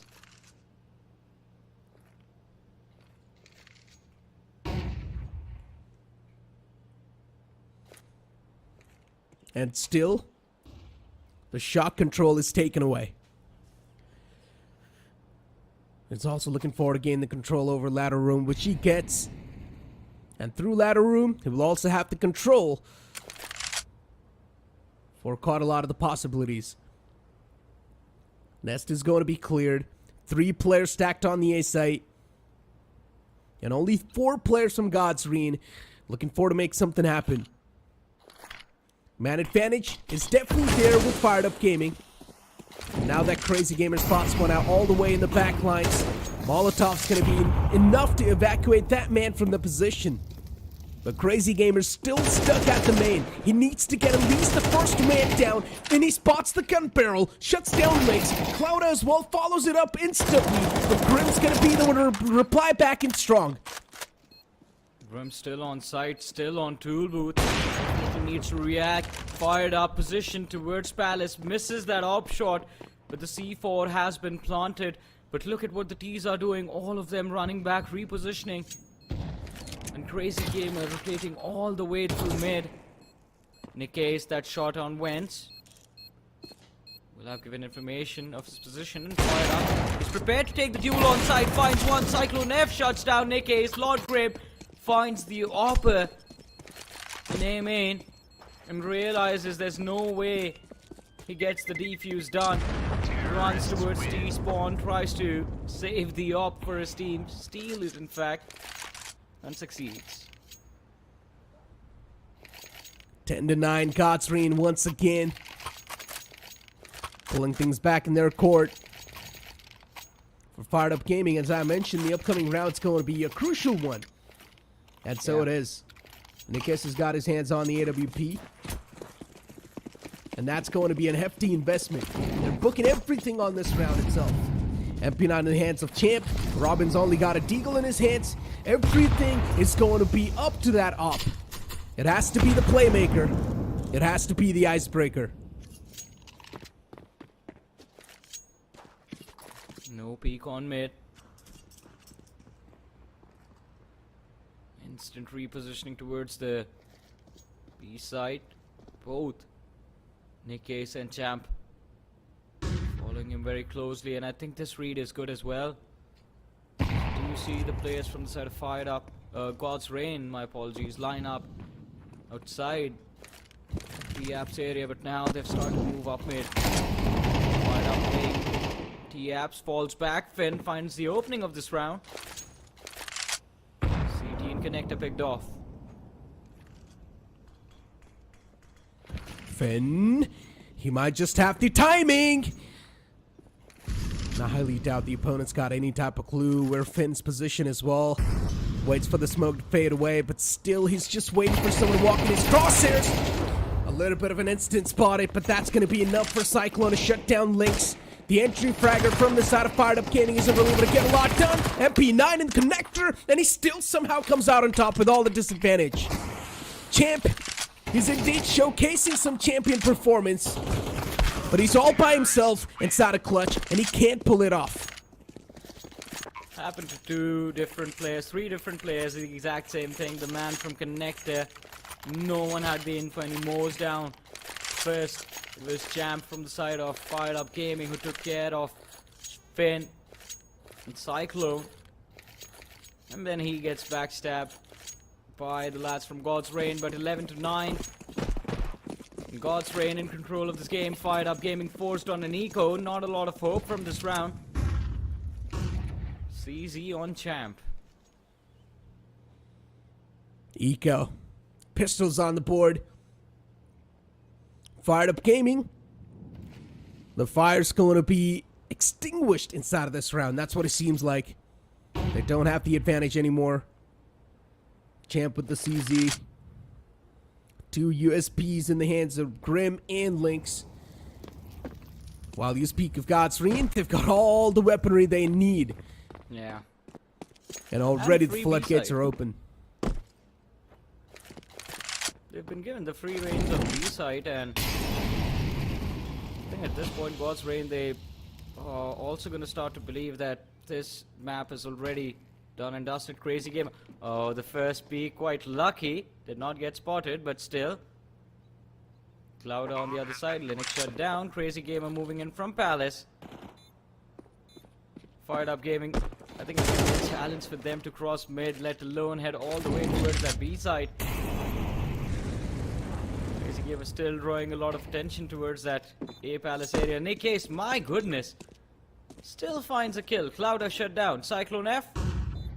Takes that AK away. Moves in. Finn. All the way to W. Looking for one more, but Nick Ace finds one. Gets shut down instantly by Crazy Gamer.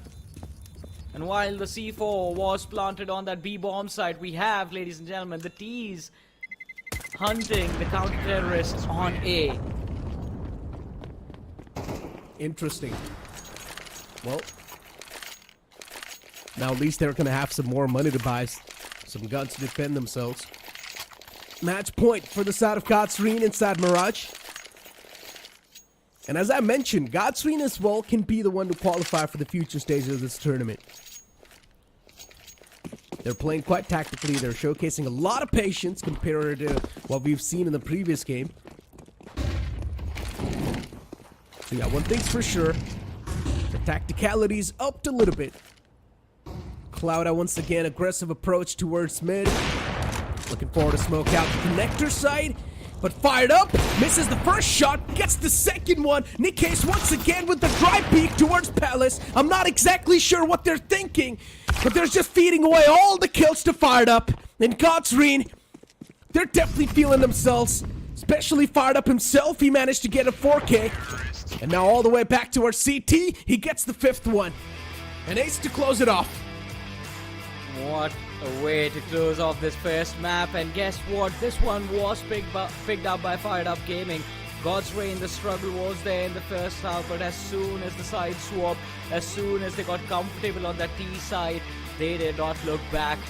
An impressive win, and especially an impressive performance coming in from Fired Up, a player from the side of God's Reign, not the team Fired Up Gaming. They tried their level best to fight back, but unfortunately this one Fired Up was enough for the 5 on the other side. I mean, especially, as you mentioned, the single man himself, Fired Up, from the side of God's Reign was enough to shut down the entire opposition line. And that one single op was just making so much work happen from this guy. But once again, in the last round, I don't exactly understand the commitments that they showcased from stairs to palace. First man got taken down, the second man peeks out from the same angle without any type of flash and utils to back himself up. And of course, he gets taken down instantly. So an ace to close it off is of course quite a stylish way to shut down the game. But the upcoming map as well, Overpass, is going to be an interesting one. We expected this game to go super close. It was a close game, but unfortunately Fired Up Gaming, it was their map and they still could not win it. Yeah, but still I think God's Reign are going to be pretty happy with their performance of this. I think map picked by the opposing side. You struggle a little bit, but then you recover quite nicely, end up winning. And now Overpass, I think a team like God's Reign, I remember watching them on Overpass a few weeks ago, and they are quite good, in fact. Fired Up Gaming, I think this is the first time we get to see them play on Overpass as far as the draft is concerned, and it's going to be exciting to see what they bring to the table. And was this Mirage enough to help them understand the kind of play style God's Reign bring to the table? That is going to be a main question that left to be answered. One thing is for sure, God's Reign has showcased a lot of patience, but I'm pretty sure in the upcoming game of Overpass, we might see some more patience being displayed from both the sides. Ladies and gentlemen, a lot more to discover on the opposite side of this break.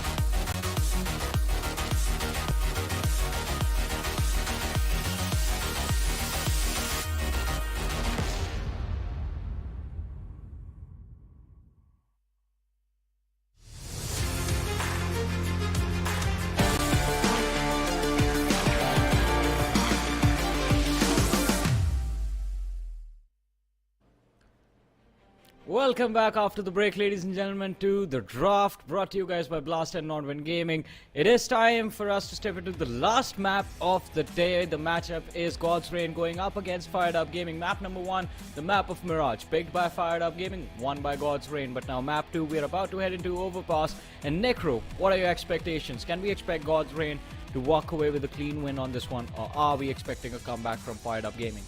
I mean, it is supposed to be a God's Reign pick, right? So I'm hoping that God's Reign is probably going to be the one to take this one home as well. Now, the map of Mirage, as I mentioned, it's one of the classic maps. I didn't exactly know what way that's going to go. Overpass is more sort of like a map that requires a lot of tactical nature, and I feel like God's Reign, they've definitely got what it takes to bring that inside of the game. And Overpass being the pick of God's Reign as well, they're probably going to be feeling at home as well compared to the players of Fired Up Gaming, who will be stepping inside an unknown territory, facing against a team like God's Reign. I mean, I think Mirage already became an unknown territory for them in that second half. We saw extremely late replies from the side of Fired Up Gaming, and even though they tried to keep it a close match, a few mistakes in the end resulted in God's Reign being very comfortable in closing the game out. But now on Overpass, as we said, I mean, this was the decider when the map Veto came out, so the last decision was in the hands of Fired Up Gaming, which map they wanted to play first. And as we were having the conversation before Mirage began, it was very important for them to have a victory on that map so that they could at least break the morale down, break the mental down off the sides of God's Reign, get the individual players a little uncomfortable, a little, I would say, I don't know, I mean, just throw their game off, throw their mindset completely off, and maybe that could have helped them on Overpass. But now I think God's Reign, they're going to be feeling extremely comfortable about this matchup. But let's see, I think. Time for us to find out what's going to happen, what's going to go down. Exactly. Soon enough, the upcoming map of Overpass is going to be on the way. Where, as you mentioned, God's Reign, still a couple of question marks will definitely be there, considering Mirage was way too close. You never know what Fired Up Gaming's got cooking up on the map of Overpass, because even they had a chance to ban the map, but they did not do so. So that means they should be prepared as well for this upcoming Overpass game. You never know, it can go both ways as well. But here we go. As usual, we start off the map of Overpass with the pistol round. God's Reign starting all the way from the T side, and Fired Up Gaming starting from CT. Well, let's see. God's Reign this first half might be a little bit of a challenge, but if they can control themselves and keep the game in check in the first half on this T side, then the second one should not be that big of a challenge, considering Fired Up, their primary AWP, is on fire right now after that phenomenal performance on Mirage, and that can definitely come in handy on a map like Overpass, where you have those long range angles available on A-long, and of course an awkward little position towards B heaven. But let's see. It seems like we start off with a technical pause. Not a good way to start things off at all. It's not a good ritual, in my opinion. Off the bat, we're starting things off with a technical pause, and that too on the side of God's Reign. I hope it's going to be sorted out as quick as possible. It's not going to be like the first game. And hopefully it's not the issue of the AC as well. I would rather take an AC issue than anything else. As long as you find the remote. Oh, it's back. Let's go.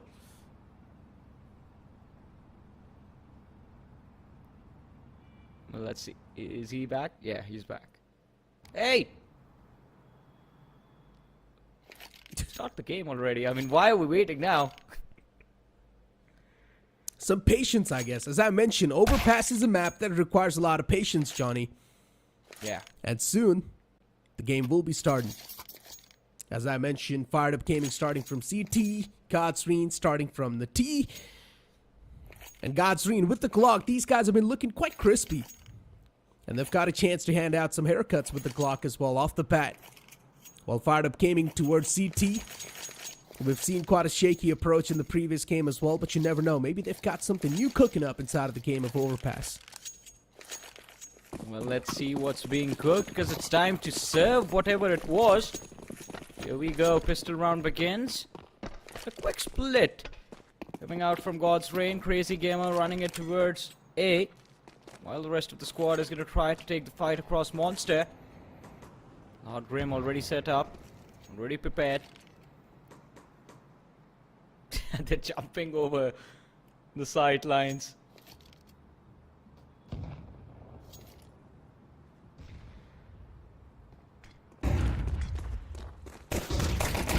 Veto, quick approach.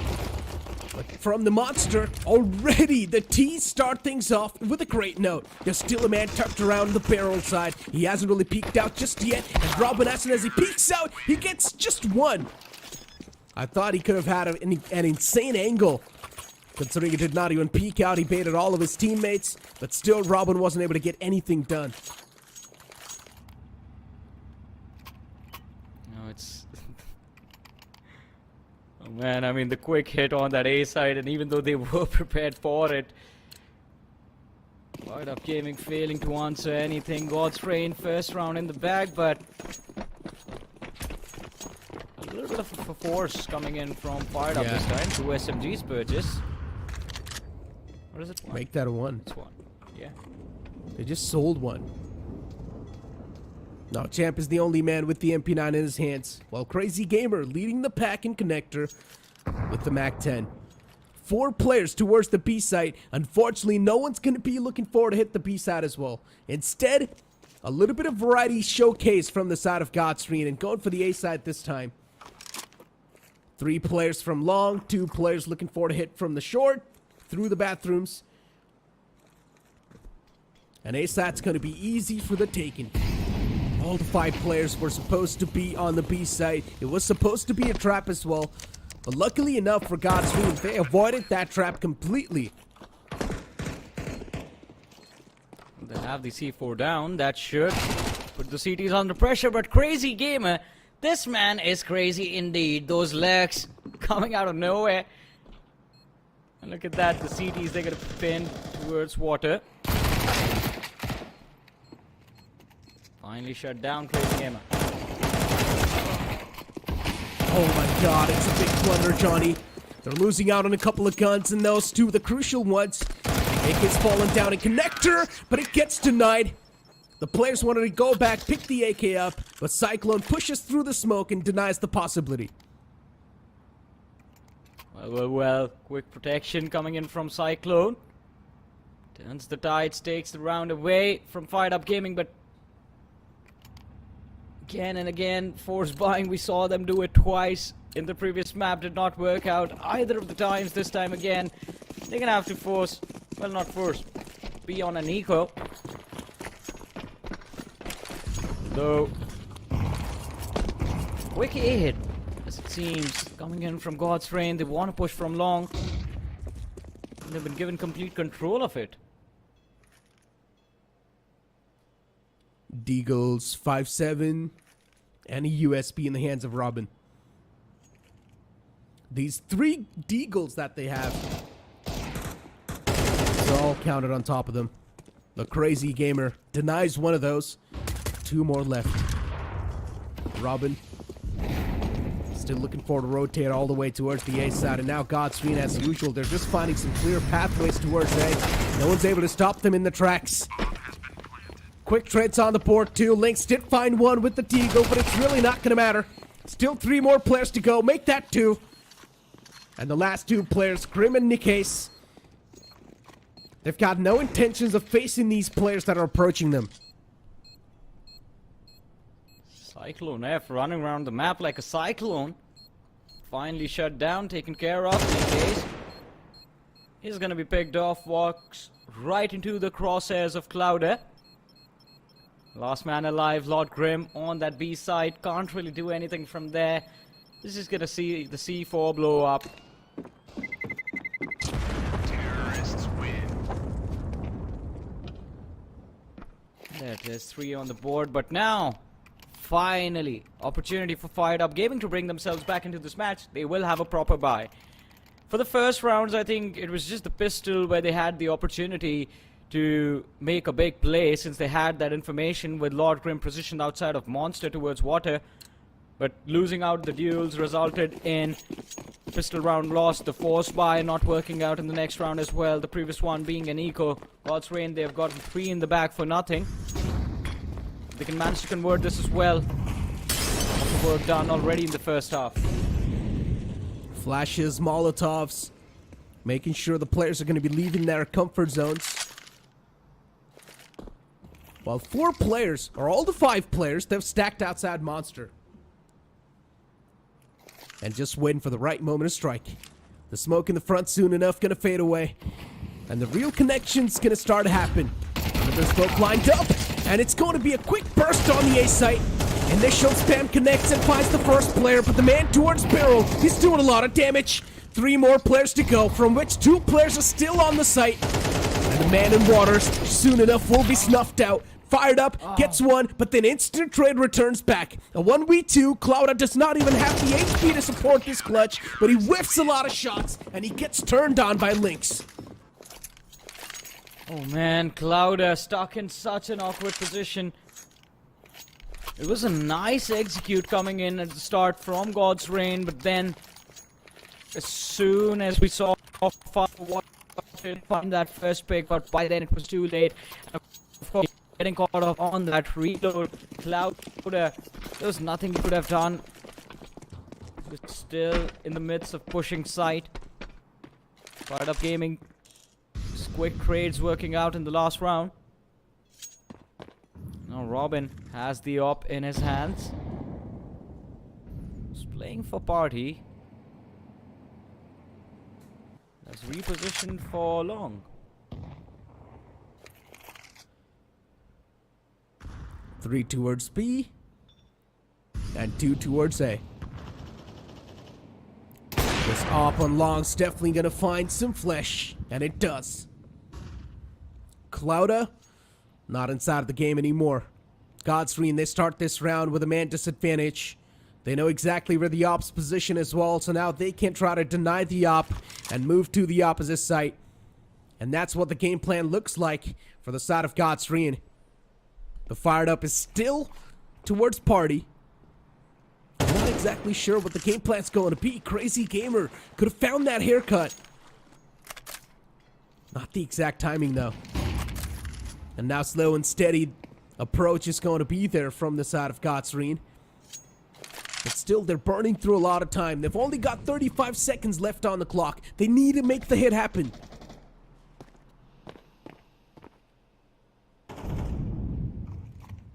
Time's running out. Lord Grim doesn't really need to take a lot of risk, but yeah, both of the players missing each other around washrooms, but this is going to result in an awkward position for the T's. In fact, Robin, he whiffs the shot, but Lord Grim, oh, he could have gone big from that spot, but Finn checks it, and he's going to get picked off. Robin was forced back as well. The C4 planted on that A side, but Linux, the push for truck, too risky, and he doesn't even make it work. Nick Ace next in line, moves forward, finds Cyclone F. Instant trade coming in from Crazy Gamer, still on site.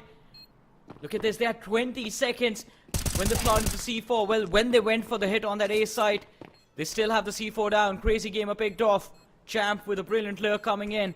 Now Finn stuck in a 1v2, knows one of the players was coming from washrooms, but no, both of them have to regroup on towards the side. The C4 being diffused, and the distraction should be enough.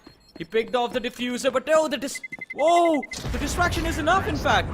Does get the C4 to blow up, and the round is stolen. Time was running away, and the man prioritized saving before going for the defuse. Yeah. Understandable. 3 rounds on the board back-to-back for Godsreen, and now it's looking good. And once again, for Fired Up Gaming, they've been stopped in the tracks. All the possibilities for them to even deny this momentum of Godsreen have now started to fade away. Only one single MP9 once again in the hands of Champ should be able to do some damage, but is it going to be round winning? I highly doubt.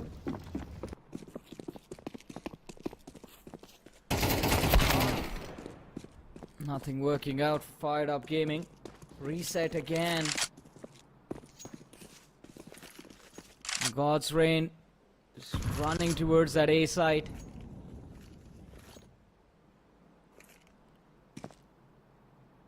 First pick in the bag as well. Champ, man with the SMG, playing downstairs. Smoked off. There it is. Vision denied, and now everyone else from the side of Fired Up Gaming is just gonna get pushed. Champ falls, Fired Up. Pushing bank.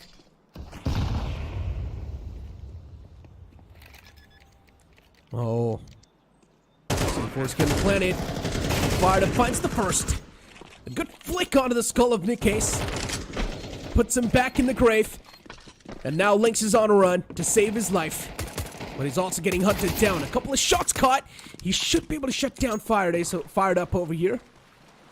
But instead, Lynx, he just wants to stay alive. He does not have anything to save, though. Maybe looking forward to catch at least someone trying to exit. So many shots missed from Lynx, and he will need to pay the price for that.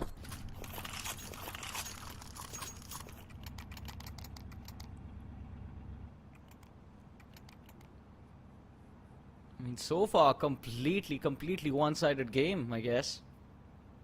Let's rain. I think this, again, a high priority round. The op is there on Robin.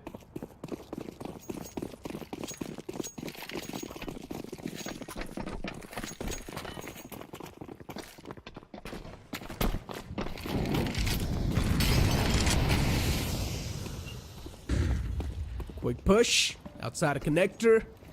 That's giving a lot of presence away.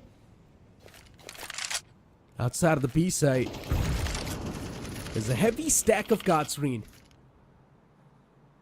And speak of denying all the possibilities, the op of Robin can definitely find some. But unfortunately, just really haven't found that activation point. A good pick from Finn. Finds the first one. Champ taken down. But still, there's a lot more players on the site, so it's going to be tough to take this site in your own hands.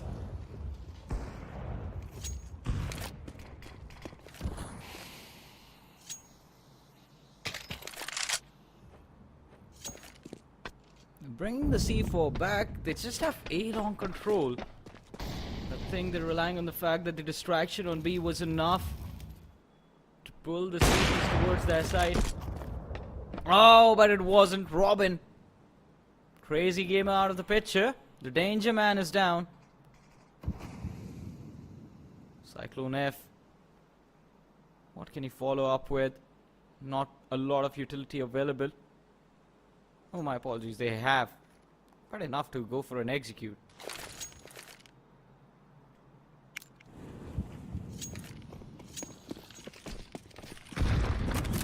Up towards that B side to pull the CTs off, but Linux, he stays back, lines it up, gets the first, gets the C4 off. Good. And the second man, Cyclone F, already quite damaged, is going to be easy pickings for the lads from the side of Fired Up Gaming, and a clean up from Nick Ace on Clouda, who is lurking towards that B bomb site.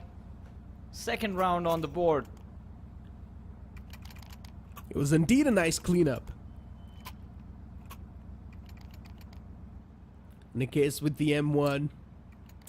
Now even Lord Grimm, so far, he hasn't really able to do a lot inside of the game. Only 3 kills and 5 deaths. It isn't looking that great. Oh, this time's going to be a little aggressive. Misses that crucial spot. Wow. And unfortunately, we'll need to back away instantly too. If that shot would have hit, it would have been an early man advantage in the favor of Fired Up. And that could have helped them out so much later on. But Nikus as well is all now chipped away. Nikus manages to find Finn in return though. Man advantage in the hands of Fired Up Gaming. Great way to start things off inside of this round, especially when they've also got the economy to back them up. But a return should be here soon enough. There's a man up close and personal. Fired Up's got his hands on the op, just waiting for someone to peek out around the corner. Good flash as well to make sure the suppression's going to be there. And a second one found as well. 2 kills back to back. And now it's going to be a quick stroll on the site. Should have been a stroll, but there's one already there. And with Linux falling, I think that is the cleanup. Crazy Gamer 2. Very important kills in this round. Clouder with a cleanup as well. The only way Fired Up Gaming they could have stopped this was on the day-long wall, but 2 quick kills, as you mentioned, 1 on site, 1 on A-long. Just completely breaking the first line of defense from the side of Fired Up Gaming, and then everyone else was positioned. 2 players from Dumpster, 1 man bank. could have isolated them with utilities, but God's Reign right now very confident in the game. Fired Up Gaming, guess what? Reset again. One shotgun on Grim. The SMG on Linux.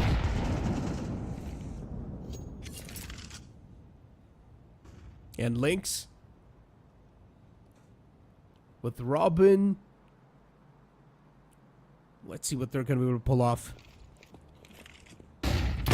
Runs towards bathroom. What was that shot? Was completely far blind. Still found that connection. Champ returns back one with the P250. Clouda slowly and steadily making his way towards the site. Spots out the first man towards barrel. Catches a lot hurt, but Cyclone's got his back in return. From the shard, he finds the floodgates, opens it. Now the site control's going to be given away too. And Gotsreen, once again, they'll get the plant down. Fired Up Gaming, they're just not able to find the reply. They're just not able to stop them in the tracks itself. Grim's got his hands on the shotgun, but he just can't do anything with that.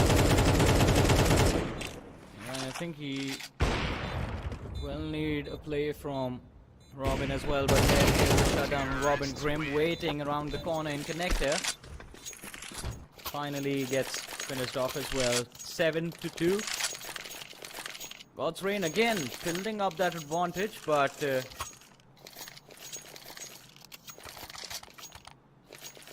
this could potentially be the last buy for Fired Up Gaming, the last proper buy they have in the first half.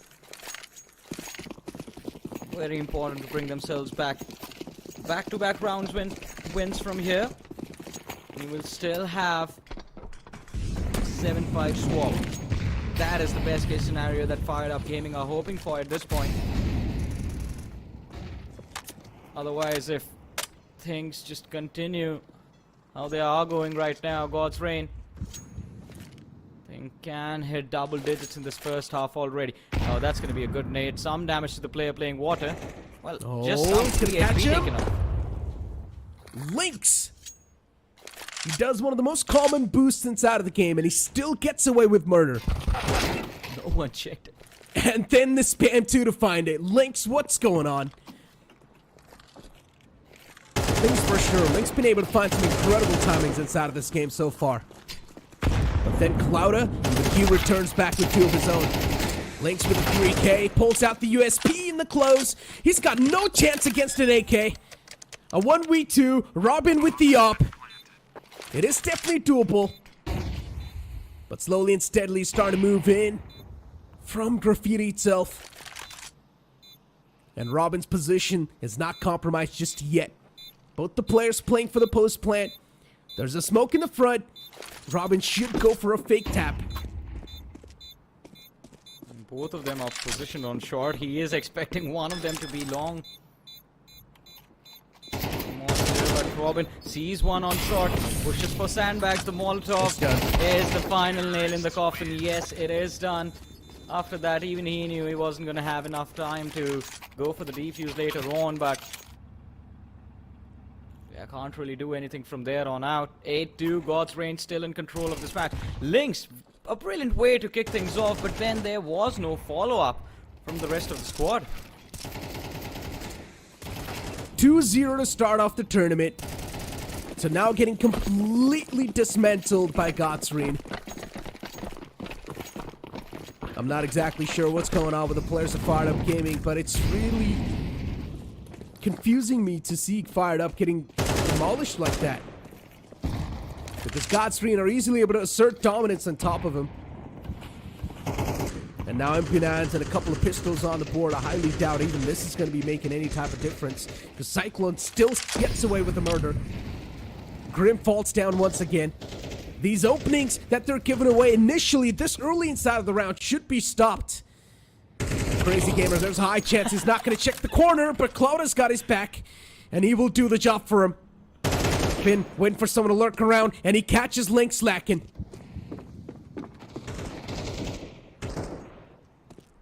And I feel bad for Robin. He was literally stuck in a corner. And the 2 players coming for his life. One from the top of connector, one from the lower. Cyclone F, C4 planted on the B side. Case gets shut down. Crazy Gamer can be the only casualty from the side of God's Reign in this round. Champ recovers the M4, but yeah, that's just going to be a consolation prize at this point.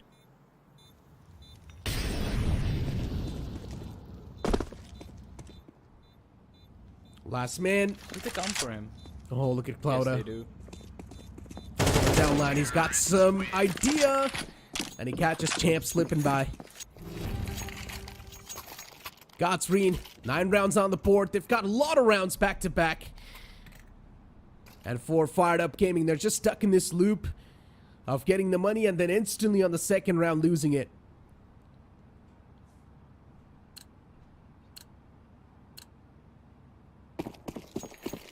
Well, potential to hit double digits at the end of the first half. Things are looking very intense.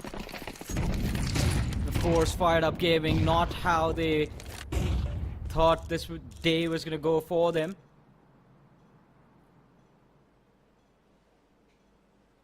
Look at that.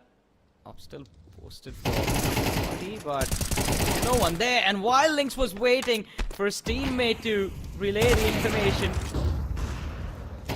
you had Finn walk in, the first kill of the round through his hand, but Nick Casey standing up for his squad, gets picked off finally.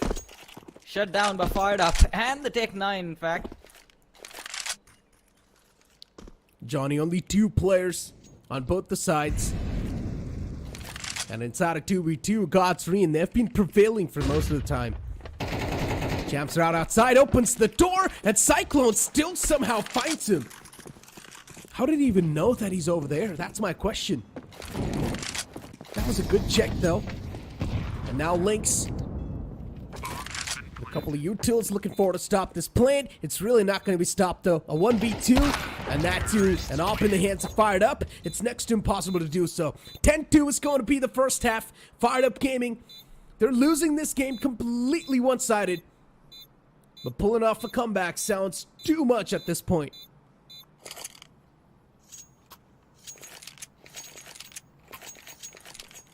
Well, 10-2. Too big of a difference to recover from at this point. God's Reign, second half, they started off with a nice little tactical timeout. I think discussing as to what can be done to end this game as quickly as possible. Put Fired Up out of their misery. Do you think second half there's a comeback is possible at this point, Necro? Because I don't think so. Absolutely not. Fired Up Gaming, they're on the team. Maybe you can't say the pistol round can be taken away. I think a very small possibility of a comeback, but 10-2. it's definitely going to be very tough. It's way too much. It's all going to come down to this pistol round, though. If God's Reign is going to win this pistol round, I mean, they're done for. Yeah, true. But if Fired Up Gaming win this pistol round, then they've still got a lifeline going. Their heart's still beating. And off the bat, we saw a couple of interactions happen. Champ, he spots out 2 players pushing up close and personal all the way from the long. And now Finn and his teammates, they're also starting to make some moves.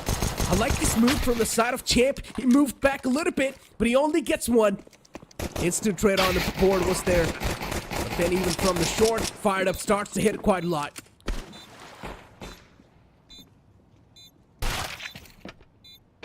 Oh. But, here it is. Clouda thought he was cheeky. Well, Nick Case, he has his number. Defuse being stuck right now. Close range angle for Cyclone F. Finds the first, looking for the second, and Fired Up. The support from the backline is just going to be good. Finds Nick Case, and there's the defuse. Necro, as you said, a lot relying for Fired Up Gaming on this pistol round. And yet it's going to be God's Reign who end up walking away with the win. This can be the start, the beginning of the end. And Fired Up Gaming, like always, even in the next one, they are going to go for a force buy. They've got no other option. They need to go for the force buy. If they don't, God's Reig's going to push themselves to the match point. And that's something that will sort of break the mental for Fired Up Gaming. So they got to book it all they've got onto this round. And that's what they're doing. All Khalil's on the port.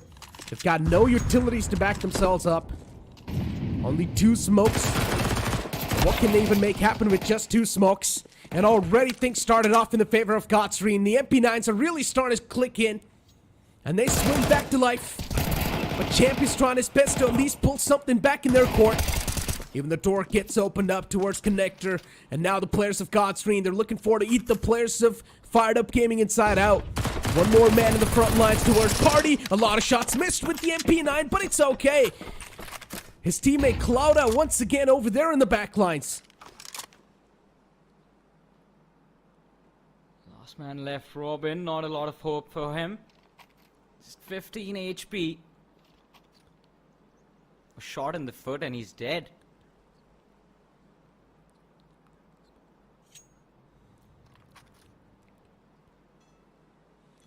Has a lot of time to make it work though. 15 HP though. Yeah. Do you think a fall from heaven is gonna finish him off? No. Inside this map? No. Yeah. It won't.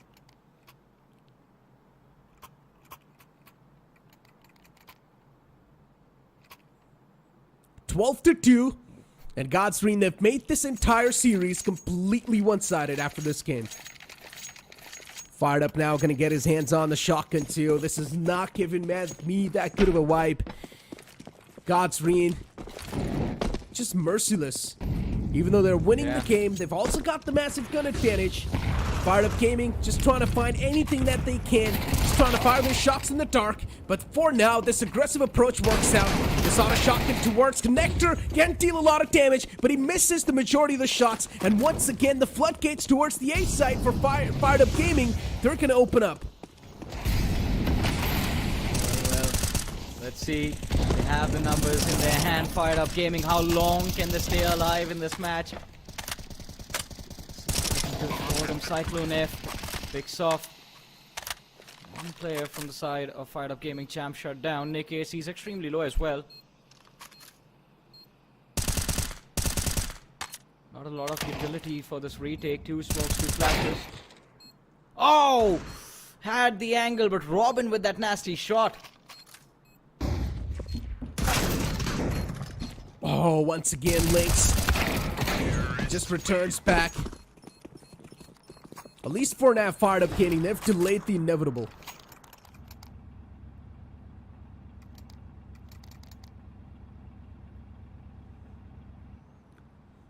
Godsreen. As you said. Yeah. I mean, they just have so much money that one single loss is really not going to affect them a lot. True. Yeah, for now. That is what is keeping them so comfortably in this match. That is where all the confidence comes from. Plus, that nasty little gap in that scoreline. 13-12. 3-12. I mean, it's going to be 13 soon, I believe. Oh, solid stuff from Crazy Gamer. Steals one like a thief in the night and then just backs away. Cyclone towards long on tree. He should be able to get at least a 2K here. But he only gets one. But that double peek from the side of the opponents really catches him off guard. Deagle in the hands of Fired Up. He's already able to get one. He's tasted that blood. And now is also quite desperate to find the second one as well. He really wants to go for this. He's just ego peeking this angle over and over again, and still the opponent's not able to do anything. Nate's going to be tossed to perfection. But he's still got a lot of HP to spare. Oh! He peeks both of them. Wide swings and 2 nasty headshots. Fired Up. What was that? I mean, I understand the team is also named after you, but you don't need to do this to them. My goodness. That's what you Cyclone call. F, look at that. That's what you call ego peeking at its finest. Fired Up was peeking that same angle over and over again so many times, and he still did not get punished. And he realized that, okay, you know what? If I've not been punished so far, there's probably a chance that I'm probably inevitable in this spot, and I will be shutting them down whatsoever. Yeah. I mean, as you said, realizing he's not going to get punished made him feel like he was invincible in that moment. Just swings wide and made it look like aim practice, to be honest. Yeah, just found the first headshot, then instantly flicks on the second one, gets the chest shot, and it's done. Yeah.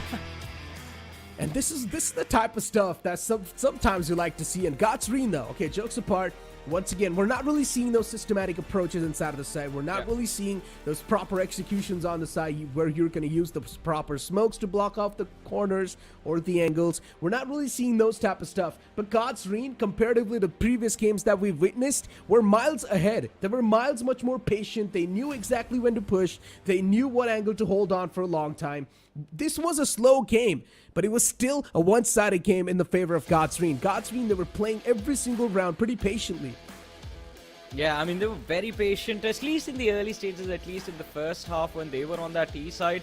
As soon as the first half came to an end, I think even they knew there was no way the opposition was going to be able to make a comeback in this match, and they were very eager to close it all out. And here we have the MVP of the series, ladies and gentlemen, Fired Up. If you think about it, Necro, Fired Up did end up winning today. Technically, if you think about it, yeah. I mean, if someone has said in the chat that they're going to go with Fired Up, it's technically unfair, but you will still get the benefit of the doubt.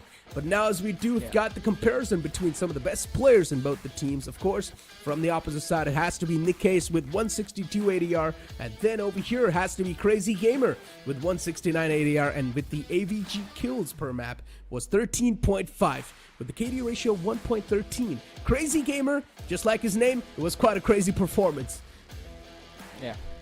And I mean, Crazy Gamer definitely does live up to his name, because a lot of the time, especially if you go back to that map of Mirage and this one as well, in the later rounds, a lot of his plays individually do not make a lot of sense, but yet they work. I mean, they shouldn't work a lot of these times, and yet he makes them work. We start off the bat, I mean, those A rounds, A split pushes that he was constantly harassing the side of Fired Up Gaming with, so much pressure on Lane Long every single time that he was there. But let's have a look at the leaderboard now, since it is there on our screens. Godsreen, today's win, we talked about how important this was for them, and this does put them in the top 2. Fired Up Gaming, that first clean victory against Too Easy keeps them in the top 3 of the overall leaderboard. I mean, as you mentioned, Fired Up, considering they won 2 games in the past, it was a 2-0 series in their favor. It still somewhat keeps them in the top 3, but Godsreen, now they've toppled up Fired Up and moved up to the second spot with a 3-1 scoreline. This is going to be an interesting one. Now I'm really stoked to see a matchup between True Rippers and Godsreen once again and find out who exactly is going to be the winner here, because Godsreen definitely, they have matured up a little bit more. Yeah. I mean, they have matured up a little bit more, but still, I think it will be their match against the side of True Rippers where we will see them push to their limits, because again, that team still remains a league above the rest. But I mean, it is going to be a while before we see them in action up against each other. But ladies and gentlemen, with that, we do come to an end of our show today. We'll be back again tomorrow with the group stages of Pakistan, the second day of their matches. Who knows what's going to happen with the teams over there, but we'll find that out tomorrow. Until then, take care. Good night.